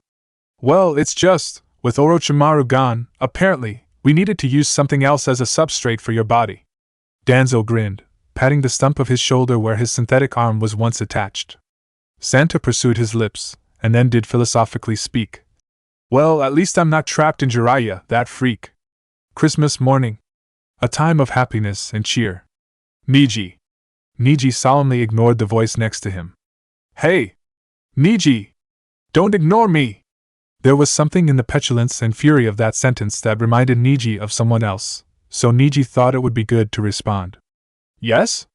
he asked, turning to face the other man. "Why am I here?" Konohamaru demanded. Niji considered. "You should feel honored to be spending an important holiday with the main house of the prestigious Hyuga clan." "Yeah, and I spend every day with the main house of the prestigious Sarutobi clan no matter what," Konohamaru said, swatting that line of reasoning aside. "What I mean is, why did you kidnap me?" Niji nodded with grace. "You were invited for Hanabi-sama's sake." "Why did you kidnap me?" Konohamaru repeated, savagely tugging on the ropes that held him in place. "Just think of it as training." Niji sniffed. "Apparently you need it." "I'll get you," Konohamaru swore. "I don't know how, but I'll get you, and good. It's Christmas." Hanabi cheered, pulling her father along into the open living room, where Niji and the captive Konohamaru were waiting, pulling her father along by the hand. "Hanabi-sama," Niji said, bowing. He reached over and pushed Konohamaru's seating pillow forward, sliding the other boy towards the staring girl. "Merry Christmas." "Yee," Hanabi said, clapping her hands together. "Thank you, thank you, thank you." She darted forward, and Konohamaru let out a strangled gasp as she shoulder-planted right into his stomach, before levering him up onto her shoulder and taking off back towards her room. Hayashi and Niji made eye contact. Slowly, Hayashi turned and shuffled away. Niji nodded in satisfaction. Naruto sighed, lowering himself into the chair in his apartment. Somehow, he always used up a lot of chakra on Christmas, and now he was very tired. There was a clatter in his kitchen, and he looked up. "Oh, you're back," Tenten said, with a spatula in her hand and an apron tied on. Naruto blinked. "Good morning." Tenten shifted. "Good morning to you too." Naruto waved his hand vaguely. "This?" Tenten shifted, slightly uncertain. "Well, I just wanted to make you breakfast." For the space of a breath, Naruto didn't move, he was still, he was motionless. "Tenten," he said, "you are precious to me." "And thank you?" Tenten blushed, looking aside. "Why, you're welcome." "And thank you, too?" She turned and walked back towards the kitchen. Since I haven't gotten the chance yet, I want to say it before anyone else. Merry Christmas." Naruto smiled, so broadly it felt like his cheeks were stretching. "Merry Christmas," he said back. Danzo slumped in his chair, exhausted and annoyed.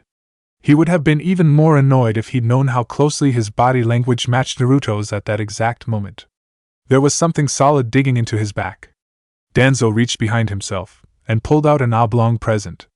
The wrapping paper was now bright green, with that same red bow, but it was still certainly the present that Sai had given him, with Naruto's advice.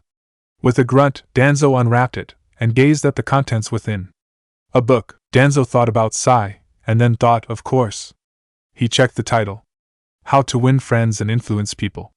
That damn Naruto! He thought, feeling the urge to throw the book against the wall. But he did not. And for a ninja with a Sharingan, were to inspect his chakra for color, and to look past the exhaustion that made it look slightly duller, such a ninja would see that it was not 2 shades too dark, but just a shade and a half, for his spirit did grow on this lark. Chapter 6, 2013. Down in yon forest, Ninjas live there hiding in darkness, and leaves as they live, but in this season they act without care. Revelry and happiness of this holiday give beneath the mountain in that village where friends and family gathered for the seasonal raising glass and taking feast and compare to give their daily toil and work its true reason. Tenten raised her glass, singing the carol with Guy and Lee, and then drank down the eggnog with them as they finished singing the carol. She sighed, setting the glass down, before smiling at her sensei and friend. I should probably get going, she admitted. Yosh! Guy said, swinging his glass excitedly. Fortunately it was empty, so there was nothing to slosh around. Your youth is burning like a warm fire, to spend time with both friends and lover tonight. Yosh! Lee agreed. We'll see you at the party later, right? He asked. Tenten had a fixed smile on her face from dealing with Guy. Even after all these years she wasn't sure if he was being a sincere dork or teasing her on a level only Kakashi could follow. Instead she opted to answer Lee's question. Yes, she said. I'm going to meet up with Naruto and then we'll head over to the Hokage's tower for the end of the night. Burn brightly! Lee cheered, as she shrugged on her coat. Yes, yes, she agreeably said. See you later. She closed the door with a cheerful wave as they cheered her on. She had no idea what their plans were for the rest of the evening. She rubbed her hands together, breathing on them before sliding her gloves on. Her breath frosted into crystals in the freezing air. It was snowing gently, soft white flakes that fell over everything and blurred the outlines. The edges of buildings became soft, and the great trees growing everywhere became even more impressive, their bare winter branches weighted down with the bright snow, shining from lights illuminating the night. She climbed a rickety staircase that had slowly evolved from a fire escape to a regular access. She tried the door once, grunting softly as it refused to open. Naruto wasn't home yet. He made a point of always unlocking all his doors when he was expecting visitors. She fished out her key, hearing a satisfying click as the mechanism acted, and she opened the door, pulling it open and stepping inside, rubbing her shoulders in the chill and closing the door behind her. The lights were all off, but there was a soft, multicolored glow from the tree in the other room. There was a soft sound, like someone moving around. Naruto? She called out. Her hand slid down to the pouch of kunai at her side out of habit, even as she walked towards the front room. When she stepped around the hallway wall, she blinked. Hunched over a large sack was a tall and rail-thin man. His full beard was pure white and hung down from his chin to spread out and cover his chest from shoulder to shoulder. He wore long robes of white with a red cape thrown over his shoulders. He was frozen in place, setting a wrapped present under the tree as he looked up, silently meeting Tenten's eyes. His skin was papery and pasty white, with strange square patterns marching across it. His eyeballs were jet black orbs. A battered black silk top hat sat on his head, and he radiated a foul chakra. Edo Tensei? Tenten breathed, hands slipping out of her pouch with 3 kunai clenched between her fingers. Without speaking, the man in red launched himself at her, fist extended in a strange taijutsu guard. Outside, the snow gently fell. Warm lights from buildings shone out across the snow on a cold night. There was only a hint of the moon through the night clouds, and all was silent. The side of an apartment building exploded outward, as a young lady wielding dozens of knives simultaneously engaged in fierce battle with an immortal zombie in a red cape who used an ancient and brutal style of martial arts that predated modern taijutsu. Christmas time, in Konoha. Why, in my day, ninja knew how to respect tradition. Yeah? Naruto said, patting the man sitting next to him on the shoulder as he nursed his own cup of eggnog. His eyebrow was twitching. There was none of this fancy stuff you kids do today with the seals and all that. Danzo continued to complain, oblivious to Naruto's mounting impatience. We just tried to obliterate each other with high-density assault jutsus, and damn the collateral damage. He downed another glass, holding it out for a root agent to obediently refill it. Yeah, times were tough. Naruto agreed, not entirely keeping the sarcasm out of his voice. I bet you had to go uphill through the snow both ways cause the Doton users kept remodeling the battlefield. Darn tootin', Danzo muttered. Naruto glanced over to the clock on the wall and winced. Listen, it's been a lot of fun, but I'm going to be late if I'm not out of here like 5 minutes ago, so I'll catch up with you later, okay? Humph, Danzo grunted, waving him away irritably. Kids these days, always in a hurry. He sorrowfully took another long pull on his drink. And maybe slow down a little yourself, huh? Naruto said, eyes flicking to the root operative behind the bar, who nodded assiduously in response. Well, I'm out, Naruto announced. I'll see you to the door, Sai cheerfully said, kicking back from the bar on the far side of Danzo. Yeah, that's... Naruto thought about the last time Sai and Tenten had interacted. Just to the door is fine, I don't want to take you away from your... this, Naruto said, gesturing around at the absolutely silent bar in a hidden bunker, populated with root operatives who were all sitting stiffly with their masks on. It is a pretty big party. Sai agreed, eyes screwed up in that plastic smile. Naruto glanced around again. One of the shinobi on the end raised his glass in a toast, only for Kunoichi sitting next to him to elbow him furtively. He slowly lowered the glass. Yeah, it's a real madhouse, Naruto blithely agreed, shrugging his kotan as he went for the door. I'm happy that Danzo-sama invited you, Sai said. At this rate, you'll become the next leader of the root without any problems. Naruto paused, and then slowly slid his hands into his pockets as he started climbing the 3-story staircase to the surface. Yeah, about that, he muttered. Not that it's not great to be acknowledged, 'cause that's really awesome and all, but he faltered, for once in his life at a loss for words. But like always, he buelled through. Why is Danzo treating me like we're super best pals now? He finally settled on. I mean, I'm pretty good at the whole making friends out of enemies thing, but this is a little much, even for me. Danzo-sama doesn't do anything by half measures, Sai happily supplied, as if that completely explained everything. Yeah, that's definitely one way of putting it, Naruto agreed with a sigh.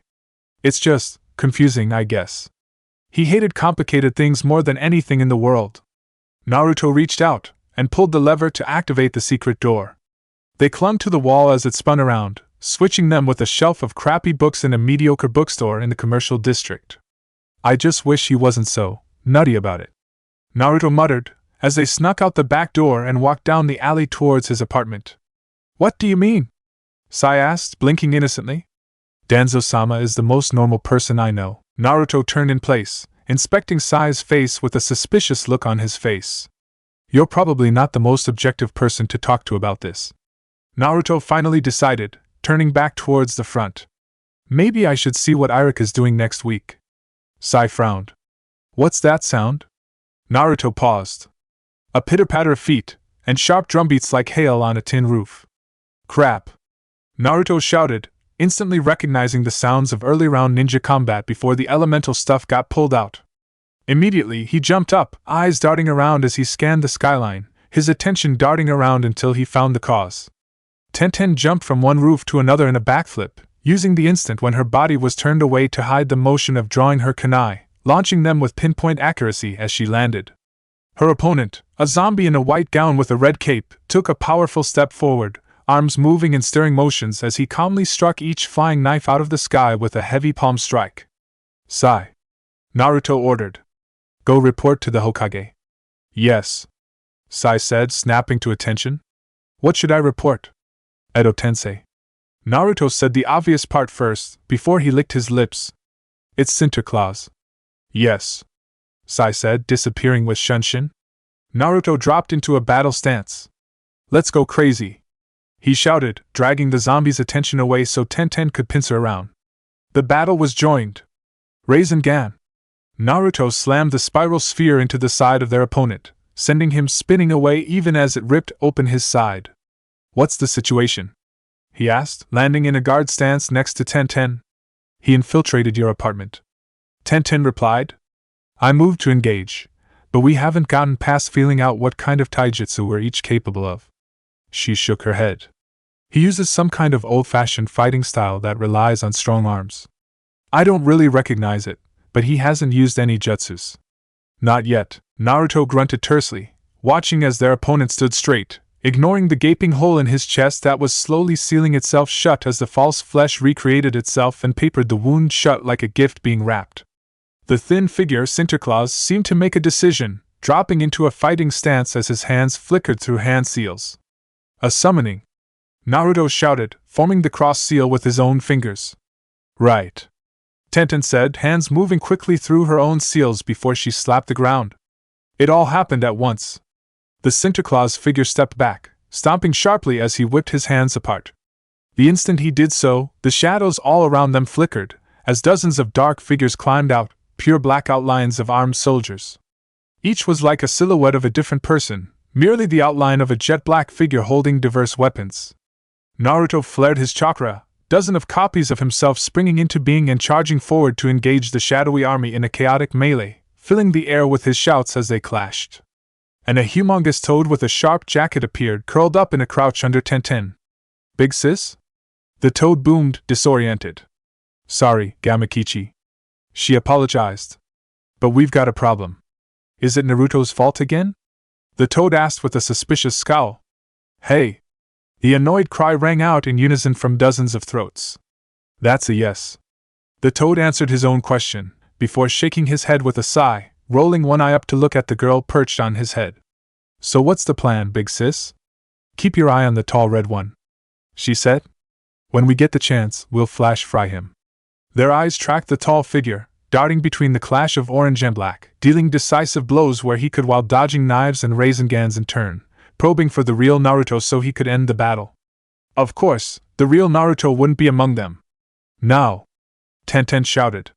"Right," Gamakichi agreed, and then his cheeks bulged, and he sprayed high-pressure oil across the battle, tracing Sinterklaas. Tenten breathed in, hands darting through hand seals, and then added her own fire as she exhaled, the Katon Jutsu igniting the oil and sending up everything in a blaze. "Aw, crap!" Naruto shouted, landing on Gamakichi's back in a crouch, hunched over and shivering. "Try to go easy on my bunshins, at least. I get their memories." "Got him!" Gamakichi shouted in triumph, completely ignoring Naruto. Blazing like a Christmas bonfire, a tall figure wreathed in flame jumped up and away, ignoring his own combustion as he leaped up onto the spire of a taller apartment building to stare down at them. His hands came up, forming hand seals. Space distorted, and his transportation arrived in the opening swirl of space/time jutsu. It wasn't a sleigh, but rather, a huge steam-powered airship that emerged, with paddle-like propellers that droned as the iron-framed construct slid through the air behind them. He crouched, jumping powerfully to land on the deck of the airship. "Don't let him escape!" Tenten shouted. "On it!" Gamakichi agreed, launching himself with the powerful legs of a toad, his tongue shooting out to wrap around the railing so he could pull himself and his two human passengers up towards the ship before it could disappear completely. The toad had barely pulled himself on board, before a distortion of space/time swallowed the airship back up, intended and unintended passengers all. "So what do we know?" Kakashi finally asked, his eye lazily fixed on the page of the book open under his nose. Sasuke wasn't fooled. He hadn't changed pages even once since the meeting began. He was just using the book as a security blanket. Tenten was engaging an unknown combatant, animated with Edo Tensei, that had broken into Naruto's house. Naruto identified the combatant as Sinterklaas and then moved to engage. "I was ordered to report here," Sai recited in response to Kakashi's question. Witnesses reported that he created shadowy soldiers with a summoning jutsu, and then all of them disappeared aboard some kind of airship. Genma added, flicking the senbon in his mouth back and forth from one side to the other as he spoke. Aoba grunted, adjusting his glasses. "I checked Naruto's apartment. He distributed presents just like Santa Claus, but they were all coal. I checked around. He visited several houses, but of every house we've identified, it was all coal without any exceptions. And what do we know about Sinterklaas?" Tsunade broke in, still hunched over her desk with her fingers interlocked. Rado shrugged. "It's an older version of Santa Claus from the Cloud Country. Supposedly he travels there from Wave on his airship. Maybe he's a predecessor of the current Santa Claus." Aoba hazarded a guess. "Then the real question is who brought him back, and why?" Genma replied, leaning back in his seat with a discontented sigh. Sasuke stood up. He ignored it when everyone glanced over to him, turning and walking towards the door. "Moving in haste will cause mistakes," Kakashi blandly admonished. "This is a waste of time," Sasuke scornfully replied, stepping through the door before anyone could stop him. "Yes." Sasuke slowly nodded to himself as he walked through the dark halls. Trying to understand what was going through Naruto's head was pointless. There was a better way to do things. Konohamaru crept through the house. He was careful to step smoothly and lightly with his whole foot so the floorboards underneath him wouldn't creak. He blended in with the shadows. He came to a T intersection in the hallway, and calmly checked both ways before sliding around the corner. He was one with the shadows. He slid along the wall, even his breathing was soundless as he moved with fluid grace, his excellence sneaking the result of long practice. He wasn't just one with the shadows, he practically was a shadow at this point. And he would escape. With a fierce smile tugging at his lips, he came out to the veranda, looking out across the moonlit garden at the center of the Hyuga compound. "Hey!" A dark and flat voice spoke behind him. "Holy dash!" Konohamaru bit out, before silencing himself, whirling in place, hands coming up to a taijutsu guard. No matter what, he wouldn't allow her to drag him back into her insanity. His guard faltered, as his eyes met the singularly unimpressed gaze of Uchiha Sasuke staring down at him, shrouded in darkness. His Sharingan was slowly turning, the will-like motion of his eyes laden with a certain inevitability. "What the hell do you want?" Konohamaru whispered, turning back to scout the garden and make sure they weren't found. "In case you haven't noticed, I'm kinda in the middle of something here. I need you to summon a toad." Sasuke ignored Konohamaru's complaints to issue his command. "Naruto got involved in some stupid thing again. I want you to take me to the North Pole to nip this right in the bud. I don't want to help you or him." Konohamaru grunted without turning back. Yes, he was a shadow. He slid along the wall like a shadow, one with the shadows. "Amen." Sasuke grunted, clearly at a loss for how to proceed when direct orders failed. "Konohamaru?" A tired but still cute voice called out. His blood froze. Hanabi rounded the corner, a simple nightie hanging from her still budding body as she rubbed at her eyes with the back of her hand. "Come back to bed." She spoke in a cajoling voice, still half asleep. Tucked under her other arm was a teddy bear with a long scarf around its neck, and a ball gag in its mouth. That was only the tip of the crazy. Konohamaru knew the innocence was just a thin illusion. Under that virginal white nightgown was a leather harness with all kinds of strange zipper openings. Sasuke made another annoyed grunt, turning around. "Hey," he said in a commanding voice. Hanabi's eyes drifted over to him with an uncertain expression, her gaze naturally going up to meet his. "Sharingan," Sasuke announced, displaying the extremely blasé approach to brainwashing appropriate for an Uchiha, and Konohamaru could feel the older boy's chakra speed up as he used a genjutsu. Hanabi's eyes went flat and out of focus, and with mechanical motions she turned and walked back the way she came. Sasuke turned back with a peevish look on his face. "So where did you need to go again, bro?" Konohamaru asked with a grin, rubbing his hands together to warm up his fingers for a jutsu. "The North Pole, right?" Sasuke opened his mouth with a confused frown on his face, before he closed it as his expression shifted towards uncertainty. Yes. Right. Konohamaru cheered, jumping out into the garden to summon Gamatotsu to carry them along for a teleportation. "One Polar Express coming up." "Oreya!" Naruto shouted, swinging on a severed wire like a pendulum as he whipped around in the cold desert sky, curving around and slamming into the side of the airship envelope, his Rasengan tearing a great hole in the side. Tenten threw a clutch of kunai with each hand, pinning some of the shadow soldiers in place, and forming a hand seal to activate the exploding seals. Beside her, Gamakichi opened his mouth, spraying oil to create a slick coating on the deck of the airship. A regenerated Sinterklaas weaved, stomping hard as he lunged forward with a swift punch, air rippling as a shockwave blasted out towards them. "Look out!" Gamakichi shouted. Tenten grimaced, crossing her arms to block the impact. Naruto slammed into her from the side, knocking her out of the way as the vacuum blow hammered into him, collapsing his chest with a wet gasp. "Naruto!"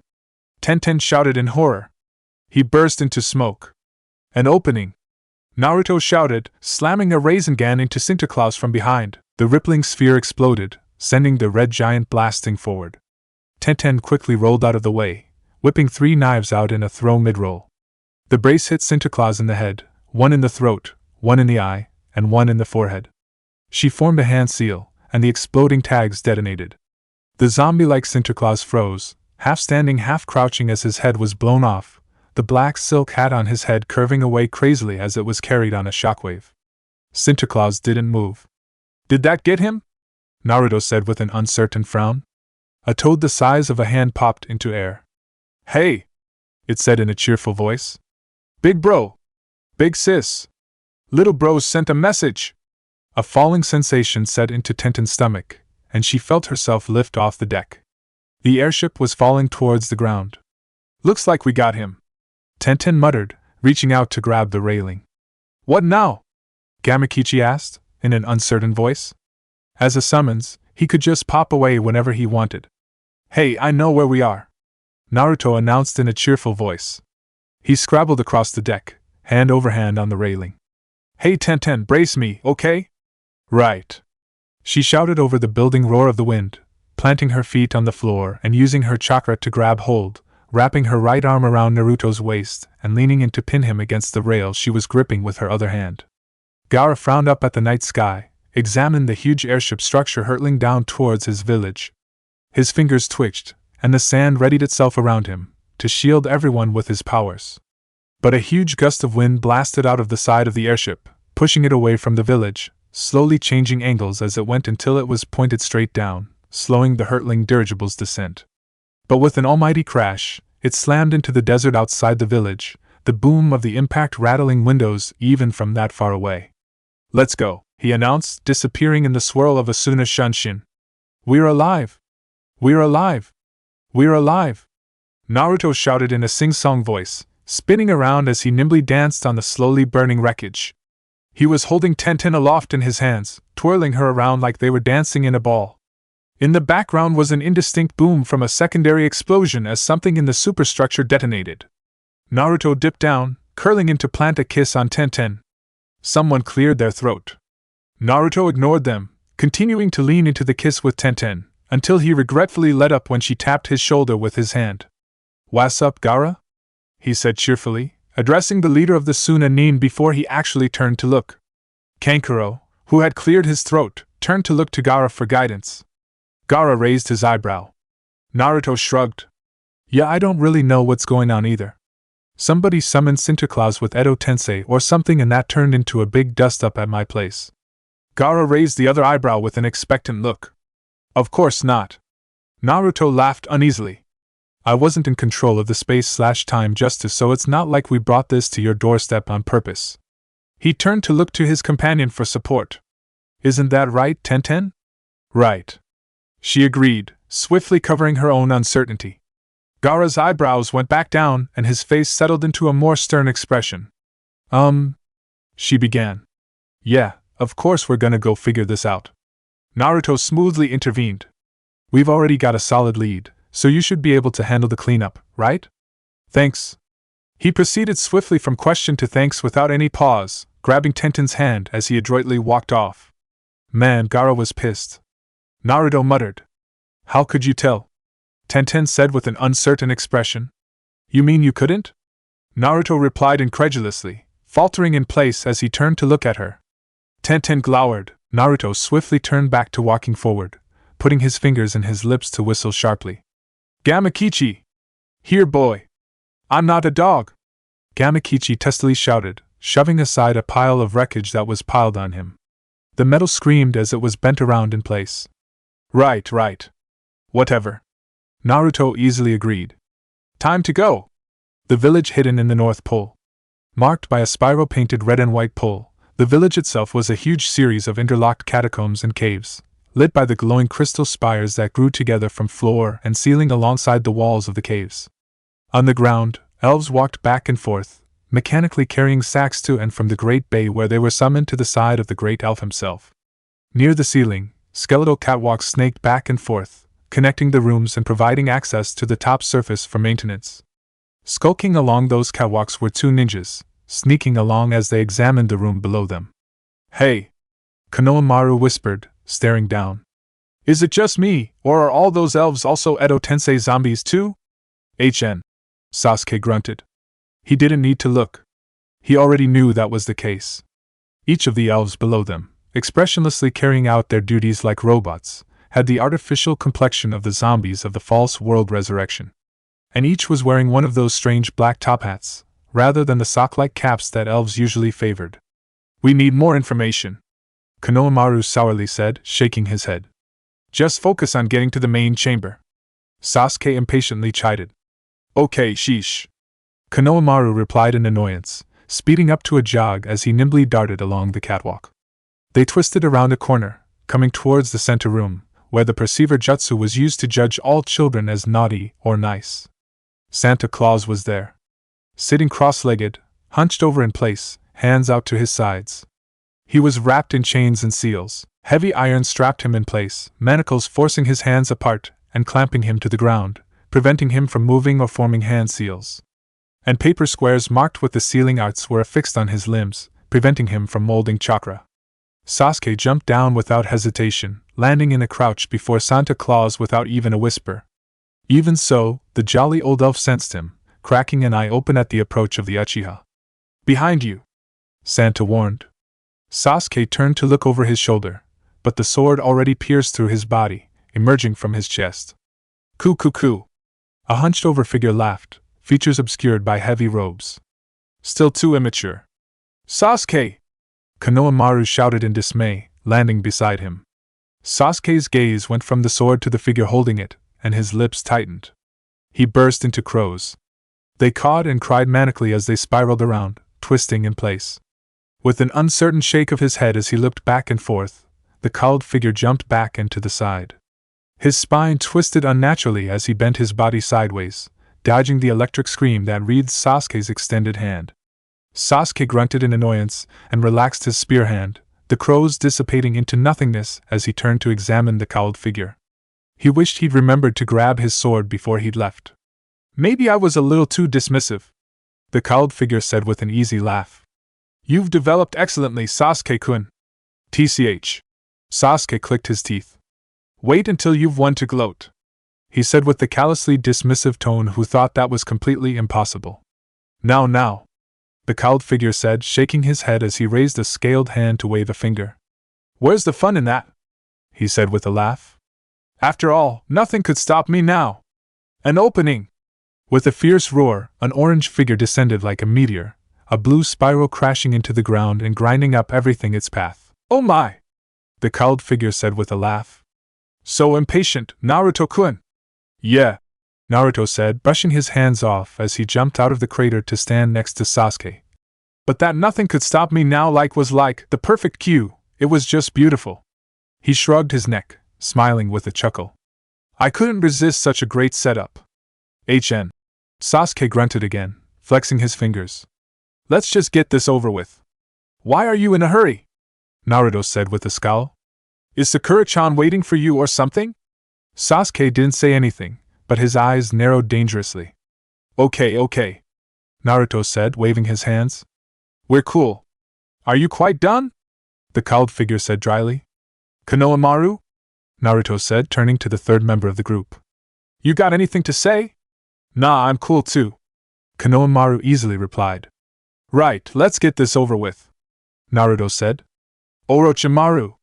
"Naruto," Konohamaru said. "That's, not Orochimaru." "Nah." Naruto easily blew him off. "That's right," the hunched-over figure said, reaching up with his hands to take hold of his cowl, throwing it back dramatically. "It's me, Kabuto." "Who?" Naruto replied with his eyebrows scrunched together. "Kabuto, Orochimaru's lackey," Konohamaru explained. "Remember him? He pretended to be a sucky genin for like a decade, and then was like Orochimaru light after that." "Oh yeah," Naruto said, triumphantly slamming his fist into his palm, before studying the figure more closely. "The goat horns are new, though." "Indeed," Kabuto said, face strained as he struggled to keep an easy smile on his face. "This is a mere side effect of the power I gained by absorbing Krampus." "Who?" Konohamaru asked, with a confused expression. "I dunno," Naruto said with an easy dismissal. "It's probably not important. That huge goat monster that attacked Konoha 2 Christmases ago," Sasuke impatiently added. "Do you have the memories of Goldfish?" "See," Naruto replied to Konohamaru instead. "Not important." "You guys," Kabuto said, stamping the ground with a scowl. "I don't think you understand how much trouble you're in." "Seriously," Sasuke said with an annoyed huff. "At least keep track of the recurring villains." Konohamaru and Naruto traded a long look. Konohamaru made a waving gesture with his hand, and Naruto sighed in resignation. "Sasuke," he explained with an extremely patient tone. "Kabuto has self-esteem problems, so Konohamaru and I were attacking him psychologically." "It didn't work," Kabuto denied with a desperate tone. My only question is why? Konohamaru said with a confused expression. Sasuke turned to scold him for dragging his out, but Naruto caught his eye, jerking his head towards Kabuto with an exasperated expression like Sasuke was a slow learner. Oh. Sasuke realized, although he grunted sourly because this would just be another hassle. Excellent question, Konohamaru-kun, Kabuto said, laughing more confidently as he prepared to expound on his villainous plan. He sighed, shaking his head mournfully. Isn't Christmas a little sad? He said. Lay it on me, Naruto said, rolling his eyes. There are many children in difficult situations, Kabuto said with a tooting expression. In Hidden Sound, or even in Hidden Leaf, who is Santa Claus to pass judgment on whether children have been naughty or nice?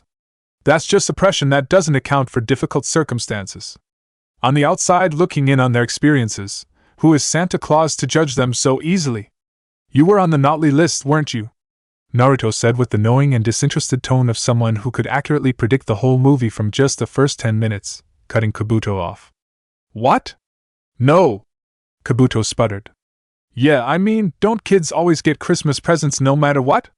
Konohamaru said, tilting his head to the side. I mean, granted there's differences because of income inequality, but that's more of an overarching socioeconomic problem, you know? Sasuke stepped forward, eyes narrowed as he grunted with the same sour expression. Since it was Naruto, he supposed he should participate at least a little bit. Pathetic.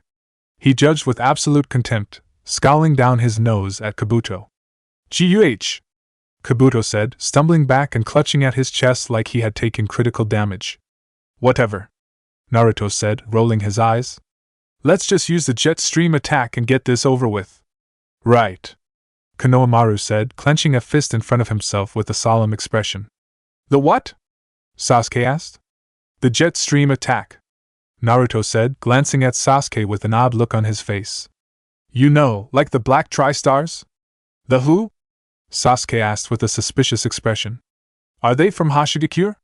Konohamaru and Naruto traded an amazed expression.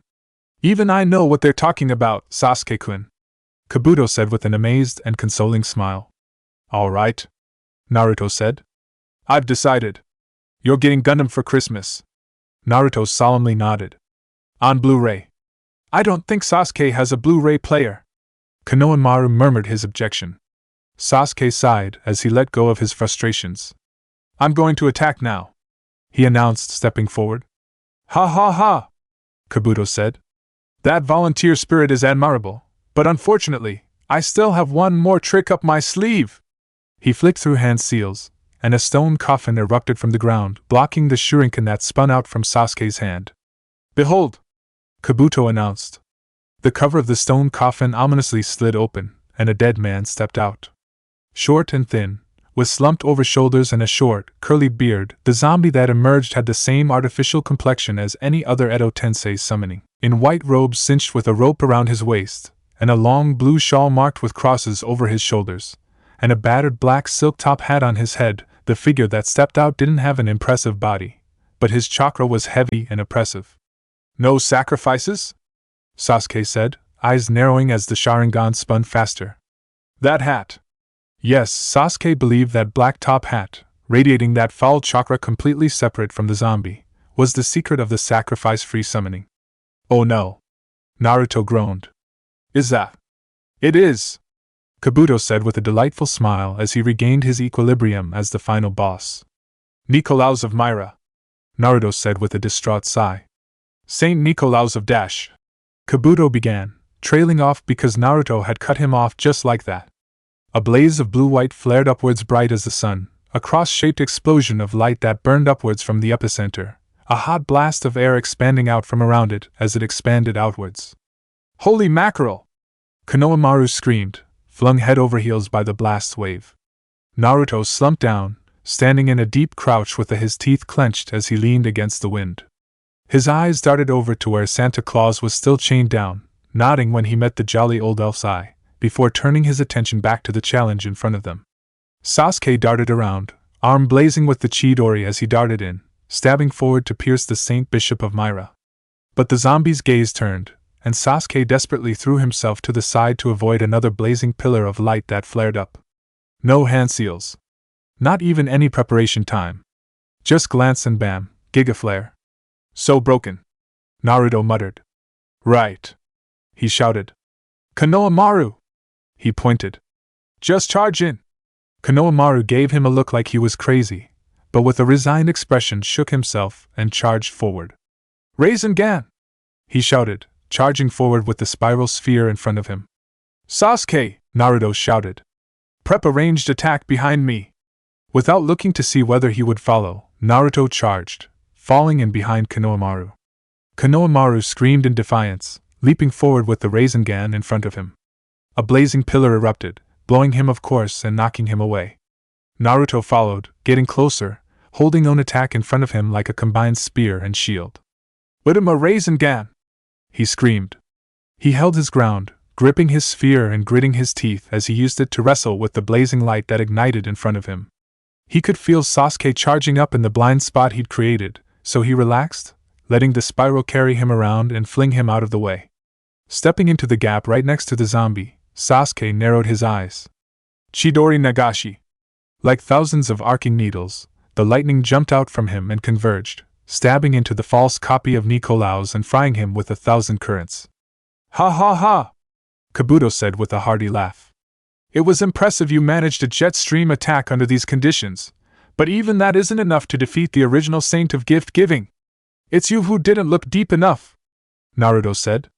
Because that was just to create an opening, he triumphantly shouted, pointing at the electrocuted zombie. Everyone froze, turning to look. Slowly, Nicolaus of Myra stood straight, regenerating as the damage repaired itself due to the implacable nature of those returned by the Edo Tensei. The zombie turned, facing towards them. Are we still waiting for something? Konohamaru's stage whispered. That would have been a really good time for it to work, Naruto admitted with a despondent sigh. HM. Kabuto chuckled. Unfortunately, your attempts to buy time only play into my hands.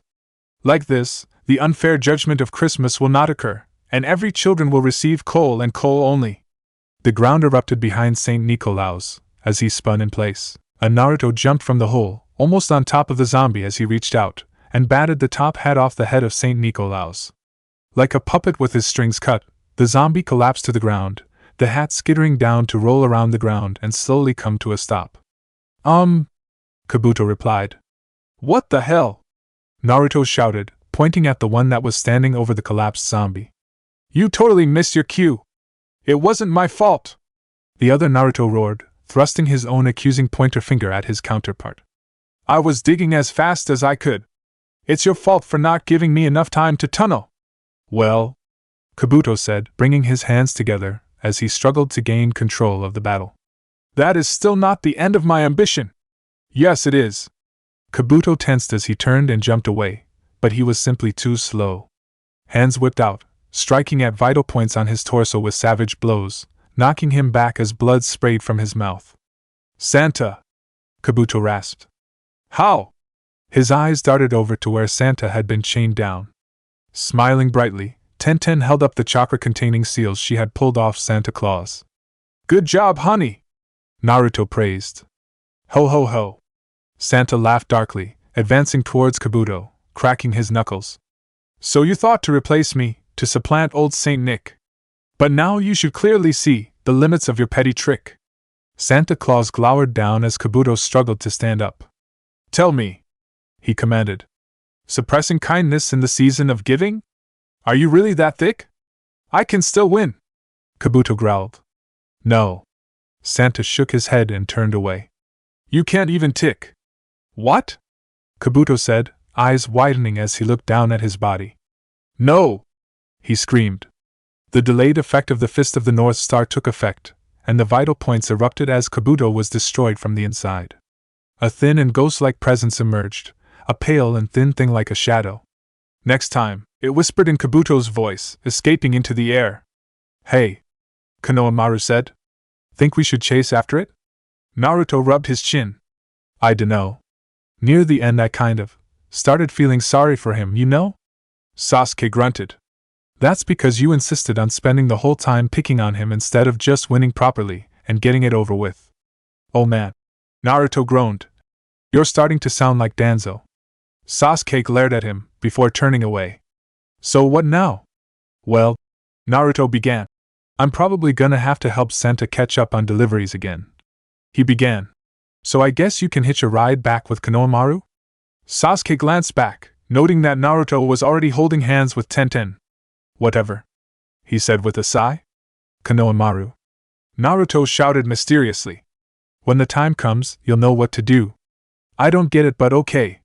Konohamaru replied without looking over his shoulder, from where he was poking at the top hat with an expression like a child investigating a weird bug. He wiped his hands off, standing up. Okay, he shouted. Guess it's a round trip on the Polar Express. Sasuke stepped forward as Konohamaru began the hand seals. The toad appeared midair in a swirl of space/time jutsu, and landed gamely as it fell the short distance to the flat roof of the building beneath it. Its mouth opened, and Konohamaru hopped out, followed by Sasuke, who had a look of disgust as he wiped away the toad spit that coated his sleeves. Home sweet home. Konohamaru shouted. Hey, Kakashi said, leaning against the railing on the edge of the roof. Sensei. Sasuke replied curtly. We fixed everything. Konohamaru said casually. Did you now? Kakashi replied casually himself, his one visible eyebrow hitching up slightly as he considered those words. You know, the Hokage and the Jounin Council are gonna need a full report. Konohamaru considered that before nodding. Well, actually, Sasuke fixed everything. Tatsu and I were just the bus that gave him a ride. He nodded seriously, before throwing something up. Have some candy, Tatsu! Candy! The huge toad cheered, and then his tongue lashed out like a cannon to pluck the spinning piece of chocolate out of the air and slurp it back into his mouth. When their eyes came down from unconsciously tracking the treat, the two Sharingan users saw that Konohamaru was already halfway to the next block in the street below them, brazenly running away. I guess it's up to you to give the report then, Kakashi said, visible eye curling shut and the only indication of his smile. Sasuke remembered Naruto's parting words to Konohamaru. Naruto had set Sasuke up. Damn you, Naruto, Sasuke thought, mouth cinching shut. Kakashi had pushed off the railing and was already ambling away. By the way, we got a message from Gaara, so you'll probably have to report on that whole business too. What? Sasuke finally asked with a dead voice. Naruto sneezed, rubbing his nose as he leaned back against the huge sack of presents in the back of the sleigh. Are you okay? Tenten asked, frowning. I told you to wear a heavier jacket when it's this cold out. Nah, that was probably something else. He agreed easily, adjusting the coat under discussion. It was a bright red, matching the color of his auxiliary red and white jumpsuit perfectly, before he reached up to push the brim of his Santa hat again. Finally, he muttered, eyes narrowing even as his grin widened. The best part of Christmas. Don't do anything crazy this year, Santa warned. There was no response. Santa glanced over his shoulder, eyes sweeping across the back of his sleigh. They were both gone. So was the sack of presents. Oh no, Santa muttered. Cackling madly, Naruto plunged through the sky, cartwheeling crazily around the huge bag he had clutched over his shoulder as they fell towards Hidden Rock. You have a plan, right? Tenten shouted, spinning through the air beside him. I'll always catch you, Tenten! He shouted back. Hundreds of Kage Bunshin appeared in a column beneath them, catching them individually and slowing their fall, reaching out to throw them upwards. Individually the Kage Bunshin crashed into the ground or burst into smoke in the sky, like some kind of insane bombardment. Naruto created a Rasengan to handle the final leg of the descent, and a muffled boom echoed across the whole village as they came to rest. Then platoons of Kage Bunshin erupted from the crater, leaping outwards in every direction like locusts. In the historical annals of Hidden Rock, the second Christmas invasion had begun. Konohamaru whistled a jaunty tune, skipping as he meandered home. He paused, feeling something watching him. He glanced around, and shook off the feeling of unease when he didn't see anything. He picked up the tune again, smiling as the snow began falling around him. Konohamaru. He froze, head slowly turning in place as his neck creaked. Hanabi, he said. Hi. She stepped forward, hair hanging down in front of her eyes in a tangled mass. It wasn't very nice to run off like that. Something important came up. He defended himself, casting around for someone to blame. Sasuke needed my help. It was naughty to leave me alone, Hanabi added in the same dead voice, stepping forward. There's one more thing you should know, Konohamaru added. Oh? Hanabi said, head tilting to the side at exactly 15 degrees. Yeah, this, Konohamaru said, as his hands formed a hand seal. The Kage Bunshin of Konohamaru vanished in a puff of smoke as it cancelled itself. Are you okay, Konohamaru? Kurenai asked with a concerned look. Nah, it's nothing, he said, shaking his head as his eyes focused on his little cousin, smiling broadly. The baby smiled hesitantly back. I was just thinking I should get boss something good for Christmas. It's a little late for that, she replied dryly, setting a cup of hot cocoa down on the table. Hinata spoke up, shifting in place on the couch. What do you think he would like? Konohamaru frowned. You know, I dunno. Maybe a Gundam model kit, actually? He shook his head, reaching for a rattle. I would have thought that Kiba and Shino would be here. Kurenai shook her head with a look of mild disapproval. They're still drinking with the Hokage over in the tower. Konohamaru chuckled, jangling the rattle in front of the baby. Well, they should have their fun, right? There will be plenty of time to catch up during the big dinner tomorrow. I suppose that's true. Kurenai agreed with a smile. Do you think Naruto would like to come to that? Hinata asked. Nah. Konohamaru shook his head as the baby grabbed the rattle from him, so he let it go. He already said he was gonna go to that big potluck the metalworkers run with Tenten and her dad. The door swung open. 'Tis the season to be jolly, Kiba announced, stumbling in the door with his hand over Shino's shoulder. Fa la la la la la la la la. Shino added, painfully out of key. Camouflage the halls with bits of holly. Kiba continued, as the two swayed forward. Fa la la la la la la. Shino continued, frowning as he lost his place. La la? You too. Kurenai said with an exasperated smile. Merry Christmas to all. Kiba roared. Good night. Shino added, collapsing out from under Kiba's shoulder and onto the floor. Lacking his support, Kiba stumbled towards that side until he found the wall, nearly falling himself when he tripped over Shino. And to all, he said before frowning. Wait, Shino. We got the timing wrong. Hey, Shino. Kiba said, leaning down to shake his teammate's shoulder. You can't let it end like that. Come on. Chapter 7, 2014. Christmas Eve in Konoha. Merry Christmas! The door swung open, and Naruto smiled outward. Merry Christmas! Tenten replied, holding out the bottle of wine. Naruto accepted it gratefully, stepping back from the door and walking inside. Tenten and her father followed him inside. Naruto was wearing a bright green sweater with dozens of orange frogs embroidered on it. Tenten was wearing a bright orange sweater with dozens of green frogs embroidered on it. Her father was wearing a chainmail shirt with dozens of bells linked into the chains. Come on in, Naruto said, waving them to follow. They walked past the couch, where Sasuke was stiffly sitting hunched over, clenching his drink in both hands with his elbows out. He was wearing a black sweatshirt with a silk-screened image of 3 giant purple robots with a single red, round eye and a cross-shaped face on the front. Sidled right up next to him was Sakura, delicately holding a glass of wine in one hand. She was wearing a bright pink sweatshirt with abstract, canary yellow swirls. Sitting back on the recliner next to them was Danzu, wearing a knit blue sweatshirt embroidered with dozens of Sharingan eyes looking in every direction.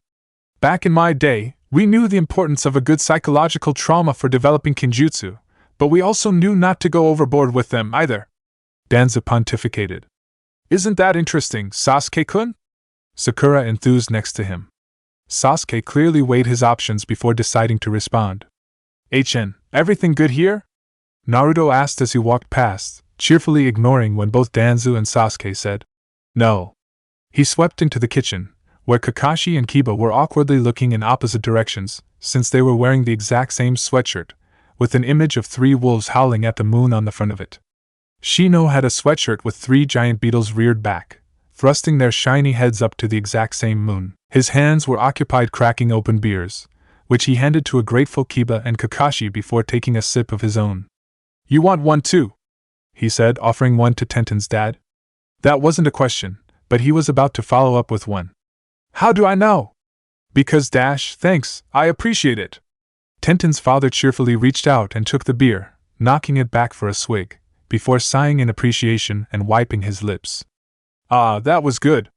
Naruto patted Shino on the shoulder as he reached around the other boy to stick the wine bottle and a pail of ice on the counter next to the fridge. "All right," he said, glancing up at Tenten. "Irika said he was gonna be a little late, and I guess Konohamaru hasn't escaped from the Hyuga clan house yet, and Tsunade hasn't escaped from Shiozin yet either. Okay, I'll go summon the toads then," she said, leaning in to peck him on the cheek, before sidling past him to go out onto the balcony. "Thanks," he called after her. Tenten stepped outside and slid the door shut behind her. She looked up, casually glancing around as her hands came up to prepare the jutsu. Her hands paused, hesitating as her eyes caught sight of something. Standing above and away from her, on the top of the roof of the building next door, was an ominous man. Wearing a long black cloak with red clouds, over his face was a swirly orange mask with one eye hole, and on his head was a red Santa hat that clashed horribly with his mask. Slowly, he raised his hands. "Space-time migration, special technique," he began. "Retcon no jutsu." The world changed. Tenten frowned, slowly lowering her hands and blinking away the spots after the psychedelic light show ended. Finally she raised her hands again, focusing her chakra. It thrummed inside her in time with her pulse, and right between heartbeats, she performed the jutsu. Kai! There was no change. She opened the door behind her, and stepped inside. Naruto's apartment was dark and quiet, the lights were off. The party decorations weren't up. There wasn't any food on the counter in the kitchen, and now that she looked, most of the furniture was different, more sparse. There wasn't even a Christmas tree up. The toilet flushed. Tenten whipped her head around, and after the sink water ran, the door opened, and Sasuke walked out, flicking his hands slightly to get the last bits of moisture off them. He looked up, and paused, his scowl deepening slightly as he met her gaze. His eyes flicked around, and then paused. He activated his Sharingan, and swept his gaze around more carefully, cataloging everything in the room. HNN. His grunt was more drawn out and sincere than usual, as his shoulders slumped in place, before he looked up. "How do you want to handle this?" "First we need to collect information," she decided. "Meet back here in 1 hour?" she offered. Sasuke nodded in satisfaction, sweeping around to turn and walk out the door. Tenten rubbed the back of her head, before turning around herself and going back outside through the balcony, jumping off the platform and heading off into the night. "Hey!" She paused, and turned, landing smoothly. On the ground below her, Kiba and Shino were walking along the road. Kiba waved frantically to get her attention. Tenten jumped down, to see what they wanted. "Did you just come out of Naruto's apartment, Naya?" Kiba asked a worried question, but Tenten was completely distracted by the pointless sound he stuck on the end of his sentence. "What?" she finally asked. "Hinata would kill you if she found out, Naya," he continued with a worried voice. "Kiba," Shino said from beside him. Tenten noticed that he was holding a huge dispenser of bug spray, and his eyes were darting around them rather than looking at the person he was addressing. "She must be helping Hinata case it out." "Why do I know?" "Because Tenten isn't that crazy." "That does make sense, nya," Kiba agreed easily. He had a cat ear headband. Tenten had just noticed that. "What?" That's what she decided to respond with. "And what's with that tacky sweater, Naya?" Kiba added. After an awkward pause, Tenten shook her head slightly. I have to go," she finally decided on, before turning and jumping away. "Be careful, Naya!" Kiba shouted after her. "You know your mom worries when you roof jump?" Tenten almost lost her balance as she jumped from one roof to the next. Her mom? She hadn't seen her mother since her parents had gotten divorced when she was a baby. She skipped from roof to roof, finally coming to rest on her apartment building. She easily dropped down from the roof to the balcony, and opened the door, stepping into her apartment. It was an unfamiliar room. Instead of being decorated with dozens of kunai and shuriken and samban with festively colored handle wrappings, the tree was decorated with plush embroidered animal figurines. And none of them were toads, but something else caught her attention. "Jiraiya?" she asked, blinking in surprise. "Ho ho ho!" The bear-like figure, wearing a bright red suit with a wide leather belt, spun in place, the geta on his feet clacking as he raised his head, placing a single finger beside his big warty nose as he winked, the white bonbon on the end of his red sock-like hat shaking in emphasis. "Who's this Jiraiya you speak of?" he asked with a voice that was probably supposed to sound mysterious, but instead just sounded cheap. I'm Santa Claus. No, seriously. Tenten shook her head, before she remembered that there was something even more suspicious than that. Wait, what are you doing in my house? She demanded, whipping out a dozen kunai from her belt holster, and pointing them with a shaky expression at Jiraiya. Again, she added. Jiraiya flinched back, raising his hands in an appeasing gesture. All right, he said. Just, seriously, put those knives away before you hurt yourself again. Tenten flicked two at him. He did an awkward jig in place, because if he hadn't moved they would have gone right through the insteps of his feet. For ninjas, that counted as a warning shot. Why would I do that? He demanded. I'm Santa Claus. I'm here to give you a present, see? He said, reaching into the sack at his feet and holding out a present like a shield. It was a safety helmet with a bright red bow taped to the top. Tenten narrowed her eyes in suspicion. Is that more softcore bondage gear? What? He sputtered. No. What do you take me for, some kind of pervert?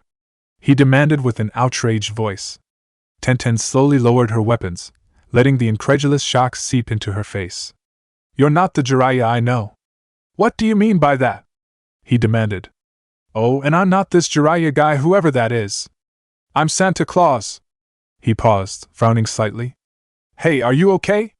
Do you maybe have a really bad concussion? Tenten sighed. I need to go meet back up with Sasuke. Considering the time, she needed to get back to their rendezvous point. Sasuke! Jiraiya said, sputtering. That player? Alright, now I know something is wrong with you. I don't even care. Tenten shook her head dismissively, and stepped back out the door. Jiraiya bit his lip, and finally, after an internal debate, growled in exasperation, before clipping his thumb on his tooth and flicking through hand seals, before slapping his hand on the ground. There was a poof of smoke, and a white snake appeared. Yes, Santa Claus? On the face of it the question was respectful, but it was delivered with enough emphasis that he knew he was being mocked. Jiraiya grumbled about his summons not even respecting him. Hey, let Manda know there's been a delay. I've got to check up on a good little girl that apparently has a serious head injury, so we're going on hold but we'll have to ramp up later tonight. The snake bowed. Yes. Santa Claus. Then it vanished again in another puff of smoke. Right. Santa Claus turned, spinning with a grandiose hop as he faced the door. It's my duty as Santa to look after poor little chickadees, after all. Sasuke walked solemnly down the hall outside the Hokage's office, marching towards the door. There was a girl standing outside the hallway on guard duty. It was Ami, from his genin class. Sasuke remembered her. Not because he wanted to, though. When she saw him coming, she pursed her lips and an annoyed expression crossed her face as she turned to confront him. She did a double take when she saw his sweater, though.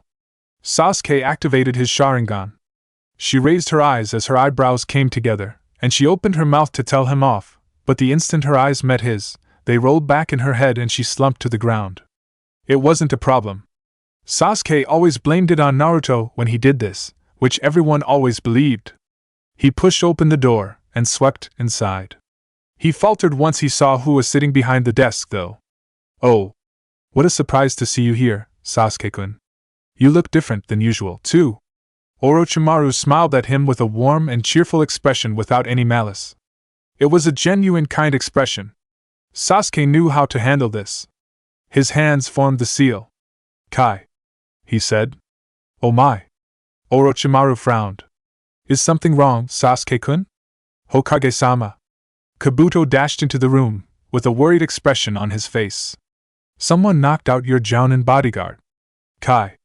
Sasuke tried again, before turning to Kabuto. By the way, that was Naruto. He casually added. Both of them gasped at the same time. So, once again, he's trying to steal Christmas.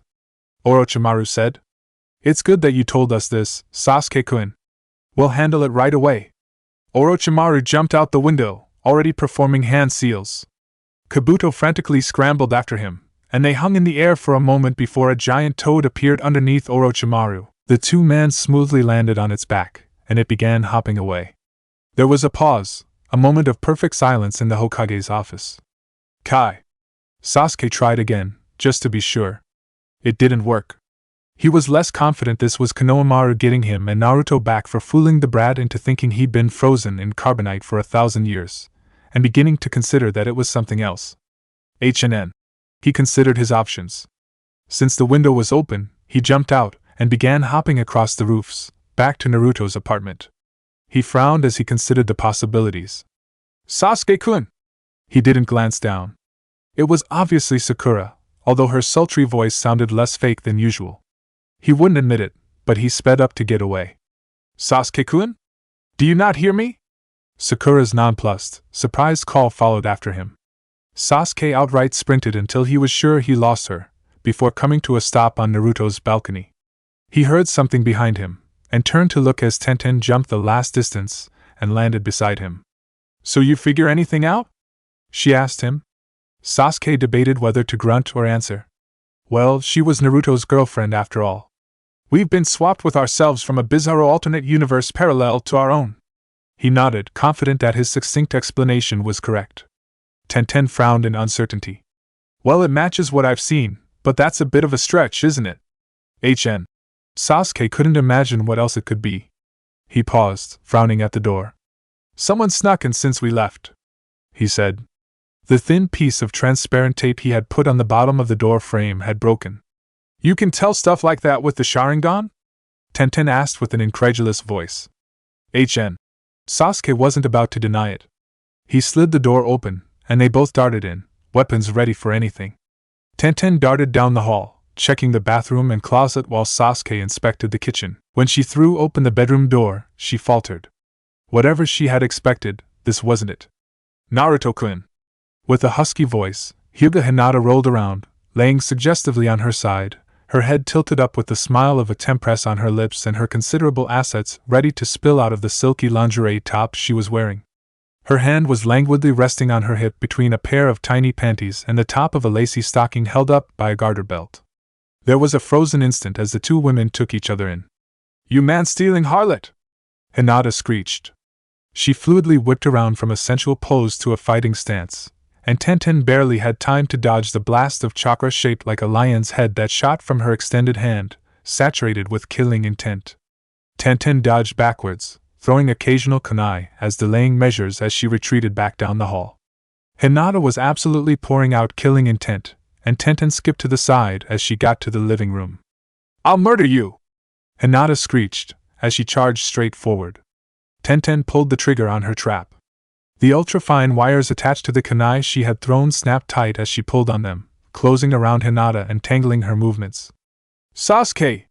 Tenten shouted. Come whammy this crazy bint with a genjutsu. You'd even sink that low. Hinata shouted furious. I already offered to do a threesome if Naruto wanted. That made Sasuke pause, nose wrinkling in disgust, long enough to give Hinata an opening. Kaiten! She shouted, chakra exploding away from her in a spiral, blowing out the windows. Sasuke and Tenten retreated out the door, crouching in a rest position. What the hell was that all about? Tenten asked. Sasuke half-heartedly shrugged without looking at her. A haze of murderous chakra slid out from the ruined apartment like fog, drifting from Hinata as she slowly walked out, scowling up at them with the veins of her Byakugan throbbing. Hey! A familiar and obnoxious voice called behind her. What the heck are you getting up to? Tenten looked over her shoulder, and sighed when Jiraiya, dressed like Santa Claus, landed beside them. Oh, it's you, Tenten said dismissively. TCH. Sasuke clicked his teeth in annoyance. You kids definitely aren't getting anything good this year, he said darkly. And you, he shouted, pointing at Hinata. What if you catch a cold? Put a coat on. Murder, Hinata replied. What did you even do? Santa Claus moaned. Hinata jumped straight for Tenten, still surrounded by murderous intent. Tenten flung a Fuma shuriken at her, and the other girl contemptuously batted it away, lunging forward as another murderous hellcat of chakra emerged from her extended hand. Tenten just flashed Naruto's signature obnoxious grin as she let the wire on the deflected Fuma shuriken pull her out of the way. Oh geez! Santa moaned, leaping aside himself. Hinata twisted in midair, torquing her body and preparing another mighty palm thrust, while Tenten smoothly hit the ground and rolled over, coming up with a katana in her hands. However, they both flinched when a huge explosion went off in the forest to the east of the village, and a tornado suddenly moaned upwards from the explosion to connect with the clouds. I found Naruto. Sasuke stated the obvious.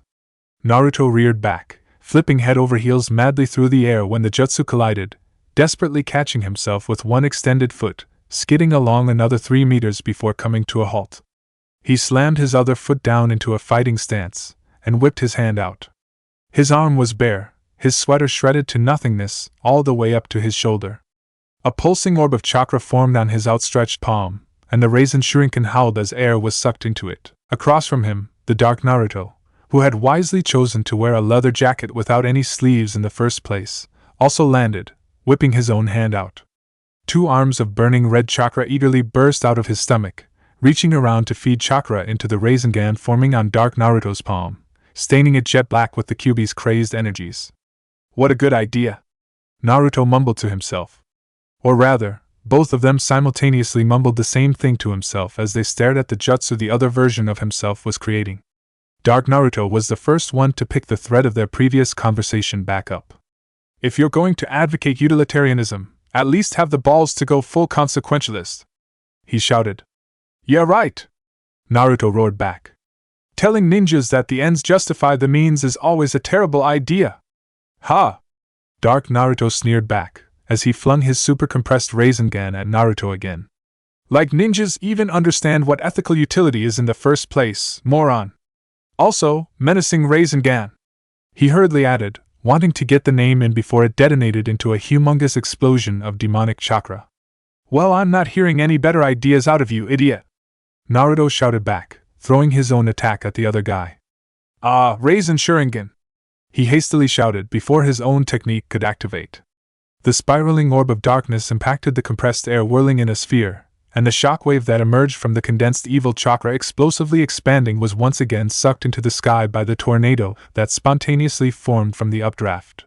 So cool, they both childishly thought at the same time. Naruto shook himself.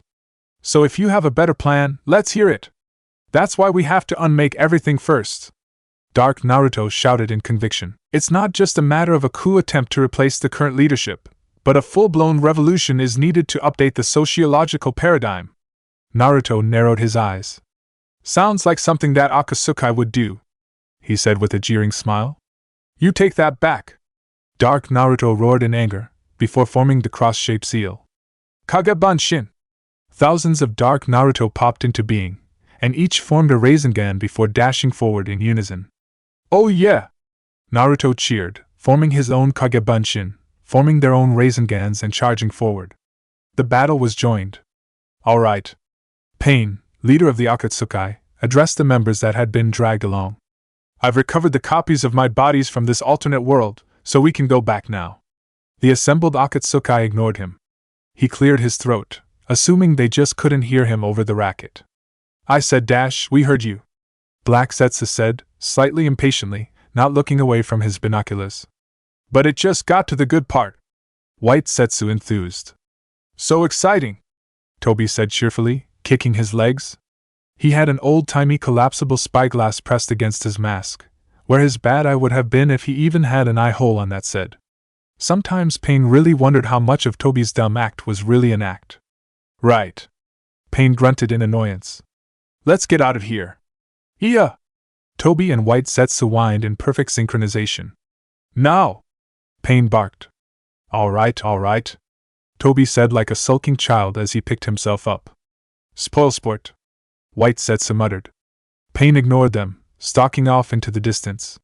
Beyond them, it was screaming chaos as 2 armies of Naruto's collided midair with hundreds of detonating Rasengans.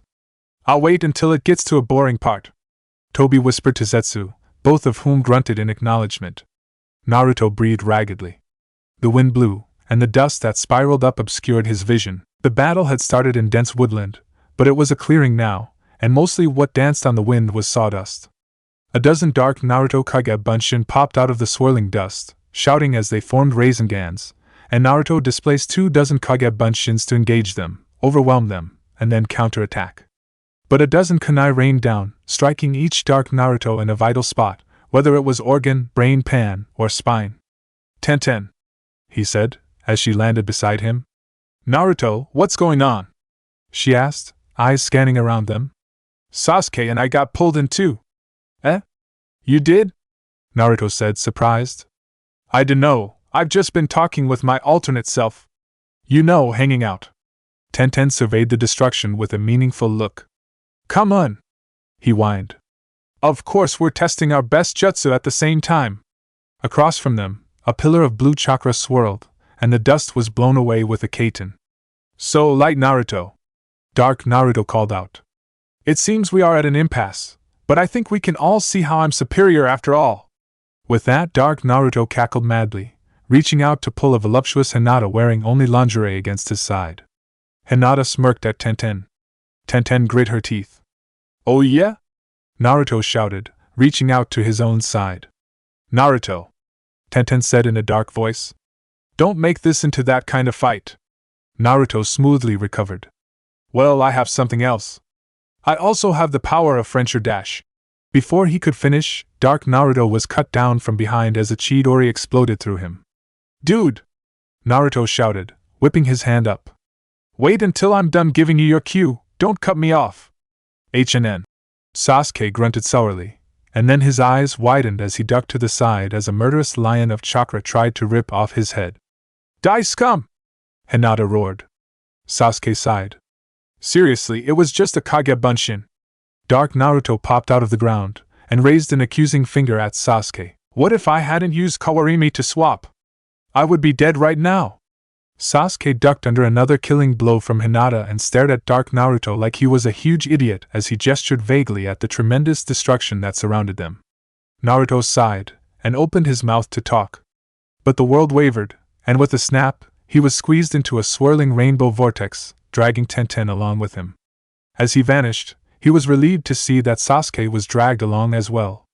Everybody okay? Naruto called out. Tenten grunted, pushing off his chest, and he let her slide out from under his arm. HN. That meant Sasuke was just fine too. Right, let's head back. Naruto said, slapping his hands together and then brushing off his pants. Tenten sighed. So what happened? No idea, Naruto said cheerfully. And you aren't curious at all? Tenten demanded. Sasuke grunted. With Naruto, it's usually not worth figuring out. Naruto pouted, but didn't deny it. Whatever, let's get back to the party. Tenten sighed and let it go. Let's. Sasuke grunted, pausing to pull off the dirty sweater, revealing that he was wearing another copy of the exact same sweater beneath the first one. Tenten didn't even bother questioning that. If we hurry, we can make it in time for cake, Naruto said, excited. Naruto opened his door and walked into his apartment, holding hands with Tenten. Danzo was sleeping in the recliner, his hands folded over his stomach as he snored lightly. Naruto walked past him, Tenten following along easily. When they got to the kitchen, Kiba was passed out face down on the table, while Shino and Tsunade stared at each other with bleary, red eyes. At least, Tsunade's eyes were rough-looking. Shino was still wearing his glasses, so it was hard to tell. Together, they both raised their shot glasses and pounded down whatever was inside in one smooth gulp, before slamming them back to the table. You're late, Kakashi said dryly. We were gone like 2 hours. How much have they had to drink? Naruto incredulously demanded. I lost count, Kakashi honestly replied. Konohamaru here yet? Naruto said, looking around. Came and left, Kakashi said. Hanabi tracked him here, so he's hanging with his team now, I think. Cool, Naruto said slowly. In front of them, Shino's head rolled up, and then he bonelessly slumped forward until his face smacked against the table. All right, Tsunade cheered, thrusting her arms straight up, making the large sweater kittens embroidered on her sweater dance back and forth. Still got it. TCH. Sasuke expressed his own opinion. Oh, Sasuke, Sakura said in a breathy voice, walking into the kitchen as well, lacing her arms around his comfortably. That was amazing. Naruto met Tenten's eyes, and they both shrugged. Sasuke didn't hesitate. Sakura, he said, and she looked up to meet his eyes. Sharingan, he announced, and she slumped bonelessly down, collapsing towards the floor. Sasuke caught her before she could impact. Oh, so you do care, Kakashi responded, amused. Sasuke didn't dignify that with a response, turning and walking away. They could hear the door slam behind him, though, so it wasn't like it hadn't gotten to them. Kakashi sighed. Well, I'm just glad whatever that space-time jutsu was ended. Yeah. Naruto agreed. It was one of the best presents ever. What? Tenen asked, frowning at him. Yeah. It was amazing. I got to have a battle debate with an alternate version of me that was evil. I can't wait to figure out whose awesome present that was. Naruto enthused, before frowning slightly. Also, remind me to talk to a guy about a totally cool jutsu idea I got. Tenten sighed, shaking her head slowly. Well, I'm going to go hide from Guy, Kakashi cheerfully admitted, before disappearing in a swirl of shunshin. In front of them, Tsunade slumped forward, joining the other two passed out on the table already. Naruto grunted before he reached into the fridge, pulling out a pitcher of water to put in the center of the table, and then getting 3 cups from the cupboard to stack up. I guess the party is a bust, Naruto said with a sigh. Tsunade punctuated that by starting to snore. Tenten paused. You want to come over to my place for the rest of the night? She quietly asked. I'll make you breakfast too. Naruto smiled at her. Yeah, I'd like that. He took her hand, and they walked out to the balcony to hop away into the night. The swirling vortex collapsed, leaving only empty spaces where people had stood before. Naruto slowly lowered his hand from where he had been pointing at the strange, alternate version of Sasuke, that had been serious even wearing such a stupid sweater. Huh? He said, confused. Naruto glanced over, flicking his black hair out of his eyes. The spot where the light Naruto version of himself had stood was gone too. Hey! Jiraiya landed with a clatter, flanked by 2 huge snakes. Is Tenten around? I think she has brain damage.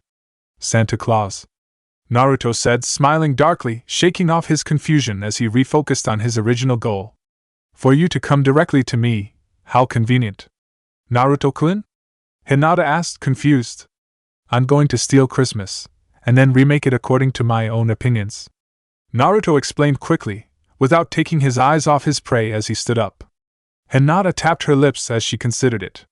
Well, okay, she said brightly, before turning to also threaten Jiraiya with a fighting stance. Santa Claus grit his teeth, retreating a step. That was when a humongous toad slammed down on top of Naruto's position. Coo. Orochimaru laughed. I see I'm just in time to stop you, Naruto-kun. The fight lasted 3 more hours, but that's the story of how Orochimaru, alternate, saved Christmas.